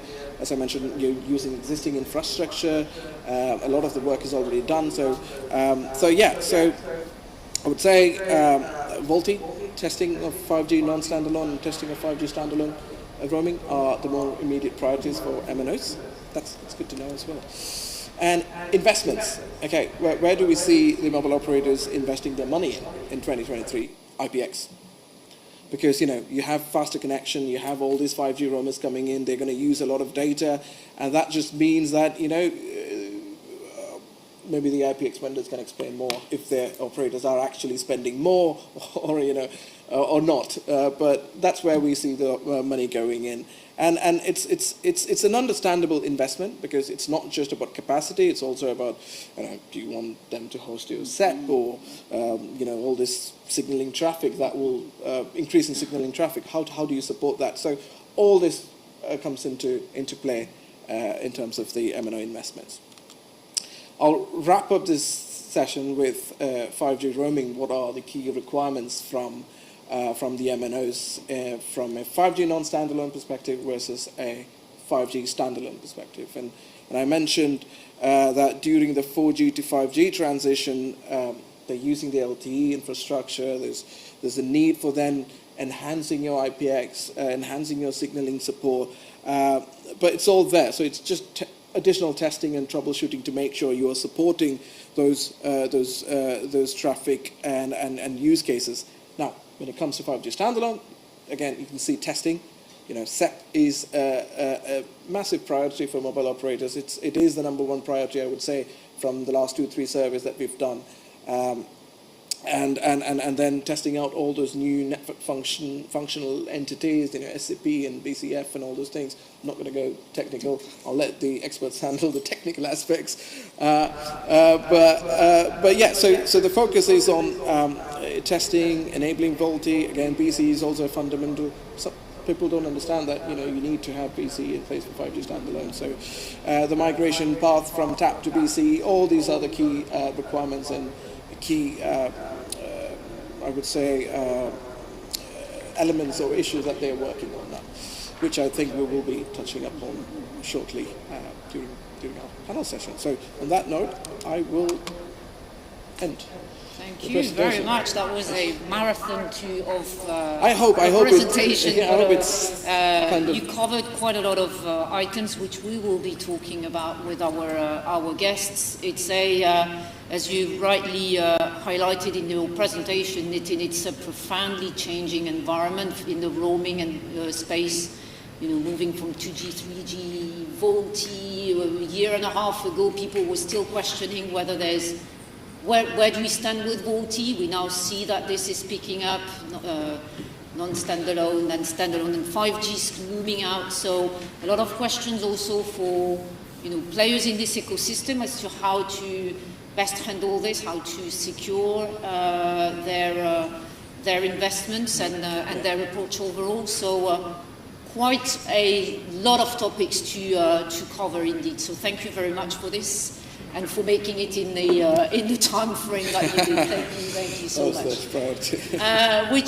So you stay here because you'll be detrimental in our discussions, but I'd like to, and thank you very much, by the way. I would like to now welcome my guests on stage. So please, Tandria, Michaela, Mario, and last but not least, Carlos, please join us on stage. If you could join apparently on my right. So I have been, but you come here. I need to stand left so I can see you, and then when we are live streaming, everything is okay. But you can sit here also. Carlos, come. Thank you very much for joining us. I'm privileged to have so many, great speakers with me early this afternoon, just after lunch. Can you imagine? So that's an achievement in itself. I'll let you introduce yourself, starting with obviously the ladies, and starting with on my far right, Andrea. If you don't mind, each of you introducing yourselves. Put the mic. So the mic on. Yes, you need to use that. So I need to switch it on, no? Yes. On? No, you need to. That's it. Okay. So, yes, does it work? I think it needs to be red. Okay, thank you. So good afternoon. I'm Tandria Enrique. I'm the Managing Director of Telefonica Global Roaming. Telefonica Global Roaming is a global unit from Telefonica company, and we're taking care of the wholesale roaming business of our affiliates. So taking care of the whole negotiation cycle of agreements with third parties, and that's our core activity. So thank you for inviting me to this. Thank you very much, Andrea. Michaela? Hello everyone, I'm Michaela Ambrosia from Vodafone Roaming Services. We are also managing roaming for all the Vodafone affiliates, negotiation, but also the technical aspects of roaming. And I'm glad to be here with you today. Mario. Yeah, good afternoon everyone. My name is Mario Mood, Vice President of Global Business Development at Cineverse. And so we're obviously a great topic for us right in the middle of the roaming piece with our IPX connectivity, roaming and messaging as well. And excited to be here. Thanks for having us. Thank you. Well, Niti not on present. Carlos, please. Very happy to be here, thank you. I'm Carlos da Silva, I'm a VP of Mobility Products at PCCW Global. We are a global carrier, data, voice, messaging, and also enabling on the IPX transport of various solutions, including voice and VoIP. Thank you. So thank you for being here. As we saw in Nitin's presentation, the roaming landscape is pretty much transformational at this stage. It's really going through deep developments. And with that very much comes a kind of complexity that each players in that ecosystem needs to handle. I'd like to cover with you some of that complexity, the challenges that you may face and how we address them in the industry. And taking that from several angles, maybe starting with, we saw testing, we saw security. There's a lot of things in terms of securing into working that comes into play. So really looking at security and, for non-technical experts, not technical person like myself, for example. Carlos, maybe looking at you, what do you think is at stake there from a security perspective when it comes to approaching that environment? Yeah, and I'm glad you said not technical at all because I will lose myself in there. So keeping it the way I understand it and keeping it simple. We all hear in the market the iOSs, the WhatsApps, all these OTT platforms talking about end-to-end encryption, right? It's like it's secure because it's end-to-end encrypted. Well, 5G brings that.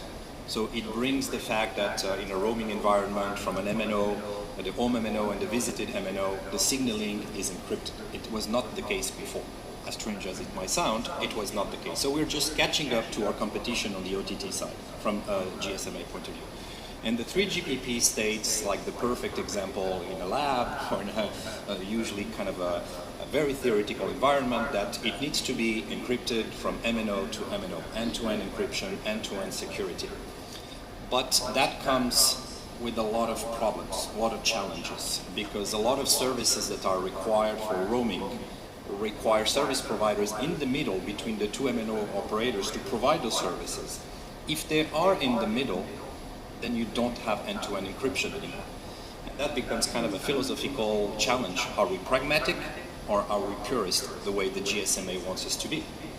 And that seems like a simple question, but it's not. GSMA has been struggling about the practical consequences of this. There is a fraud and security work group next week in New York. There is a vote taking place on which way to go, and no one knows which way it will go.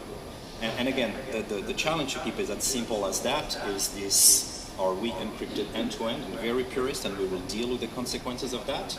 Or are we pragmatic and we are, they call it like up-to-up, so end-to-end encrypted in segments, so with parties in the middle that can unbreak that encryption. And that's a bit of a challenge. MNOs, end-to-end encryption, your take at that, and also from a complexity perspective, how do you see, or how do you analyze the market from where you stand? I mean, looking at you, Mihaela, and also at you, Tandria, what keeps you awake at night when you think of that particular topic, if I can? I agree with Carlos that it's good that 5G comes with security by design, because we fail to have the same with the legacy technologies, and it comes with complexity. So I believe that operators need to do the right trade-offs and try to automate as much as possible where that is possible. But we also need to allow service providers like roaming hubs, IPX providers to continue to provide the same level of service or new services in the middle, roaming value-added services on top of connectivity, especially in the current economical context when outsourcing makes a lot more sense. So we acknowledge the challenges. We appreciate that 5G comes with security by design, but we also need to consider the complexity and how we are going to address all these challenges. Yes. Just can agree to the comments from my colleagues. I think security for sure is something that we need to take care of, and we will have to request the highest standards in the security. But we need to find a balance, so the business for the business to develop, and that's where we need to find the middle way. So just can confirm what they said. Thank you very much. I'm going to jump into some of the points that the presentation of Nitin highlighted. So we see that there's a lot of priority that needs to be put on specific items, particularly for MNOs. Testing comes quite a lot in the equation. SEP implementation comes also a lot. Reflecting on testing, Mario, maybe a few words from your side.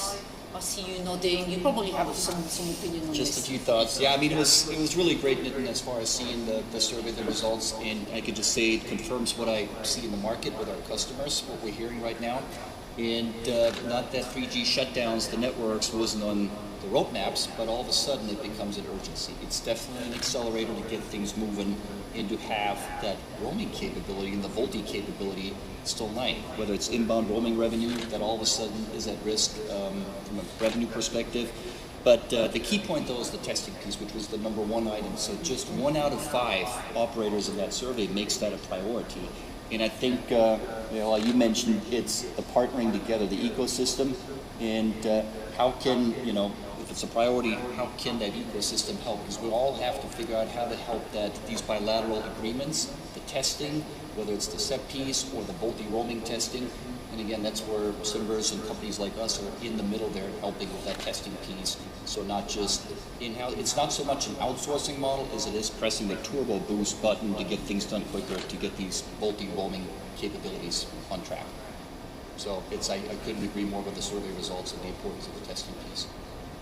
Another piece was signaling. So Carlos, looking at you, what is in the mix? I mean, what's at stake when it comes to signaling and those developments that we see? Yeah, so the signaling is changing fast. If you look at the evolution, and it's a lot for MNOs to change it. One, so for many years, 2G, 3G, and it was SS7, and it lasted 30 years almost, still going on, etc. And they're you had engineers understand it all. It's all good. Then you go to 4G and you have a new signaling is diameter, but still it takes some time. You get accommodated to it, etc. And now you have 5G and it's not SS7, it's not diameter anymore. We have another signaling piece, and now you have certificates. And the thing for MNOs is that if you just say that it's end-to-end encrypted, and for everybody, pretty much it actually is HTTPS, and it's the same one with the little lock that you see in your browser, so you need to exchange a certificate with somebody to ensure that when you have a signaling or exchanges to the end party, it is encrypted. So it's very easy to understand, and again, we're just catching up to what the rest of the industry, the OTTs are doing. We're not inventing anything new, we're catching up, but it's important to catch up. But practically, it adds a lot of complexity. So it's a new signaling technology. You need a new equipment, which is a SEP. So this SEP, you can have it in your network. You can host it. If you host it, you kind of outsource it to somebody. So then you get into questions about who manages the encryption, what's the liability, what's the aspects of GDPR and all that kind of stuff, because you're adding a third party and then maybe a subcontractor. So again, look at it into the consequences you have, not on the technical piece of it, but on the legal aspects of it. If you have RFPs, like on the business side, because a lot of it is for IoT, etc. So it has complexity that are far beyond the just like theoretical aspects. It's end-to-end encrypted. So that's one. The other one on the signaling is the exchange of these certificates. So you need to, every time you initiate a session, you need to have a certificate with the remote party. How do you get the certificates? It's still not defined. Some people are saying, well, when you open a roaming route with somebody, for the first time you exchange a certificate. Okay, and what do you do after? So maybe you exchange it 6 months later. Okay, but everybody has maybe 100, 200 roaming routes. So does it mean that now every 6 months you need to exchange certificates? It's possible, but it's not scalable, and it doesn't sound very internet new era, right? It's 5G, but exchanging certificates manually every 6 months doesn't feel like we're doing the right thing. So there's still a few pragmatic things like that that are troublesome, and that's really the implementation of this ideal model of a 3GPP into something that's operationally scalable and deployable that needs to be solved still. So I'll come back to the SEP implementation and actually address this with MNOs, because this is really interesting. But before I do this, these certificates are quite amazing to some extent to think that we are, as you say, we are in the full digital age, and then we're still talking about handling, as if we were handling Excel spreadsheets a few years ago. Maybe they'll tell us to send a fax. You don't know. What do you, I mean, looking at all of you, but do you experience this? Do you see that? How do you see this potentially evolving? I mean, can technology help or oversee this? I'm going to jump in here. First, back up what Carlos said. You know, there was this, because I'm the analyst here, I'm going to back it up with numbers and findings from our survey. So there was a security survey that we did last year with a lot of operators, and one of the key findings was like, okay, we understand the benefits of 5G, we understand all the signaling aspects and everything. But one thing to understand is, as you mentioned, there's SS7, there's diameter, there's new HTTP2, and when you throw all that into the mixture, the top two challenges, as voted by the mobile operator, was signaling interworking and how do you manage the complexity of all this signaling traffic? You know, how do we work around it? And these were the two fundamental issues that they see evolving, and they want to work with their service providers and their IPX providers, their vendors, to try and understand, break down the complexity. I think that is how, I'm not saying this is how it will evolve, but that is the focus that should be for the industry as a whole, to break down this complexity going forward. As a solution to, so from a PCCW global point of view, the way we are hoping it happens is that we really try to be as much digital as we can and not try to find workarounds that bring us back or hold us back into some kind of manual process, because that's not the direction of history that we need to take. So today, if we open the magazine of the first day of the FIRA, you will say velocity, you will see velocity, you will see network APIs for a lot of different things. So just intellectually think of it, but what do we do on the internet today? When you open your browser, you have an API to check a certificate from somebody on the internet. Why cannot we do that? Why do we need to exchange, mail it or send a zip file or whatever it is to exchange the certificates? It should be the way we've been doing it for the internet for years. It means that entities like VeriSign, like plenty of other entities, Amazon, etc., become a host of the certificate and a trusted host of the certificate. So it does not exist in the GSMA. The GSMA has not said this is how we're going to prove different parties to become the host for these certificates, or this is how we would see it. For instance, you need to use the IPX to access those certificates. You're not going to use the internet to access a certificate to use the IPX. That would not make sense. So to me, the design is a digital world with APIs, with these certificates being exchanged live through the IPX, so through that secure environment. That's the only real way to go if we wanted to scale. That's not the way it's defined so far. But at the same time, there is no definition for it either, so we hopefully it will go that way. So out of curiosity, maybe looking at others, Mario, if you want to answer, but how far are we from this? I mean, going from what Carlos was just saying, you know, handing over certificates to something that is, implementable from an API perspective. Does it take a lot of effort within the community, the carrier community, to get to that, or? Yeah, just to jump in, I mean, we're definitely on the path towards that, right? The simplification piece, there's a lot of work going on, but the point that I wanted to pick up on is the complexity piece that you mentioned, and Carlos, you mentioned as well, but it's typically, whether it's now from 4G to 5G, the roaming piece, it is very much the same, what we've done from 2G, 3G, 4G, it's the same kind of evolution. The pace is picking up, obviously, because the internet speed is really what is expected, what our end subscribers and customers are expecting of us. But it's I think that's the value add that we all as a community bring to the table to enable making these steps happen faster, whether it's professional services, whether it's having translation like this evolved mobility solution as far as inbound roaming, enabling roaming solutions. So I think the pace is picking up, a lot of work to be done, but we're definitely going towards that. I would like to add that I think that for the group operators like Vodafone and Telefonica, it's going to be a natural transition to 5G with centralized infrastructure like SEP, right? We have centralized other capabilities for all our affiliates, so for us it's going to be easy to extend that to 5G. We are part of the same security domain. It's a big topic in relation to 5G. I think that the challenge will be more for single MNOs, and this is where I believe they need to build very good partnerships with the service providers like roaming hubs, IPX providers, and with the right liabilities, because the regulation is also going to evolve, right? And regulation is local, and then they need to provide the services according to the local regulation, and at the same time they need to be efficient. They need to ensure that whatever is required from the regulation point of view is translated into agreements with the service provider. So this is how I see this, the 5G standalone evolving from the partnerships perspective and for operators in particular. Do you share those views, Andrea? Yes, absolutely. So I think it's a challenge for the standalone operators more than for the wider groups now in this case. And we'll come later to it, but I think we are at precisely the same point also around the SEP discussion. We are seeing that, if I may enter into this, we're seeing that there are ongoing discussions.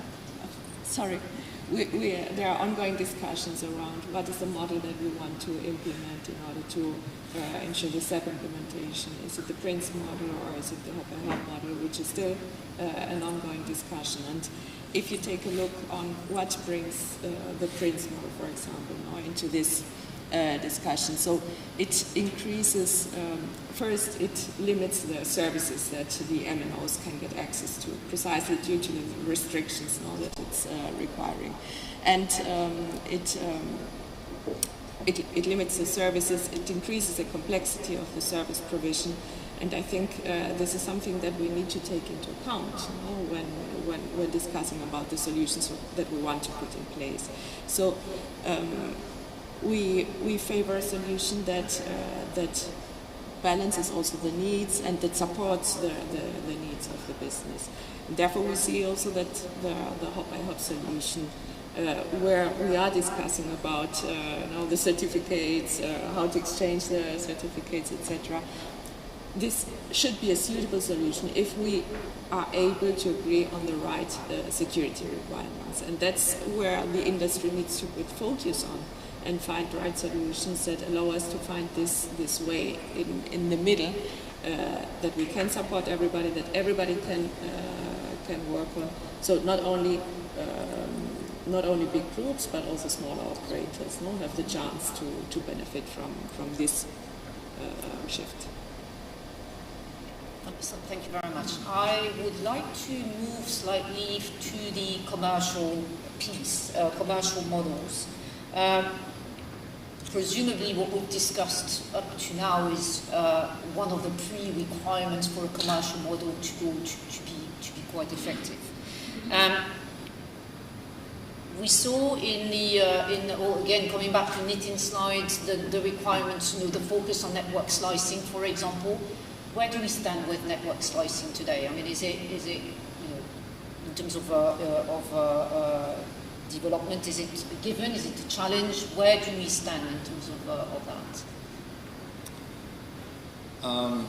It's pretty much a challenge because it's hard to see one. Right? It's hard to practically see one in production that is not just a POC or a network render push, etc.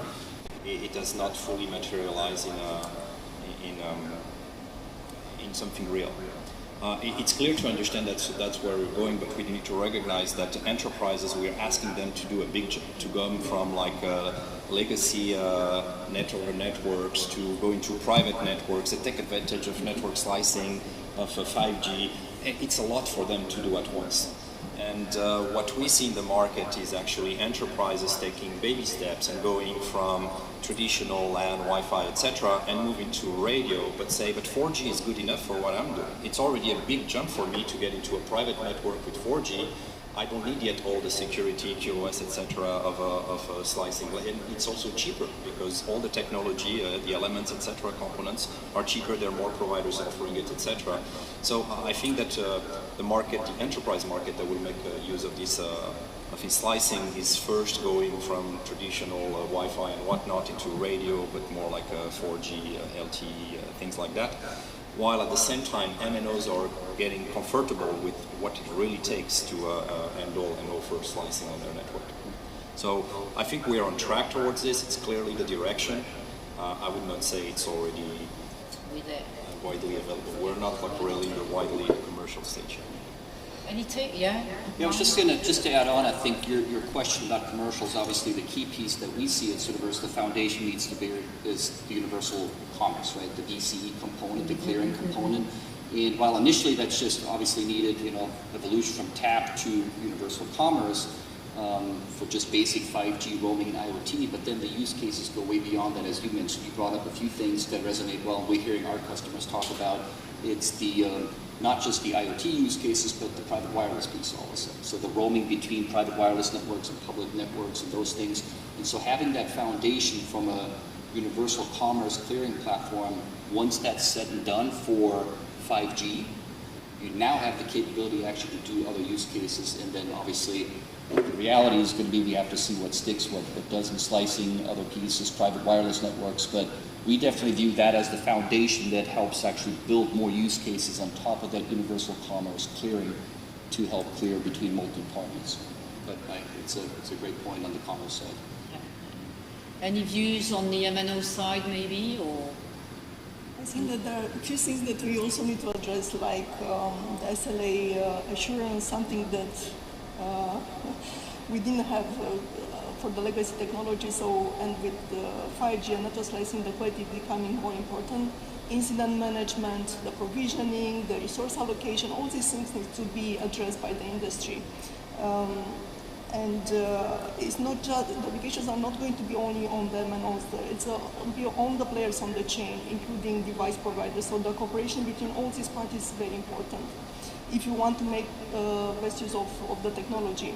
And BCE, adoption of billing and charging evolution from the start is going to play a significant role if you want to have new commercial models for IoT and for 5G. So I understand we want to monetize 5G and so on, but there are some prerequisites like the billing and charge evolution that needs to be there from the start. Yes, and referring to the BCE, I think we are, so there are already in the release that we have today, we are covering a lot of aspects that are exclusive to 5G, so we would be ready now to launch if only looking to 5G, but we need to take care also of other business aspects that are not yet covered in the release that we are discussing. And this is, I think, one of the reasons that we are not seeing an acceleration in the BCE deployment. So we need to finalize this definition. We need to take care of aspects like group agreements, like commitments that are not yet covered in the release that we have in place. And then from there, I could foresee an acceleration in this deployment. So presuming we have all those prerequisites covered, I'd also like to come back to one of the points that Nitin was talking about in his presentation, that is VoIP agreements, the ubiquity of those agreements. Where do we stand today? How detrimental is it for us to have,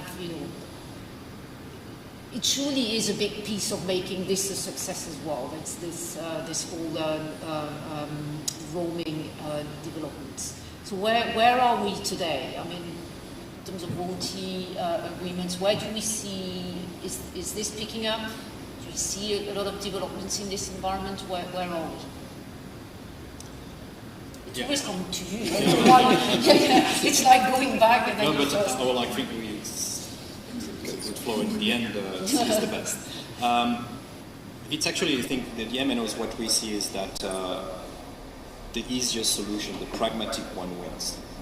So there's been a lot of VoLTE roaming, it's picking up very well, and there were different choices about local breakout, which is probably the most complex, one. And what we see as almost, I would say, I don't know any other exception, but you can tell me, is everything is S8 home routing, which means that the roaming operator is telling the visited network, you give me the call back, you give me everything over a data channel, I'll take care of it, I'll establish the call, and we keep it simple, it's interoperability is easy, and that's it. There were a lot of concerns about security, emergency calling, etc. All that has been kind of solved, and S8 home routing is I would say, the standard now for most for most deployments of VoIP, which are now happening at scale.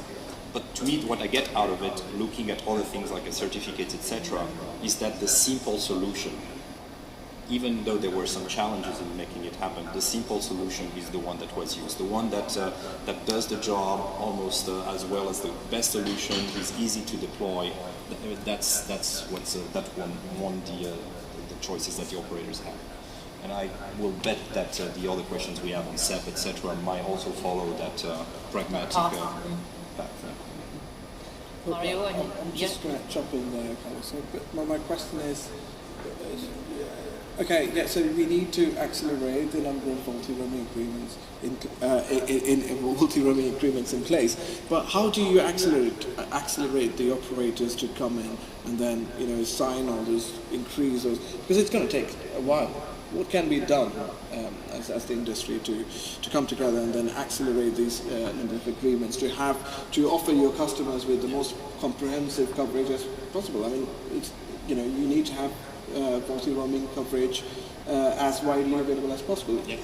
Now, take into consideration we think more than 70 2G networks to be sunset over the next 8 years, and another 70 plus networks, 3G networks to be sunset over the next 6 years. So you're following that path, and how do you accelerate the operators to increase these multi-roaming agreements? I think that's one point to discuss. That is the perfect question, by the way, and that's what we're hearing quite a bit on our side at Universe as far as how do we accelerate, how do we get things going. So I think there's two parts to it. The first part is really the technology piece, and you mentioned the 3G shutdowns of the networks, and again, there's that's the solution that we offered in the U.S. for the U.S. market as AT&T and Verizon shut the networks down, our Evolve Mobility platform from an inbound roaming perspective. So that really touches on the technical piece to enable roaming when there's no circuit switched fallback network available anymore. But I think your point is going on as far as how do you accelerate these bilateral agreements and do that piece? Because technology is one piece that we're solving for, and we have a solution. But then how do you do the commercial piece and get that moving? And I think, again, that's where the partnership in the past has been good with global services, right? As far as like an add-on service where we in the ecosystem, Universe has a solution, other companies as well, help with these bilateral roaming agreements and help staff up for peak capacity basically. Right now, it's crunch time right now as far as getting these agreements done. So again, I keep calling it the boost button basically, but how do we all boost the button as far as getting these agreements done from a commercial agreement perspective, and then again leverage the technology that's in place to do a fallback type solution. So I think those are the two things we got to weigh, commercial and technical. I think that for many years VoIP was nice to have, and but last year, what happened in the States last year with the closure of the 2G and 3G networks was a wake-up call for the industry. So I'm expecting to see more agreements now than we've seen in the past. It's not nice to have; it's a must. The other thing is about the technology. Yes, I say computing is simpler, but depending on the region, the requirements could be different. So in Europe, we have different regulation requirements. And voting with SA computing proved to be a bit challenging from the technology perspective. And other aspects which are currently addressed by GSMA and 3GPP in terms of interoperability that have been identified during the rollout. So it's a lot of more focus now in the industry bodies, but also among the operators, because they've seen what was the experience last year, and basically the customer experience and maybe also the security of our customers at stake, right? So there will be, I'm sure there will be more agreements in 2023 and the coming years. Yes, I'm sure that VoIP will be ramping up now. So we didn't have the commercial pressure so far, but now with the shutdowns, we need to move now into this direction. And I'm very conscious that the testing resources will be one of the key elements to take care of if we want to ensure that this development takes place. So yes, I think there are also Telefonica Global Services. We offer now the openings, service openings. And I think that's a key aspect that we need take care of as operators. Yeah. I just want to add one point actually that you made that we can't forget that's so important in this as far as it's not a nice to have, it's a must have. Because if we don't address it right now, then customers are using, and they're already using it as we know, the OTTs, right? The WhatsApp, the FaceTime audios and all that. Yeah, if we don't address it now, and so from a shutdown perspective, then I'm just playing this scenario out in my head actually, obviously the use case that you have, if you have in one of your customers that is roaming internationally, an operator who's now roaming, let's say in the US, and all of a sudden your partner doesn't have a 3G voice network or a 3G network anymore, so now you're starting to roam on a partner that has a 2G network, for example, you're now offering a customer a really subpar experience where we would want to be roaming on a 2G network and having a poor voice call quality when you have a FaceTime audio or a WhatsApp type of audio quality as a backup. And it's that, so customers will shift subscribers if they have a poor roaming experience. And again, that's where we kind of saw, at Cineverse, we saw that evolved mobility solution and saying, well, even if the network shuts down, we need to make sure we can offer any operator that inbound roaming capability to have it, have a VoLTE quality voice call. But it's not a nice to have, it's a must-have solution at this point, in my view. And it's a very good point. I will add though that the must-have, and we see that in some MNOs, is a must-have as a necessary burden we cannot avoid. Right. So if we look at all the roaming and all the priority, MNOs are like every other industry, less resources, a lot of projects with limited number of resources, limited number of skill sets. So they go by priorities like anybody else. And they look at voice, they don't see an increase in revenue. They don't see an uplift in revenue. They don't say, if I put $1 million in voice, I get that much. So they've been working on data roaming, they've been working on IoT, they've been working on looking at slicing on the enterprise business for 5G, etc. They're looking at all these activities that require engineering time, but also come with a promise of an uplift in revenue. When they look at voice, it probably, well, I either need to do it because regulation-wise I need to keep offering a voice services. I don't want to lose the existing revenue that I have, even if I don't think I'm going to get more. I cannot lose the existing one.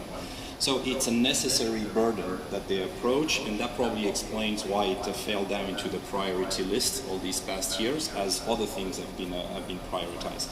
But I think that we're getting to the time where there's this crunch time. It might be priority 5, but there is no roaming if you don't have a solution if somebody shuts down 3G. So suddenly that priority 5 jumps on to priority 1 to do it again. But it's still a revenue dilemma for operators. But I guess there's the sense of urgency as well, is as you see those networks being shut down, then what was before I remember talking to some carriers in our community a year and a half ago before really this sunsetting topic really became a hot topic. People asking themselves how to approach it as, you know, when you know that you have networks that are shutting down, then it doesn't become how should I approach it? But I need to find a solution to be able to not lose the revenues that you were just talking about. So. Well, and the other point is also when we talk about network shutdowns, a lot of times we associate radio network shutting down. There's a lot more to that, obviously, too. You have the whole entire mobile core, which a lot of times operators still have to keep up. Even if the radio network gets shut down, you still have your mobile core. We have OpEx, you have people, you maintain it, right? Which you maintain it for a few roamers. The long tail, possibly, you maintain that as well. So I think you need to start looking at solutions, and you're seeing some announcements. I know Brian Beach is in the audience as well from our side, where we've announced some solutions actually that address that piece, allowing you to shut that mobile core network down, basically. And I think that's a differentiation between radio and also the mobile core network is really key when it comes to those discussions. And so, talking about solutions and voice, where do you see voice? How do you see voice evoluting in that new landscape? So voice as a service, for example, how is that a reality? Will it become a reality, or is it a burden? Is it something that you see happening, and what kind of solutions? If I ask my teenager sons, I think that if voice disappears, it will not be a problem for them. For the contrary, if I ask them to phone anybody, it's a challenge. Social challenge for them to do that. So we have to deal with it. The thing is that if we look at telecommunications from the early on, people are talking, are exchanging, and maybe we're not using voice as much as we're using WhatsApp, etc. But we're talking to people, and it's still a necessity. So I think we missed the boat as an industry and MNOs with the HD voice capabilities, because we actually probably spend too much time debating on this solution, that solution. Do we interconnect? We don't interconnect? How do we facilitate it? What's the role of the IPX providers, etc. With all these discussions, nothing really happened. And the HD voice is really an OTT experience, not like a GSM experience, and that's a pity. So, but I think that voice is still an important solution. We need to be pragmatic, but it's not going to end anytime soon. Even though teenagers will not use it anytime soon. Either. No, you're right, because so when we did our recent 5G roaming survey, and one of the we were focusing on all the SEP and signaling and all those things, and talking to Mike from Cinemas, he said, we should also focus on how messaging and voice, how they see the role of voice in a 5G environment. And so we asked a question around, okay, what kind of level of support do you expect from your partners, roaming partners, as well as your roaming service providers? And the top three were customer support, so obviously good customer service, customer support between the two parties, voice and messaging. So traffic's declining, but there still seems to be a role for it, and operators seems to be understanding that we can't just focus on network slicing and then leave voice. And so I think, yeah, to back your point, it's still relevant. Would you share that, Michaela and Andrea? I think the partnerships between operators are key. And looking at the decrease of the volumes of revenue in voice, what many operators did was to implement Roam Like at Home, or to have international calls offers. But this requires partnerships and agreement with the partners in order to be able to offer such propositions.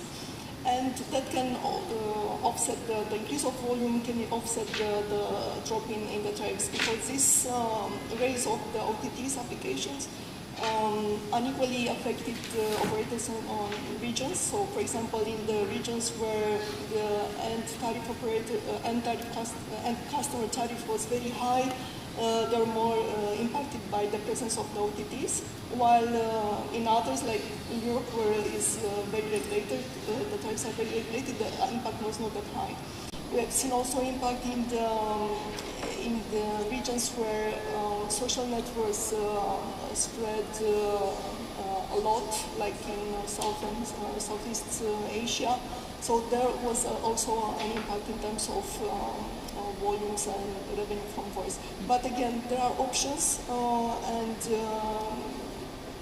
like like at home, operators need to partnership with for that in a better way with the roaming partners.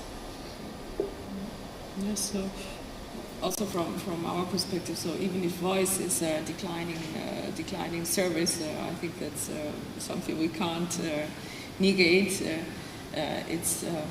It's true that it's still part of the business, and we are still discussing with our partners now about how to treat voice service, what's the solution that we want to give. And I agree, so we lost the battle in favor of other players, OTTs. Voice is something that's becoming a service which is provided by them. But that's also why it's so important, the debate that we are having, or that we launched for many years now, but it's now also very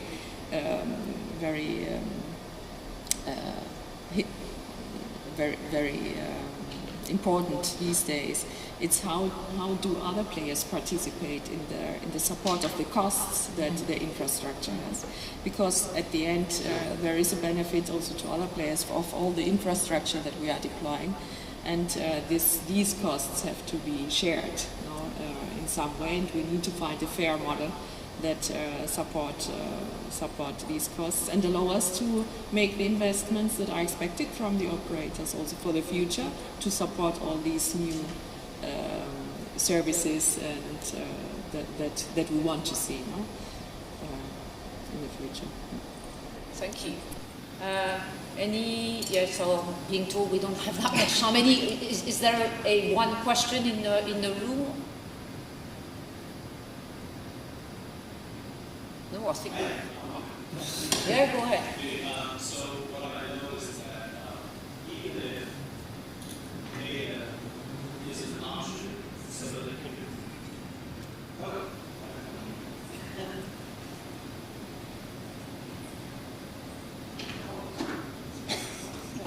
How cool. So even if data only is an option, the way to enable that is you have to really circumvent the standard. The equipment, there are some equipment vendors that allow you to, this is a voice-centric device, not a data-only device. So normally a voice-centric device has to latch on for voice before you can even have a data session. Now like I said, some of the equipment vendors have gotten around that, but not all of them.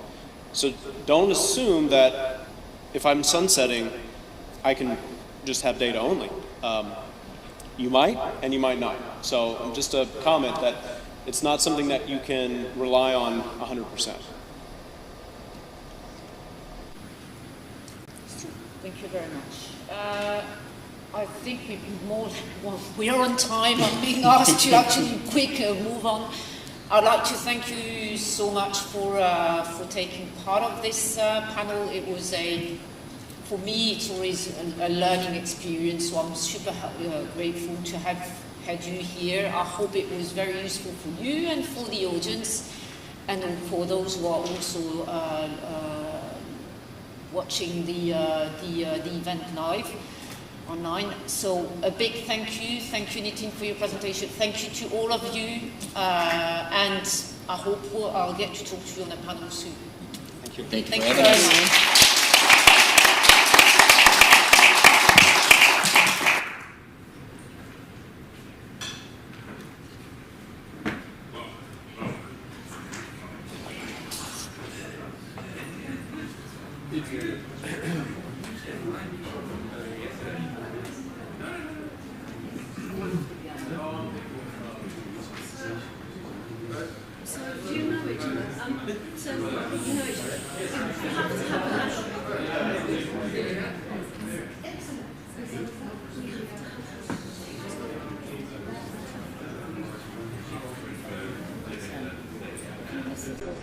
Susie.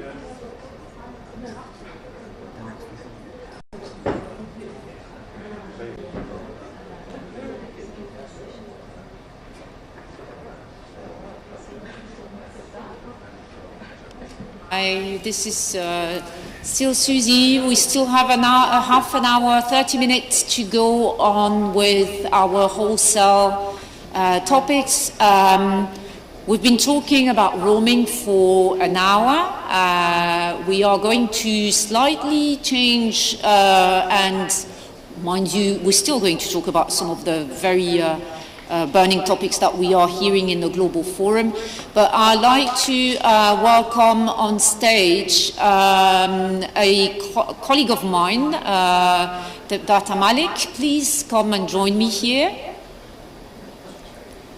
And Data is our core Debs. I don't know if I can do this there because it's a mouthful. You have a lovely name. Debs is so much easier. But I'm really happy to welcome you during this MEF event.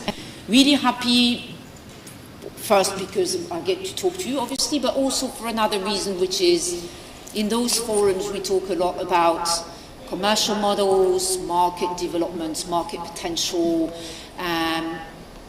really, embracing new products, new services, etc. We don't talk too much about what's happening in the backseat of all this, and that still has a massive impact on the business that we all run today. So I'm really happy that we have this opportunity to discuss together.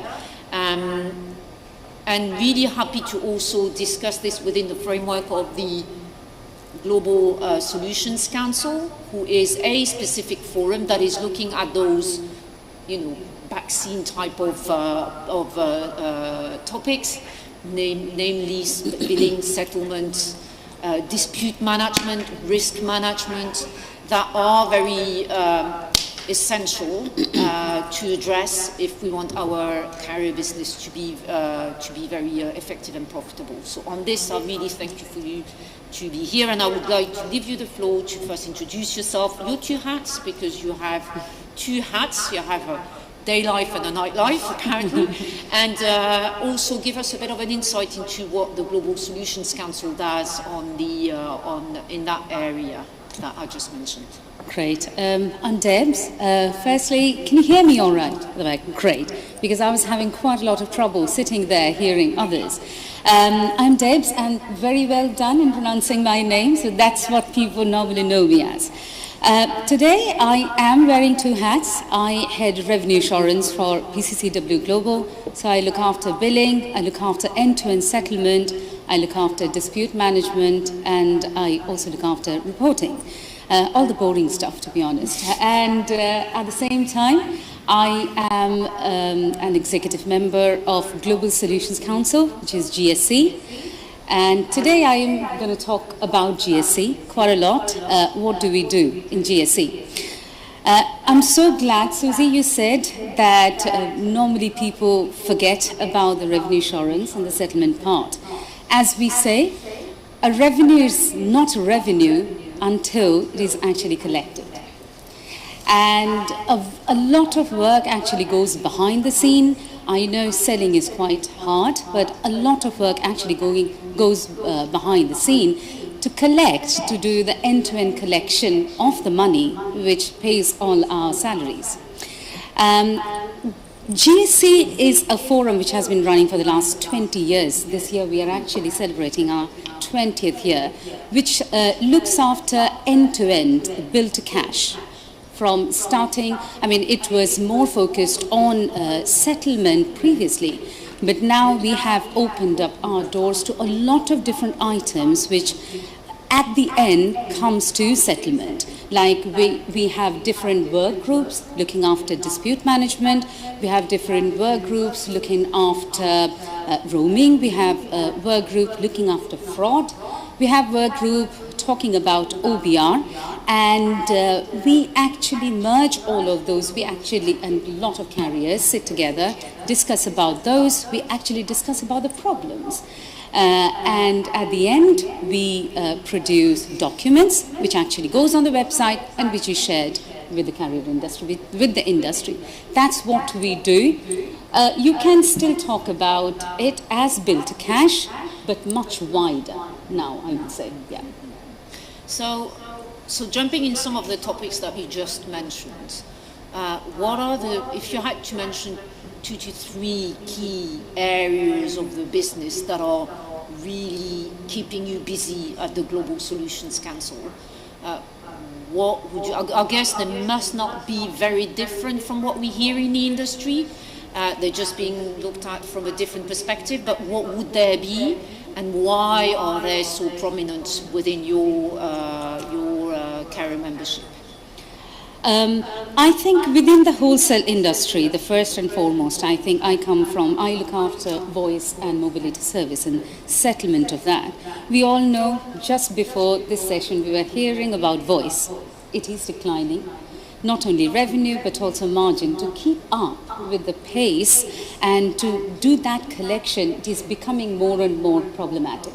One of the biggest challenges is dispute management. Previously, a dispute, if it is less than 1%, we will say, don't worry about that.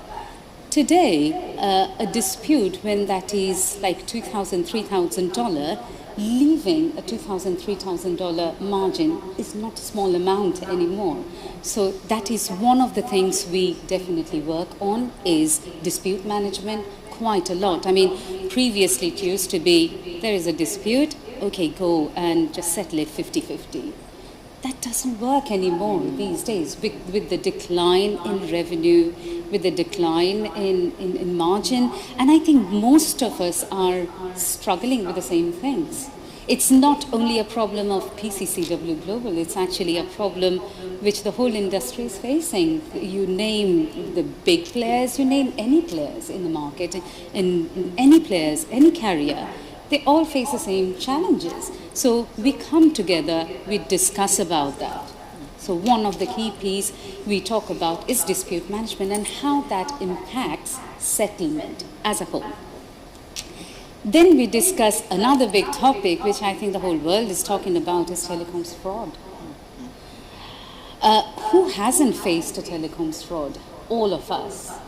And it is a multi-billion, I wouldn't like to use the word industry, but we know it is kind of an industry. We try to solve one problem and they come up with another idea, of frauding us. So in that so fraud, I know we are actually working with i3 Forum, we are actually working with ITRF, we work with different forums in order to try and understand what they're doing. But when GSC comes into picture, GSC actually look into the settlement of that. Fraud understood, now how to solve a fraud. But when a fraud has already happened, when it has become a dispute, then how to settle that. So that is something we focus on quite a lot. Our next GSC face-to-face meeting will be in Athens. We actually meet face-to-face twice a year. And we will be meeting where we will actually go through an example. We will talk about how the fraudsters are actually making their money. We all talk about fraud, but maybe we all do not know how they actually gain from it. So it will be good to talk about that.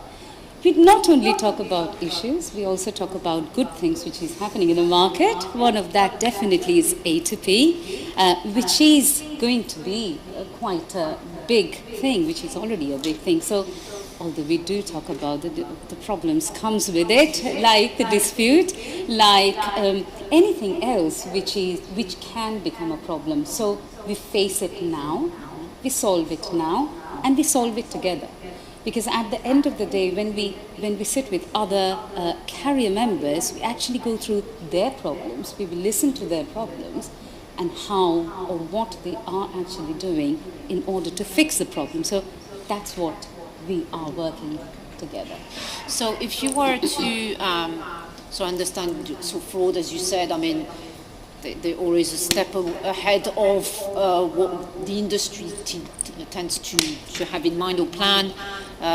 Voice, which is obviously, we've been in this industry long enough to know what is going on and how tough it becomes to look at the processing side of the business and how to optimize it and making sure that we get every dollar in the pocket. And this A2P. So if you were, could you give us some insights into, so I understand you are obviously meeting on a regular basis, you are, I guess, the first part of the problem is to make sure that everybody agrees there is a problem in the industry, they see it. How does it then get addressed by the GSC? How do you take that along? What impact do you have as a GSC to help carriers with those different points that they're putting on, whether they're negative or positive? Also let's talk about how GSC can help in better preparing carriers in upcoming business. How do you work around this? So GSC, at GSC we meet twice a year, face to face, where we discuss about all different topics, what is going on in the industry. We also have different work groups, and the carriers come together, we sit together, we discuss about different topics, and we discuss about not only the topic, the good things about that, the bad things about that. We learn from each other, and we produce documents. I mean, I can actually give you a couple of examples what we have learned. I mean, last session, which happened back in November, we were in Turkey, and we were all talking about risk. risk of settlement, any risk like credit risk, all those different types. And suddenly one of our colleagues from Tata spoke about they are working on something called AR insurance, ensuring their AR and what in terms others are thinking. They were asking to all of us, most of us, that actually came like we were all thinking, oh, that would be a good thing to happen. But we never thought of gathering that information or actually coming forward to start discussing about those. So we discussed a few items about AR insurance, and Tata actually took an action to sit with some of us. We discussed outside of the meeting, and in the next forum we will be talking about AR insurance. From that, we tend to learn. That's one. And again, last session, we were all sitting together, and Orange actually mentioned they faced a new type of fraud in the A2P business, where they also have a retail business. So some of their consumers, they were actually selling their leftover minutes to a different company. I cannot name the company because I think they are in a legal matter with them. So let's call them, what, Fishnet or something. Anyways. So, and some of these people, without realizing, they're selling off rest of their actually added bundle, the SMS bundle, which that company was actually using, frauding, and sending A2P, using it as an A2P SMS and frauding others. Some of these topics, we, at least from PCCW Global, and we didn't face. And I mean, a great job from our technical team and definitely our project team. I haven't faced a fraud in PCCW, so I'm going to just think it doesn't happen, but it does, I know. But yes, this is just a matter of collaboration. That's where we actually got to learn. Today it is Orange, tomorrow it can be us, so we can prepare better. That's how I think we influence. It's bringing the awareness of some of the experiences that some of the carriers have in terms of dispute management, risk and settlement to the rest of the carriers, because what happens to one can definitely happen to others. At the core, still settlements. You still talk about, okay, so there is a problem, then what do you do to settle and to collect your money?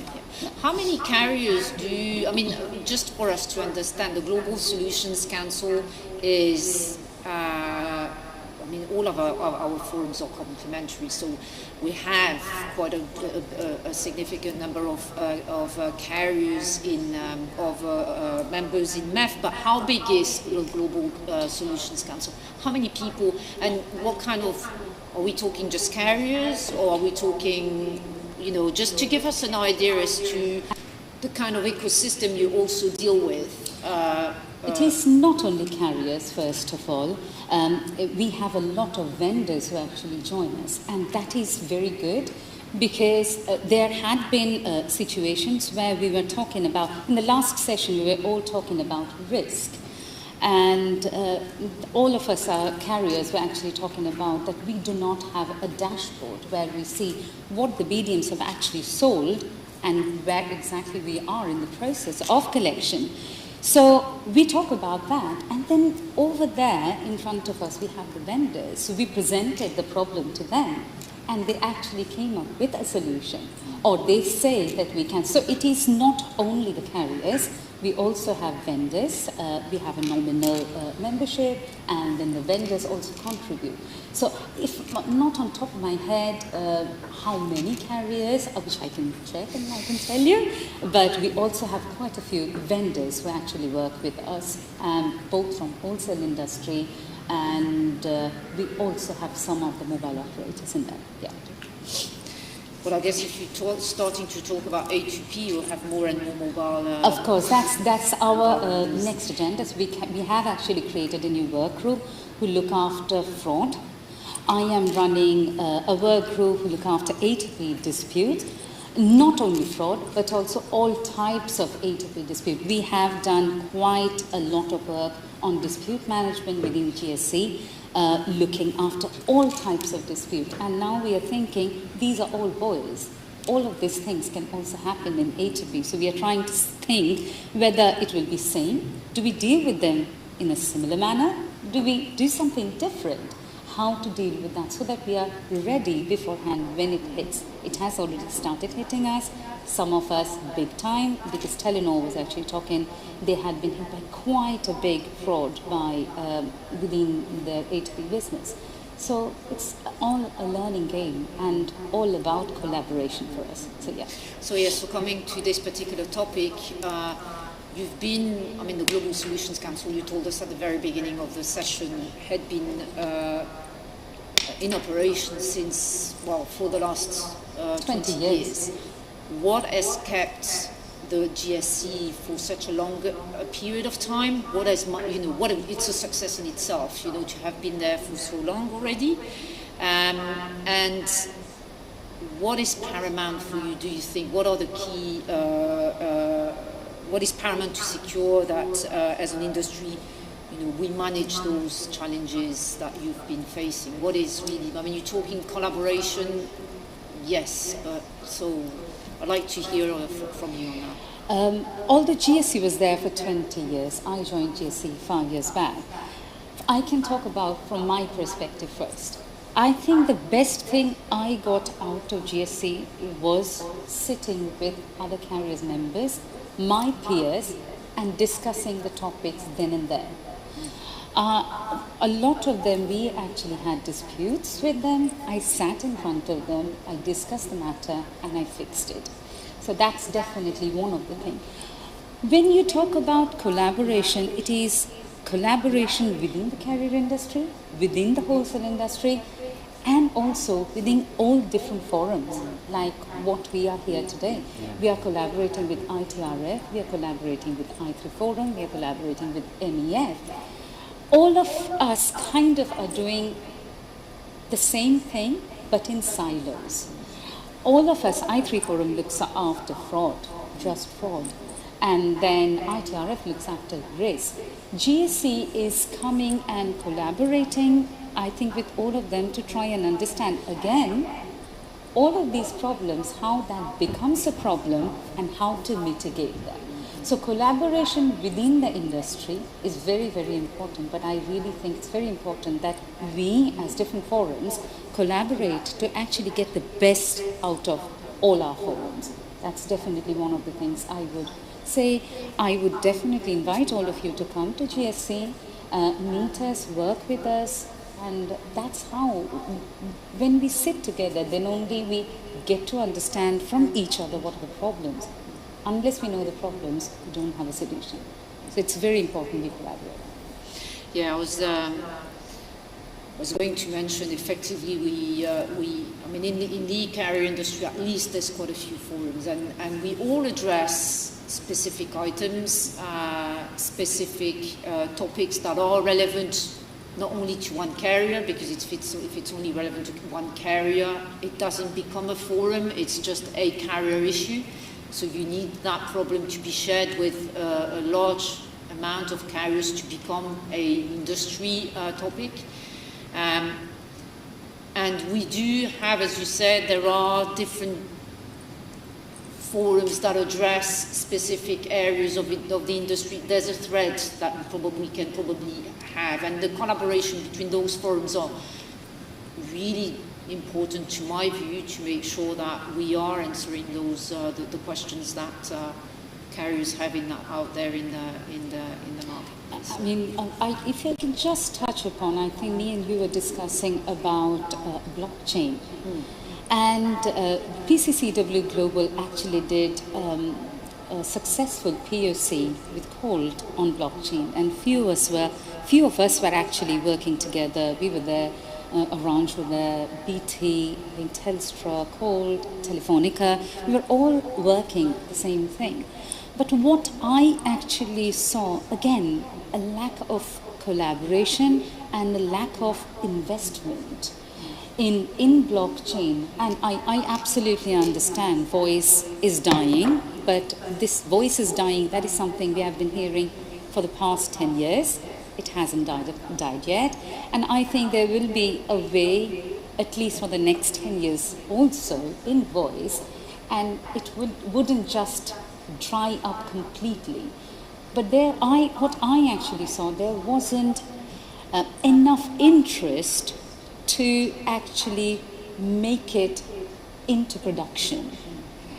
That's why that would have been brilliant, I think, an end-to-end blockchain settlement. Sorry. Yeah, no, I was going to say it's an interesting comment, and with your humble piece of or point of view, what do you think were the reasons why this didn't take off? I think one of the biggest. Thank you. I think one of the biggest trouble is with blockchain, you actually need a huge portion of the industry to actually jump on the same boat. Else, it wouldn't work. Yeah? And we are all at a stage where the revenue is declining or the margin is declining. At that stage, getting your partner agree to come on to blockchain, which we know theoretically will definitely give a lot of value, but practically to invest that amount to get on board, I think that was difficult, at least from our perspective. Although we did do a very successful POC, and then we started seeing within that little ecosystem, one after another, different companies started to leave, started to drift off. So I guess is it the need to obviously to scale to make it worthwhile from a carrier perspective? Is it investing in something, particularly if you deal with the voice business where there isn't any not appetite, but it's probably more difficult to justify the investment for a declining business. Although, if we are quite honest with ourselves, we've been saying voice will be a declining business for a long time. And we are still saying this. So it's not dead yet. So is really that investment that is. That's my perspective, Susie. But to be very honest, again, that is just a voice settlement we are talking about. But blockchain are actually doing quite good POC, even within PCCW. That's doing quite good POC in roaming, in fraud management. So those upcoming events, I will say, will have more opportunity for blockchain, I think, rather than going to do voice settlement, I would say. But yes, there will be, I somehow don't think voice will dry off in next 5 years. Yeah, hopefully. So of course, that's one of the things I think would have been the biggest trouble for blockchain. What do you see being you mentioned fraud, you mentioned A2P, and you mentioned voice decline were the key 3 areas. What do you see, if you have that visibility within the GSC, the topics that may come up that you potentially see are maybe coming in the pipeline for the GSC to address in the future? I definitely see A2P fraud will be a big topic. It has started becoming a big topic, although some of us haven't faced it, which is a good thing, I would say, but some of us already started facing it. So again, we will need to get ready for that. So A2P SMS will be big one. Flash call. Now, when I say flash call, I don't talk about it from a bad angle. Because whenever we hear about flash call, we think, oh, that's another type of fraud. But it might not be. Flash call might be a useful stuff to be used. So that's a very fine balance between whether that's gray, whether that's white, whether that's completely black. So that's, again, finding out how to deal with that and how to what is right and what is wrong. That's something which is going to be, and we have Telna, which is part of us. Telna is quite big in FlashCore, so we will be learning from them. So, yeah, I think that's another thing which will become a big topic. Fraud is always a big topic for us, and bill to cash, risk of AR insurance. That will be a new topic. We will hear back from Tata. So. Yes, it's all a learning curve. Good, good, good. Addressing the room, any questions maybe on some of the, on risk assurance or else?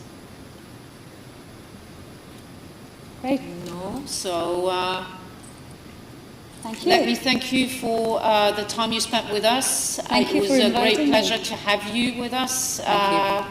We're looking forward to your event in, when is the next you're one? Joining? We'll come. In Athens, of course, in April. April. Do you have the date already? Yes, 25th, 26th, 27th of April. Okay. So hope to see you there. To be followed. Of course. Thank you very much. Thank you. Thank you, and have a great rest of the day. Cheers.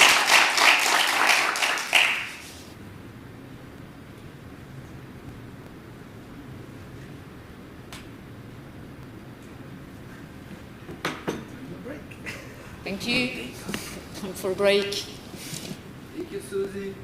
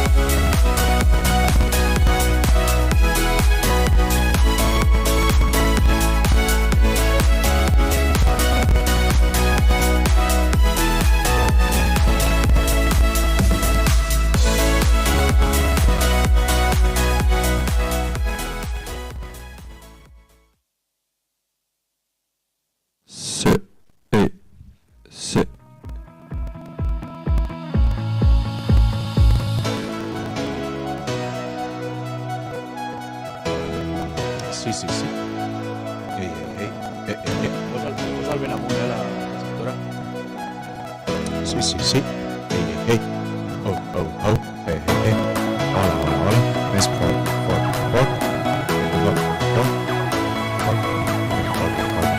Sì, sì, sì. Sì, sì, sì. Sì.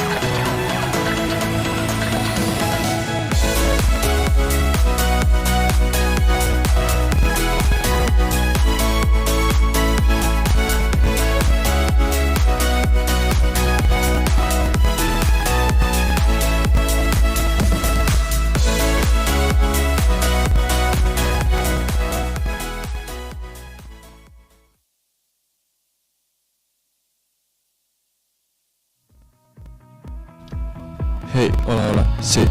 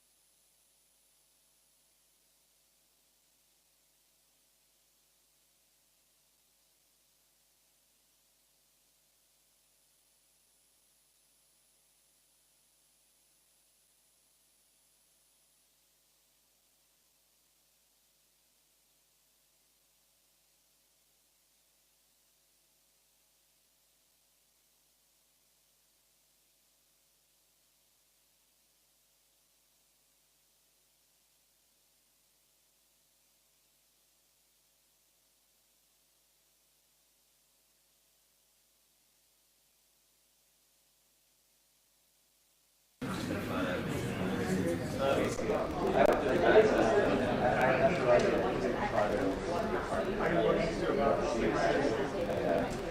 it was also an opportunity because I had my laptop, right? My laptop here all night.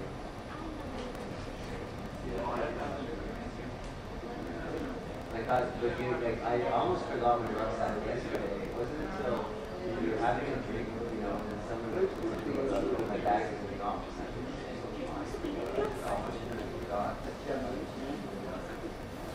So I don't want to forget my bag and my laptop. That's why I don't speak. My shoes. Certainly potential figure. I mean, you're assuming no one's using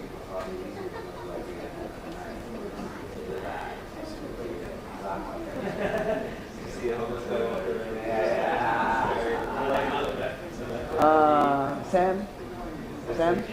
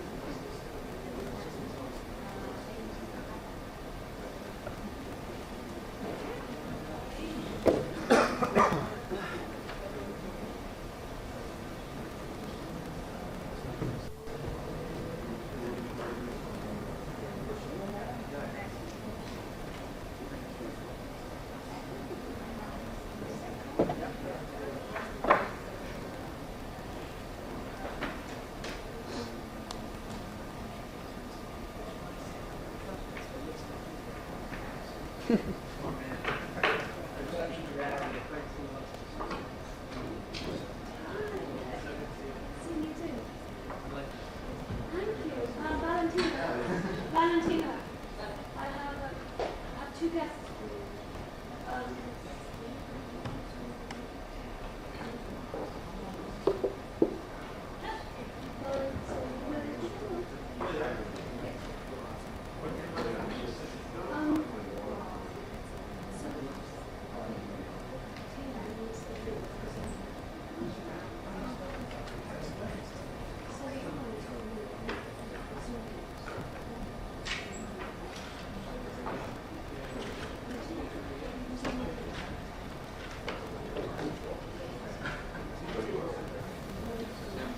Dario, you on mine? Hello? Hello?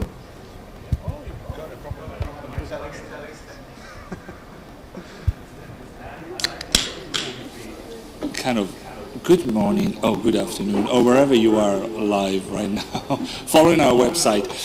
Welcome to the MEF Global Forum. We are here in Barcelona for MWC 2023. It's an exciting first day. I should say it's exciting as more people tell me that so much is happening.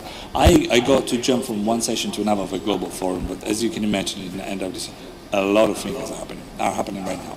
Well, we did collect a few of the topics and a few of the people together for today. We seem to have a very big party coming up, and I can already see some pretty nice, attires in the room. Well done if you're sprucing up for the event, and thanks. But there is one session we wanted to keep almost as a bit of a treat for, especially the original mobile ecosystem forum was a mobile entertainment forum, and here we're talking about content and advertising. The two come together, part of our working groups, and we're doing it in style as we do have Paolo Zappini, the CEO of Mondia. Welcome to. Thank you, Dario, for this nice introduction. And you're not just talking about one nice topic, but you're giving a bit of a history. We're talking about gaming, everybody. Is that true? Correct. The mobile games that you might have all played around. And if you're at home, I don't know, you probably cannot raise your hands. But here, has anybody ever played a game? Okay, a bit late, but yeah, okay, I got it. So you got a good audience. It's all yours. They know what they're talking about. Be careful. They might be experts as well. Yeah, absolutely. Thanks again, Dario. And as I said, I will stand up because I don't like sitting, especially while presenting.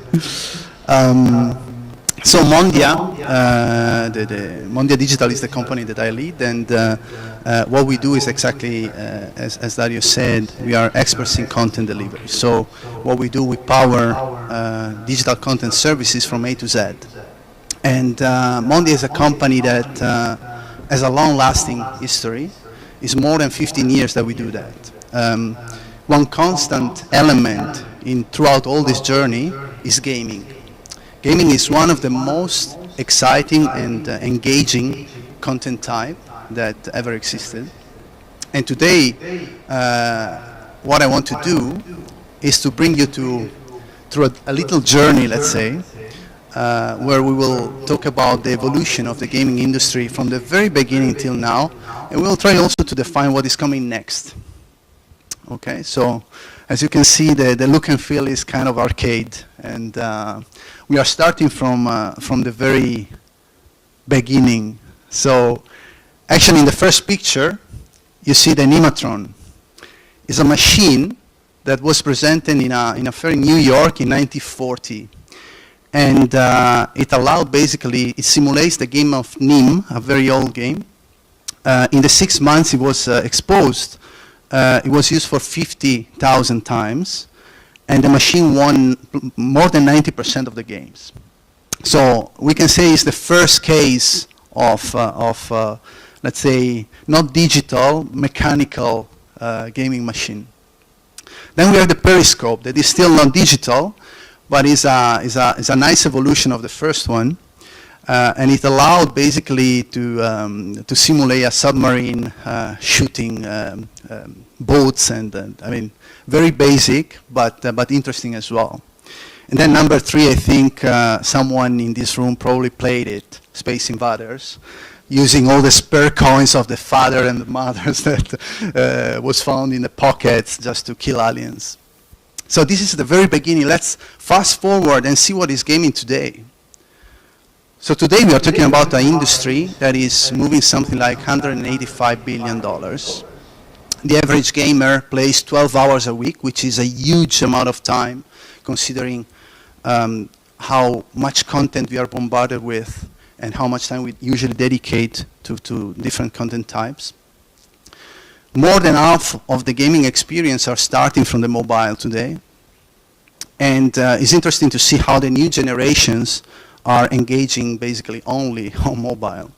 So a huge evolution of this industry. Probably there's no other industry that could have, that had a similar trajectory so far. But it's not just this. I mean, today gaming is everywhere. I don't know if you have a chance to look to watch The Last of Us, the new HBO show. I mean, it's a Hollywood production where HBO put a lot of money. The cast is AAA Hollywood stars, and is completely based on a video game, right? Then you have very special public figures that are using their face in promoting and creating business in gaming, like Messi, who here is still a legend, I would say, that is putting the face on some skins for Call of Duty, or I don't know, David Guetta having a concert in Roblox, and my favorite is actually Ted Lasso, which is a TV show on Apple TV that moved into FIFA. Imagine how the cross industry is working nowadays.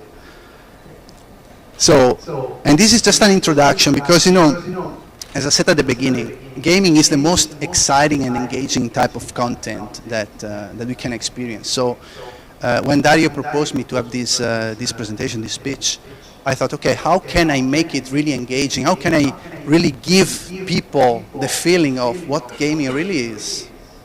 And the answer is obvious, is playing, right? So what we're going to do now, we're going to play a little game together and have some prizes as well.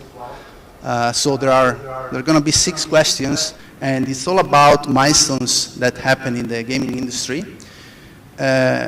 whoever guesses will get a little envelope, and inside, of course, there are gaming vouchers, because that's what we are talking about, right? So let's start. First question, I have to say, is a bit tough. Let's see who knows it. What was the first home gaming console? Atari, Sega, anyone else?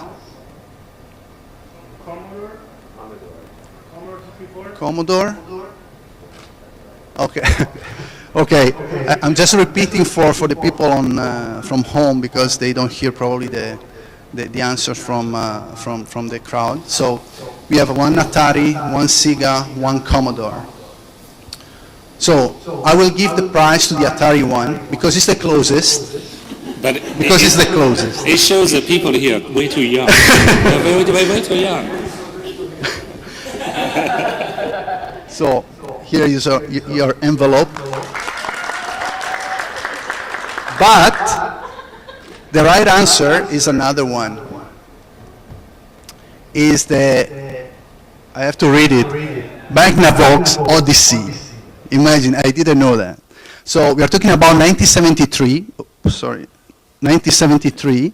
It's a console that sold about 300,000 units in the first 3 years, and then the company went bankrupt because of mismanagement, let's say. But it's the first gaming console that appeared into a home. So the Atari was the second one. That's why you won. And it was quite close, actually, the launch. But this was the beginning of an era, right? So in the 80s and in the 90s is when we saw the Commodores, the Sega, the Nintendo, all the 8-bits consoles that were introduced to the market. We saw a game like Super Mario, so a very iconic game in 1985 that is still huge in the industry. And in the early 90s, basically we moved from the 8-bits console to the 16-bits. So the Sega Mega Drive, the Super Nintendo, I think Atari has the Vortex or something like that. And then we enter into the 2000s, where the PlayStation versus Xbox era began. So this dualism was the strongest, and basically only probably the Wii was able to take a little spot inside, because it was the first console introducing the movement as a way to play. But definitely PlayStation and Xbox are still today so important, and also there was the evolution due to the connectivity that was very much improved, and so gaming became an online thing, and you were starting to download games from a store, the PlayStation Store, for example, on your console directly. But actually, is another thing that is very interesting for us, which is the parallel introduction of the mobile. Because in the late 80s, let's say, beginning of the 90s, the first phones came to the picture, mobile phones. And if you look at the evolution, of course, the phones from very big became smaller, the screens from very small became bigger, the pixels and the resolution improved a lot. But we had to wait until 1997 to see the first game on a mobile phone. And of course, it was obvious that the match was so evident that it was a no turning back point, right? So, second question. Do you remember your first mobile game? So now we have a problem, Dario. We have so many right answers. So, who was the first? You are the organizer, so you are the referee.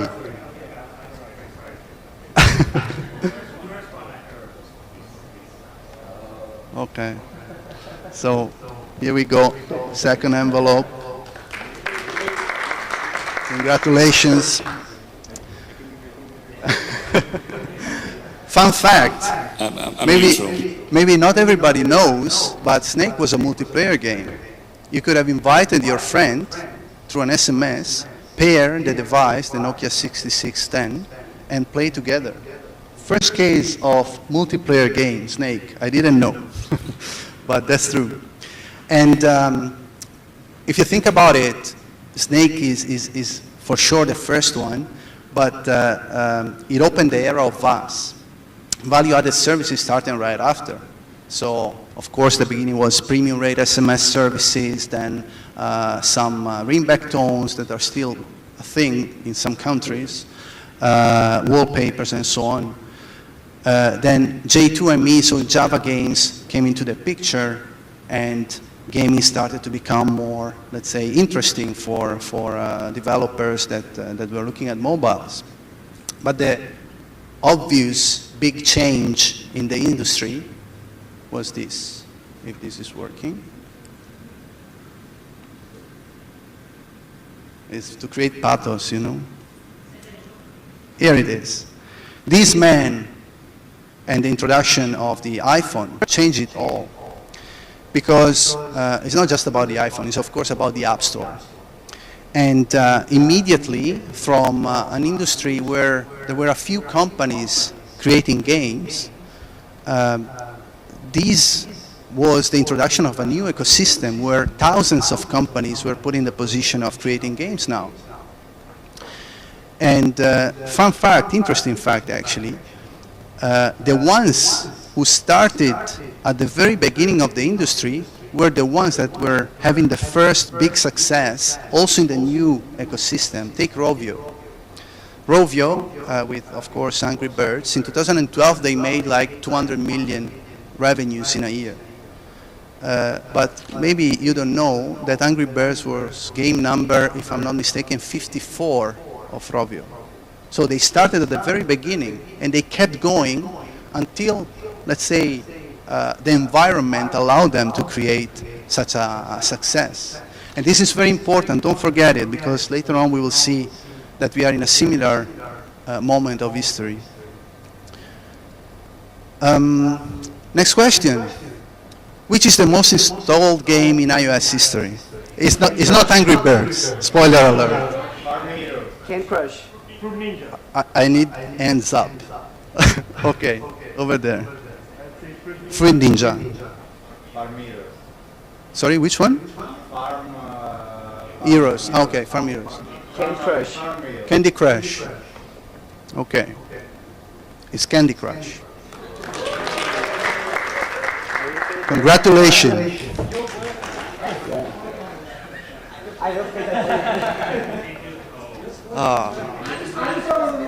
Okay, come on, referee, help me here.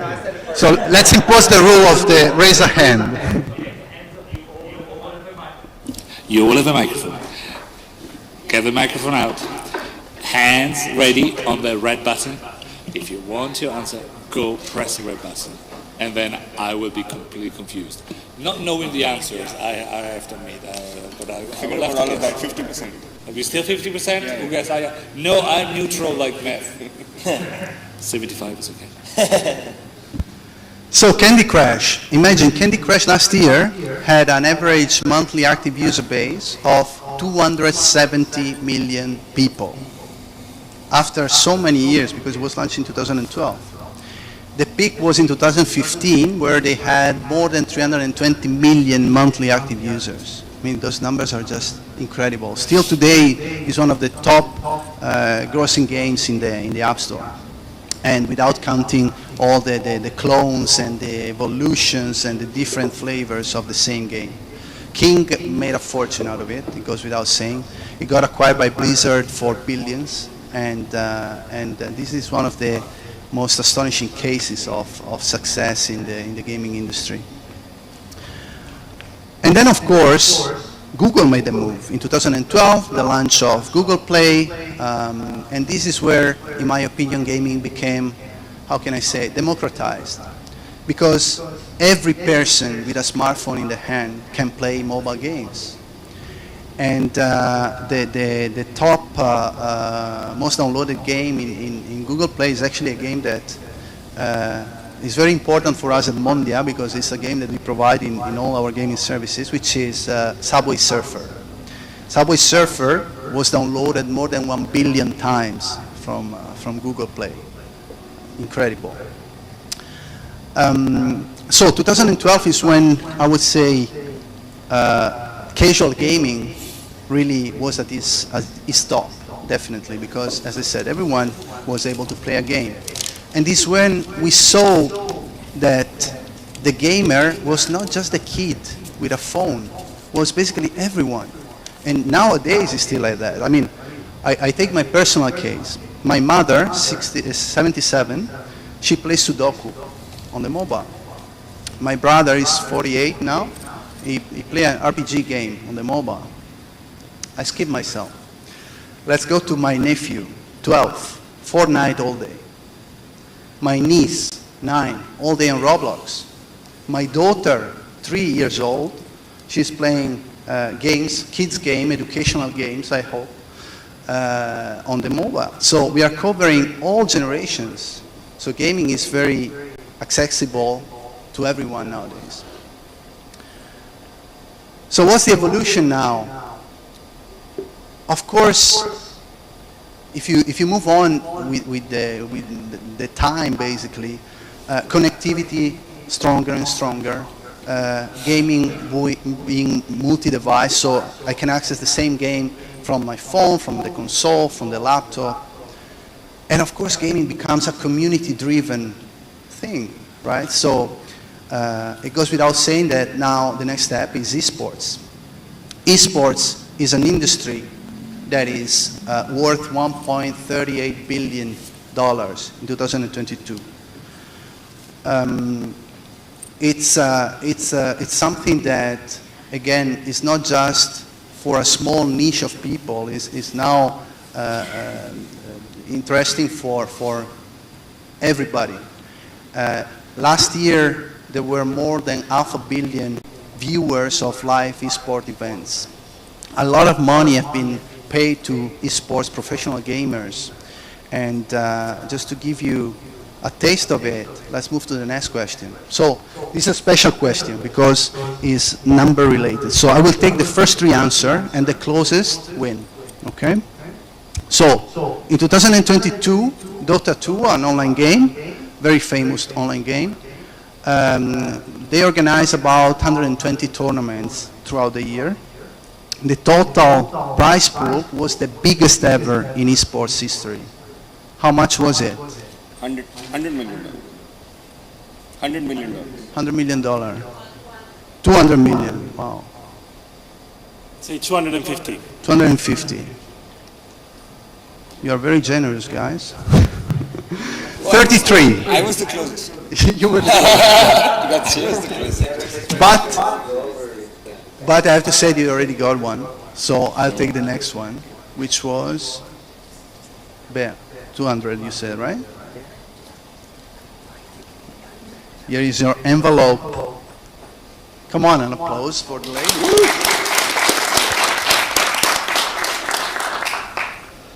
Here you go, congratulations. But the interesting thing is, imagine, this is one game. We are talking about tournaments around one game, and we are talking about end user price. Okay, so what is the volume that was generated around these tournaments? I mean, is it at least 10 times this? And this is one game. So the potential is really incredible.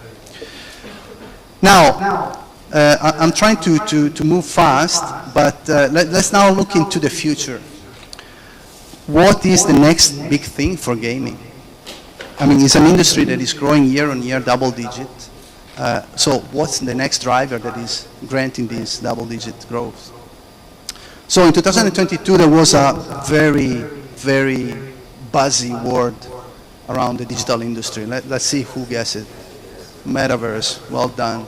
I'm sorry it was not one of the game questions, but it was too easy. So this is what we have in mind when we say metaverse, right? So we imagine this guy with the Oculus doing weird things in the house, maybe being scared because he sees a dinosaur next to him and out of a sudden he makes a move and he destroys the TV next to him. So goofy stuff, right? But this is not what metaverse is, actually. Metaverse is not VR. It's not only VR. Of course, the VR is the interesting thing because make us look at the future in a certain way. We think to the Spielberg movie, Ready Player One, and we think about that kind of scenario. But the metaverse is more than VR. It's augmented reality. Is something that you can access from a device that you already have in your pocket, the phone, the laptop, the tablet, is basically entering a virtual world with other people and being an avatar in that virtual world. And of course, gaming, again, is a no-brainer. I mean, the match is natural. Let me give you an example of it, which is Roblox. Roblox has more than 40 million active users daily. I mean, it's incredible. There are more than 40 million virtual worlds inside this platform, and it's growing every day. They have a developer community that counts 9.5 million developers. They're one of the biggest active community ever. But the stat that impressed me the most is the fact that 51% of Roblox users are younger than 13 years old. So those are the users of today, the consumers of tomorrow. Those are the guys we have to look at if you want to build the future of this industry. And I have another revenue-related question that, again, we will take 3 and let's see who gets closer. Can you guess the revenue generated by Roblox in 2022? 5 billion. 5 billion. 900 million? This seems like a 10 billion. 2.2 billion. I was the closest. Yeah, but you won already one. You are too prepared. So, congratulations. Thank you. It was 1.9 in 2021 and went now to 2.2 billion, a company that was founded in 2006 in San Mateo and went through an IPO already. It's a rocket launched to the space, basically. And then we have Fortnite, another very nice example, 400 million registered users. It's incredible the success that it has. Important to underline that the majority of the users are between 18 and 24 in this case. So if you put together Roblox, Minecraft, Fortnite, and you really understand the habits of those users on those platforms, you're basically predicting what is going to come next. Because those are the users of today that will be the highest spenders of tomorrow. I mean, they are already spending today, but of course it's going to grow. And those are the guys, in my opinion, that we have to think about. We said at the beginning that VR is not the thing today, but even like that, of course, the popularity of devices like the Oculus or the Pico or similar is not yet as big as we imagined. The technology is still not as good as we thought, but don't get fooled by what happened to Meta, that poured in billions and then slowed down a bit. Because for a Meta that is slowing down, there's a lot of other companies and governments that are putting a lot of money in. South Korea, UAE, I live in Dubai. I saw the plans of the UAE government towards metaverse. They are pouring in an amount of money that is insane. So there's a big future in front of it. Just that it's not for tomorrow, it's probably the day after tomorrow, but it's coming. So as a whole, this industry, the, let's say, metaverse in the broader, let's say, definition of metaverse, today already count on 400 million active users per month and is moving almost $40 billion. And this brings me to the last question. Can you guess the estimated worth of the games market in 2030? Again, 3 answers. Let's see who gets closer. 20 billion. Sorry? 1 1 trillion. Last one? 100 billion. So we have 120 and a trillion. Okay. 500 billion. So, yeah, it's you.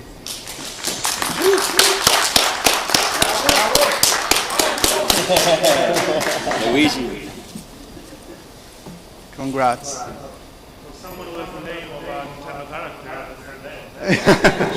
That's a sign. That's definitely a sign.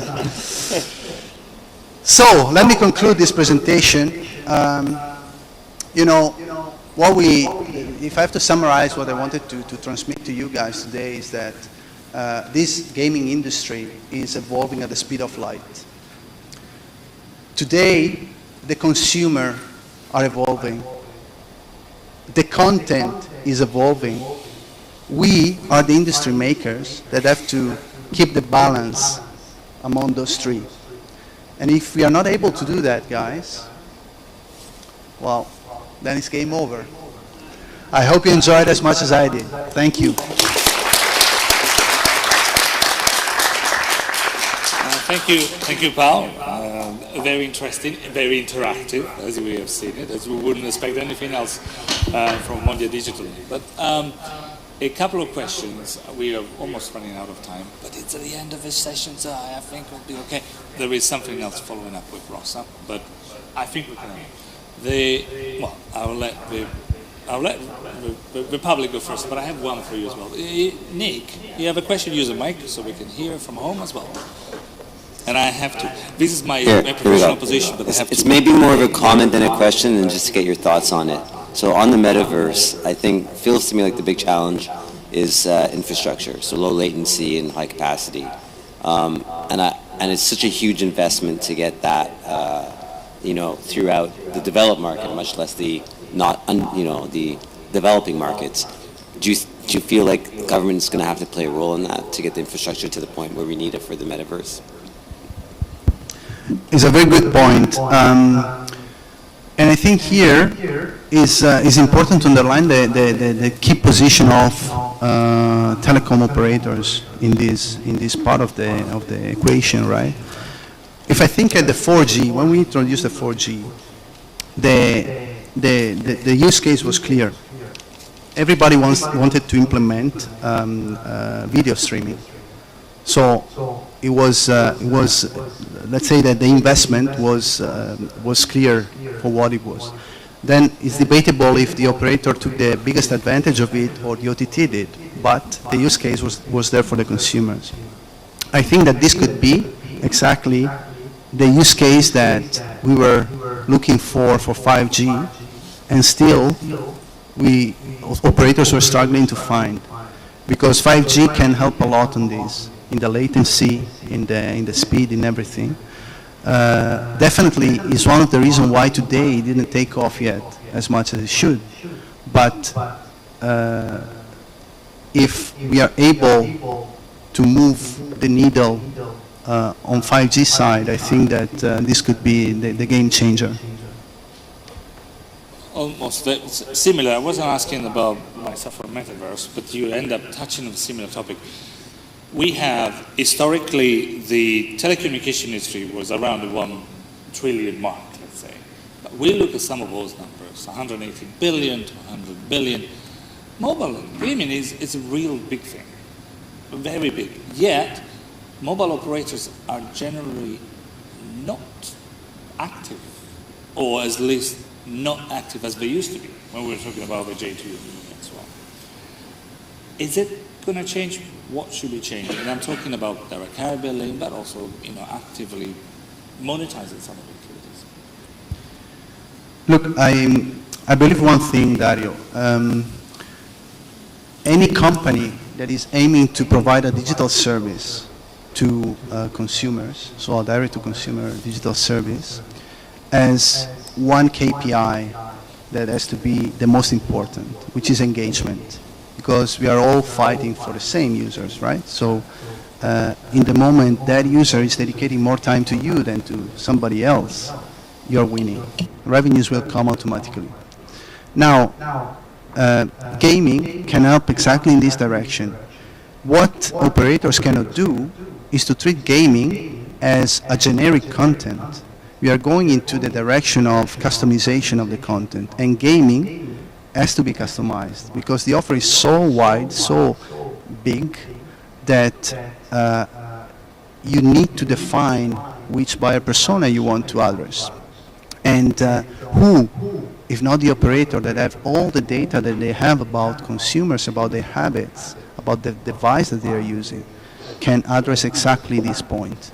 But it's a shift in the mindset that telcos have to do. Honestly, not just for gaming, in general for any content-based service, but gaming especially because it has the potential.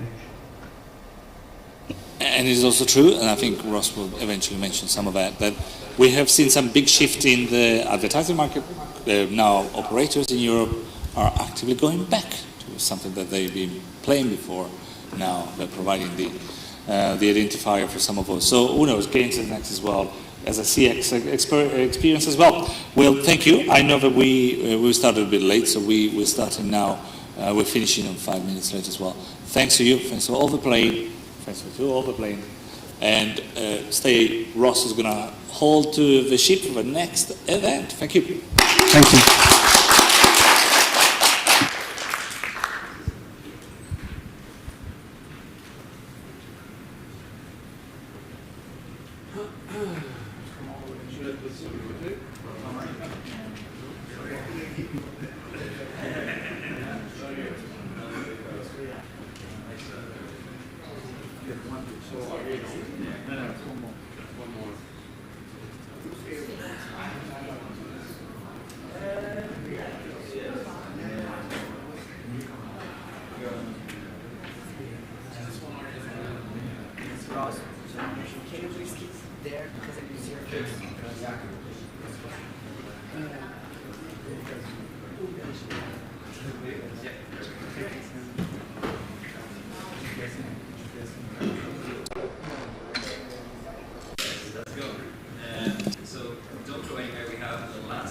Of the day.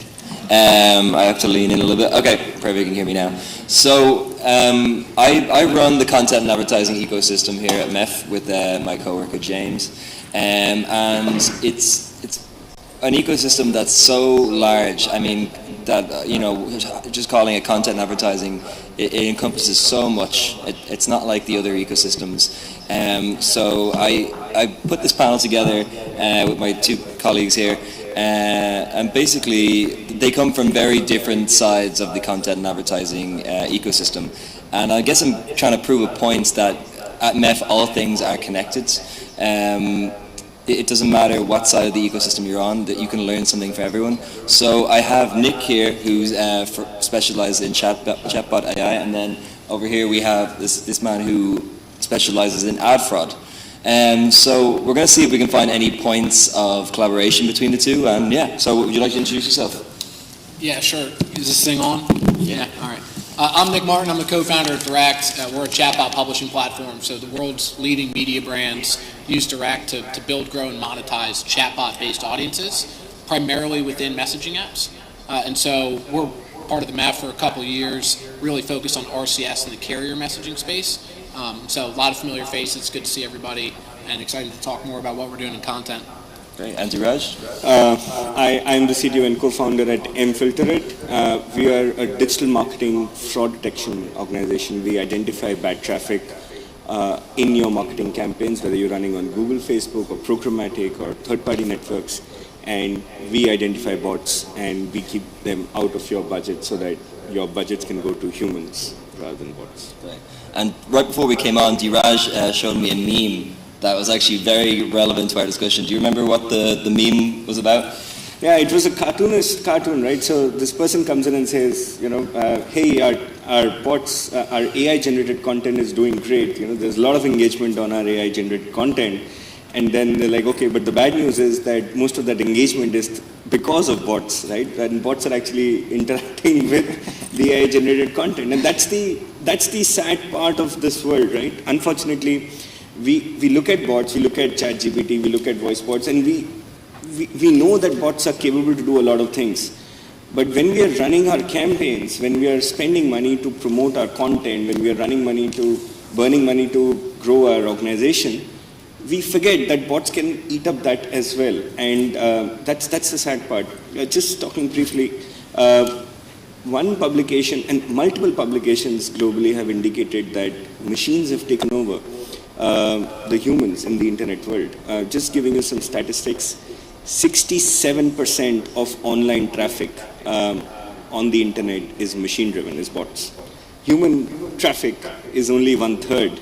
And that's the size of the problem we are in. And expecting that your campaigns will not have the 67% of bots which are otherwise on the internet is just foolish. And that's where we are. Nick, do you agree? Do you see some potential with AI and AI chatbots for misuse?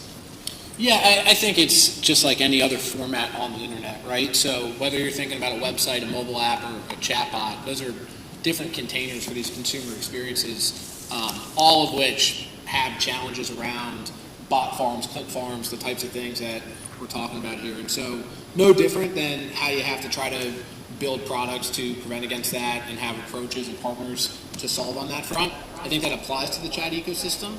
Our lens is really that it is a new type of application, and so the incumbent problems from previous application formats exist within chat as well, but there's also the same benefits and even more so. So again, those kinds of things are, I think, inherent to the internet at this point in time. Yeah. There's always going to be good actors and bad actors. We try to partner with the most reputable brands in the world. They obviously have really sophisticated approaches to solve for this, but to your point, it's a big problem, and it's one that's going to, I think, take a lot of energy to solve, or at least mitigate as best as possible. Yeah. Is it possible, do you think, to fight fire with fire, like use AI to fight, bad AI? Yeah, I'll take that one first. The AI, to me, certainly seems like a bit of an arms race, and so we need as many good people trying to build good AI that is advantageous, not just from a business perspective, but really from a consumer lens. Certainly, I think, no different than how, again, every technology gets manipulated, whether that's the fax machine or the internet, that's going to continue to take place. So certainly, I think the AI wars are already on and will be very interesting to witness in the coming years. Certainly, it's not my role to figure out how to solve that. It's not what we're focused on at Direct. I don't know if you have a perspective on how you see that playing out in the AI space. No, of course. It's not possible to have humans look at millions of transactions every day. You definitely need advanced data sciences to track that, monitor that, and identify weird patterns which are coming in on it. But the size of the problem is huge, and the money being wasted is huge. Let me give you an example. 2016 or 2017, on YouTube, a bot was identified. It was called the MEF bot. It was out of Russia. It was estimated to be making $5 million per day, $5 million per day.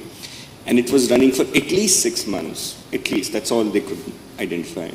And at one point, the MEF bot was controlling more public IP addresses than Facebook globally.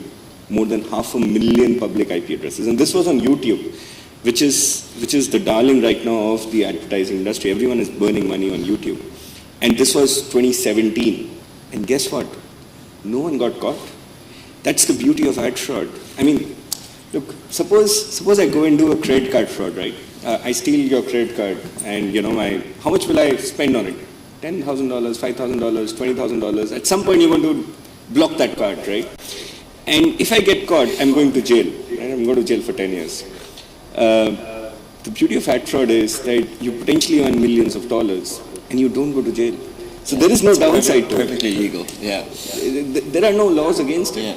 So for the first time last year, FBI, no less other than FBI in US, identified 2 people out of the MedBot scam, and those people were foolish enough to come to US, by the way. Otherwise they would have gone scot-free. And they went to jail, finally. And guess what? FBI found that there was no law against which they could penalize them, right? So they cooked up something under the wire fraud. Wire fraud is the section of the US Constitution which talks about telegraph fraud and, on the wire if you're doing, fake transmissions. That's all they could catch them under. And when they were making $5 million per day, hey, I'll maybe do that for a day and retire, right? But that's the state of affairs we are in as of now. Globally. We're in the wrong business. We need to get into that. So, Nick, kind of moving along with that, why do you think it's important for the technology behind, let's say, conversational AI being open source and anyone can kind of access it? I think in general, technology can be a force for good. I think if you look at what's happened over the last 20 years with the internet, there's, I think, 4.6 billion internet connections globally, right? That's access to information, opportunities for education, opportunities for connection and community, not to mention career advancement, right? You think about the network distributed workforce now. You can live in one part of the world and actually get hired somewhere completely else. That wasn't possible. And fundamentally, one of the reasons it's actually capable is for the fact that it is open and it is free and accessible. It certainly seems that AI is going to be the most transformational technology shift that we've lived through, certainly that I've lived through. And it would be a real shame if the access to that technology, the ability to benefit from it, was limited to certain parts of the world that have higher incomes, the ability to pay for access. And so, again, I think technology being a democratizing force has been a really big benefit to the world. And AI potentially being the most powerful shift we've lived through, it's really important that, again, becomes open and available to everybody, right? So that different parts of the world don't get left behind, where now in order to be relevant in your career, you need skills building in AI and you don't have the resources to access that up front. Like, that could really exacerbate the problems and sort of the haves and the have-nots.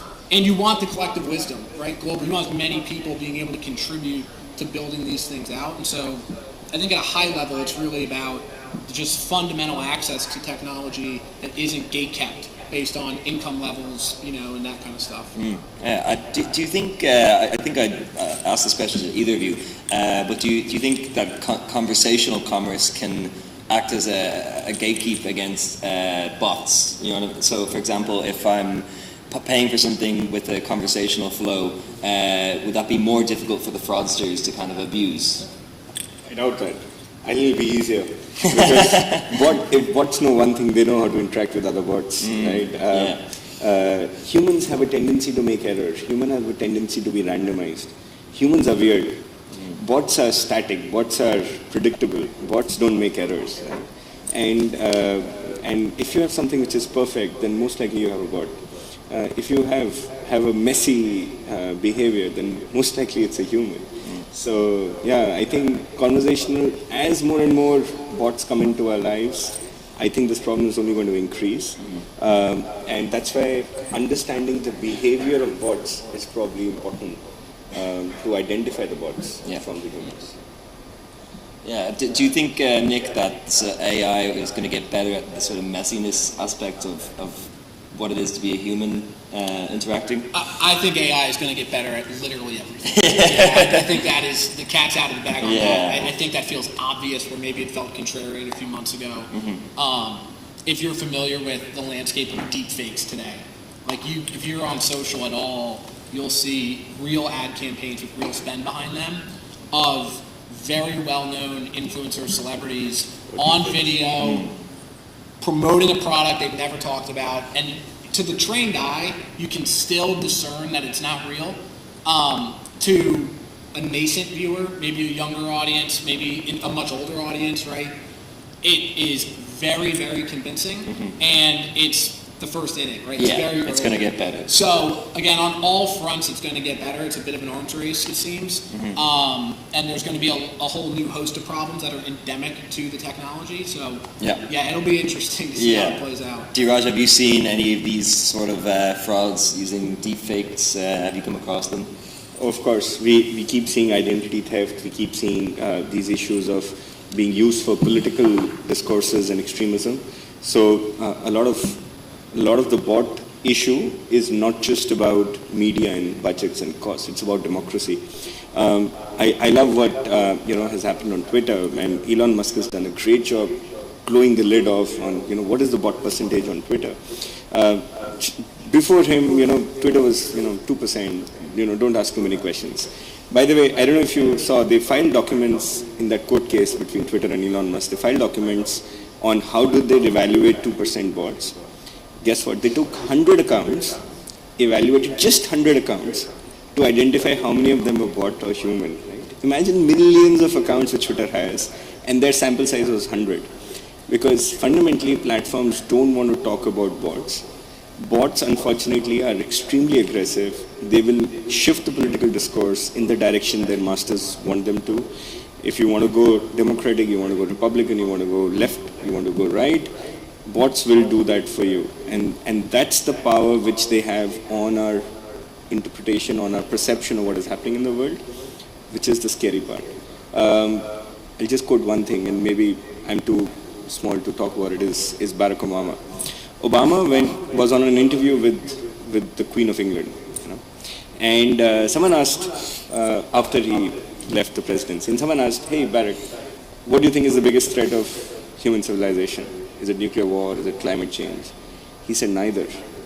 It is information silos or information or disinformation being spread by bots. And that, in his opinion, was the biggest threat to human race, not climate change, not nuclear weapons. That's the state of affairs of the situation. Yeah, absolutely.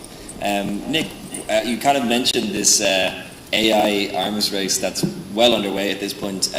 Where would you say we are in this kind of Cold War? Like what stage of the arms race are we at? I think it's the very, very beginning. Yeah, I think for the majority of the world, November 30th when ChatGPT launched was kind of the first consumer interaction with sophisticated generative AI. We had all been using AI without knowing it for 5, 6, 7 years. News feeds, targeted ad campaigns, anything personalized on the internet. There's AI machine learning that's been at play, again, for a decade. But I think the chat interface in particular made it so much more obvious to the end consumer how they were interacting with an AI.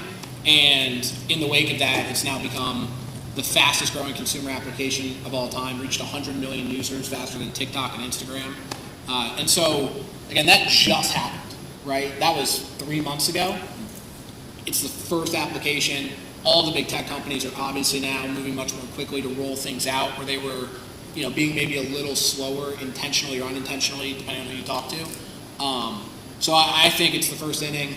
It's like the launch of the App Store, the iPhone in 2008. It's a watershed moment. It teaches the mass population the capabilities. That unlocks a wave of development from independent developers and businesses. And on the other side, consumer adoption.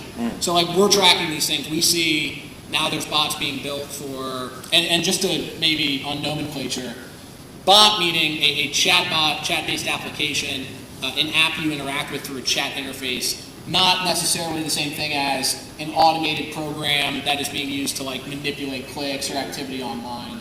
And so we're seeing now there's AI experiences for every use case imaginable.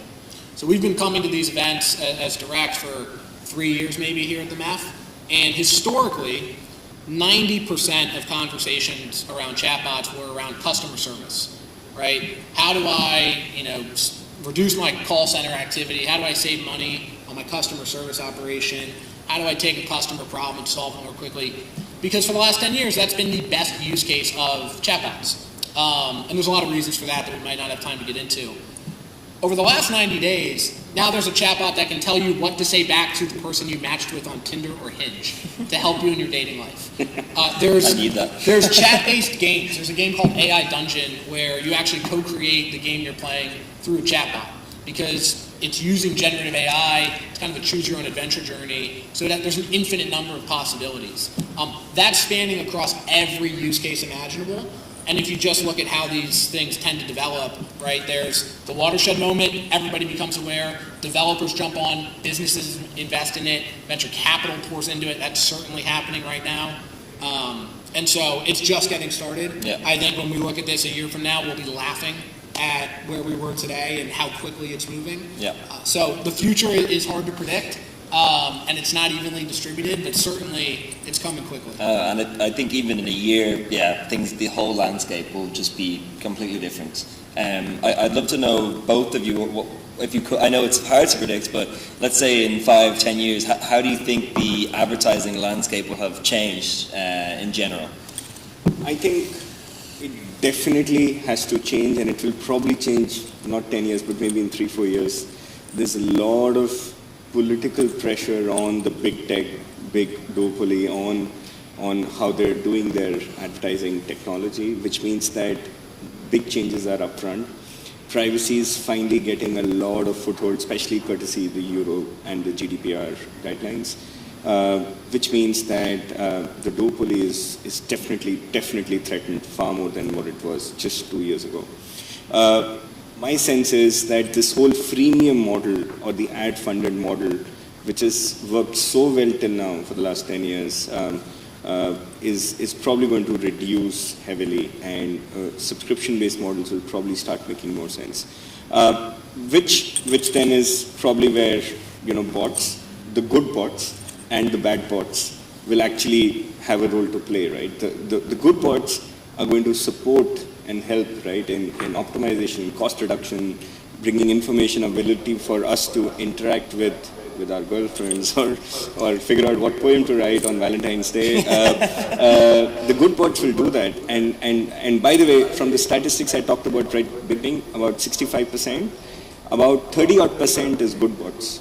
By the way, what are the good bots apart from these side examples? The Google search bot. The Google search bot comes every day to your website, and you actually welcome it because you want your website to rank on top, right? So you want that bot to come to your website to go through the keyword and the content so that you can rank higher. So those are good bots because they declare themselves as bots, and you can choose to allow them or not allow them.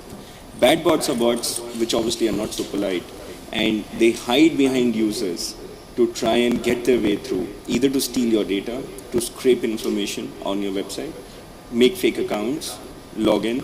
A lot of people feel, hey, I use a two-factor authentication, I use an OTP.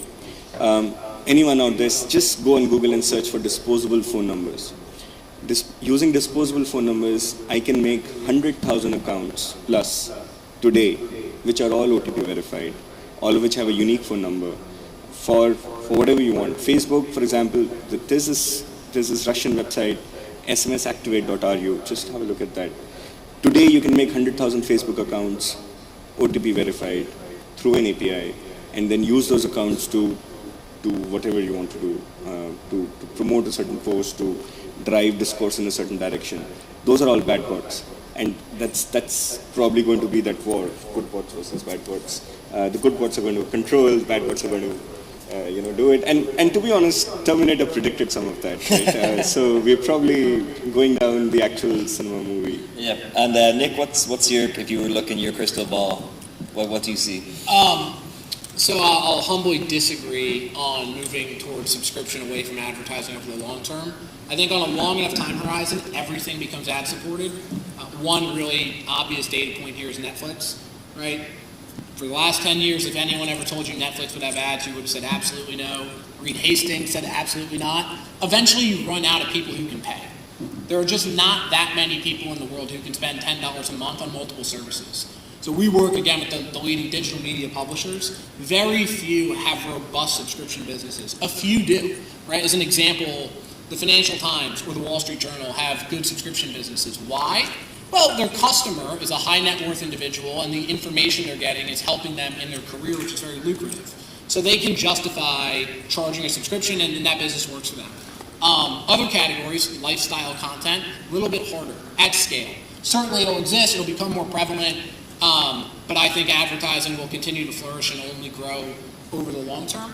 And then maybe just two unique trends around that. One, we're already seeing really heavy adoption of what I'll call a chat-based advertising campaign. So Meta, Facebook, said that last year they had $9 billion in ad spend on their platform, where the advertiser was running a campaign where when the user engaged with the campaign, it took them to a chatbot on Messenger, WhatsApp, or Instagram instead of a website.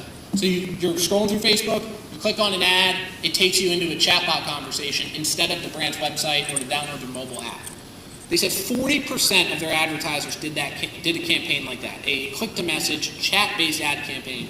40% of their advertisers. Of those 40%, half of them now exclusively are promoting chatbots, meaning once they did it, they no longer went back to promoting websites. And the reason is, as humans, we understand conversation, we understand dialogue, and so the campaigns are performing better, right? Advertising is a business. You look at ROI, you look at ROAS.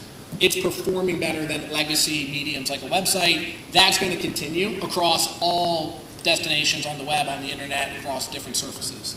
And then maybe just really going more aggressive is what we could see.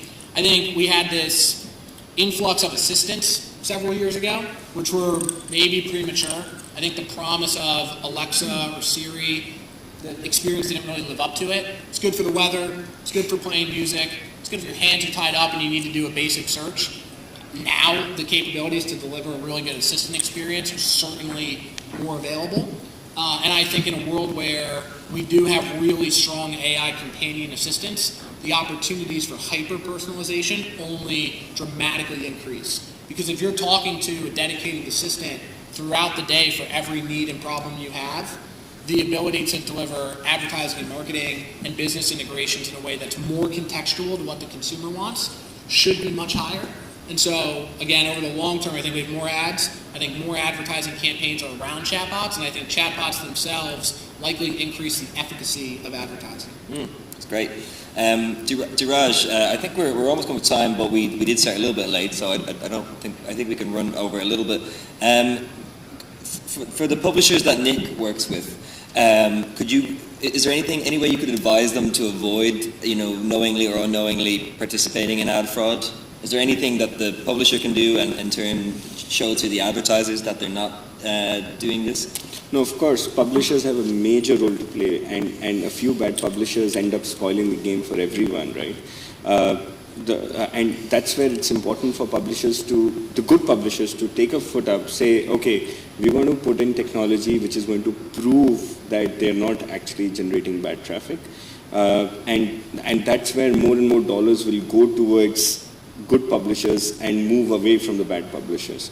You talked about Netflix, right? So if you see, what's basically happening is a slightly more democratization process of these individual publishers who are coming up, which have large volumes, who are saying, okay, let's run ads, right? And within those walled gardens, small walled gardens like Netflix, like Disney Plus and so on, you can actually have audiences, you can have different ad tech available so that you can track, monitor, and deliver campaigns just completely without depending on others. But then you have all your smaller publishers who actually end up getting aggregated up. And when you aggregate out, that's when bad publishers come in and create all this mess. So my sense is that publishers definitely have a key role to play. They should definitely try and invest into technology to identify and prove fraud on that there is no fraud on their platforms. And many times publishers just screw up small configurations which spoil this. I'll give you an example. Google search bot comes. It's a good bot. It's supposed to come on every website, right, to scan the website, which is fine. But when the Google search bot comes, you're not supposed to show ads as a publisher. Right? Now, many times publishers miss out on something as basic as that, which means that the bot is saying it's a good bot, it's declaring itself as a bot, but publishers end up showing ads. And those ads cost advertisers money, but it also dilutes confidence in the system and the ecosystem. And for example, something as basic as that, but obviously moving forward to more sophisticated cases, something publishers should be careful about.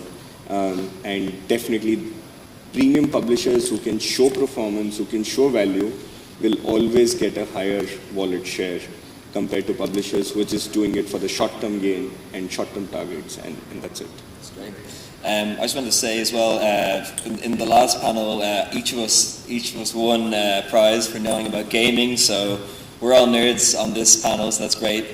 Nick, how do you think that AI and chatbots will affect the gaming landscape? Yeah, it's a good question. I don't consider myself a gaming expert. I will say it's pretty obvious it's already happened in terms of chat as a communication mechanism.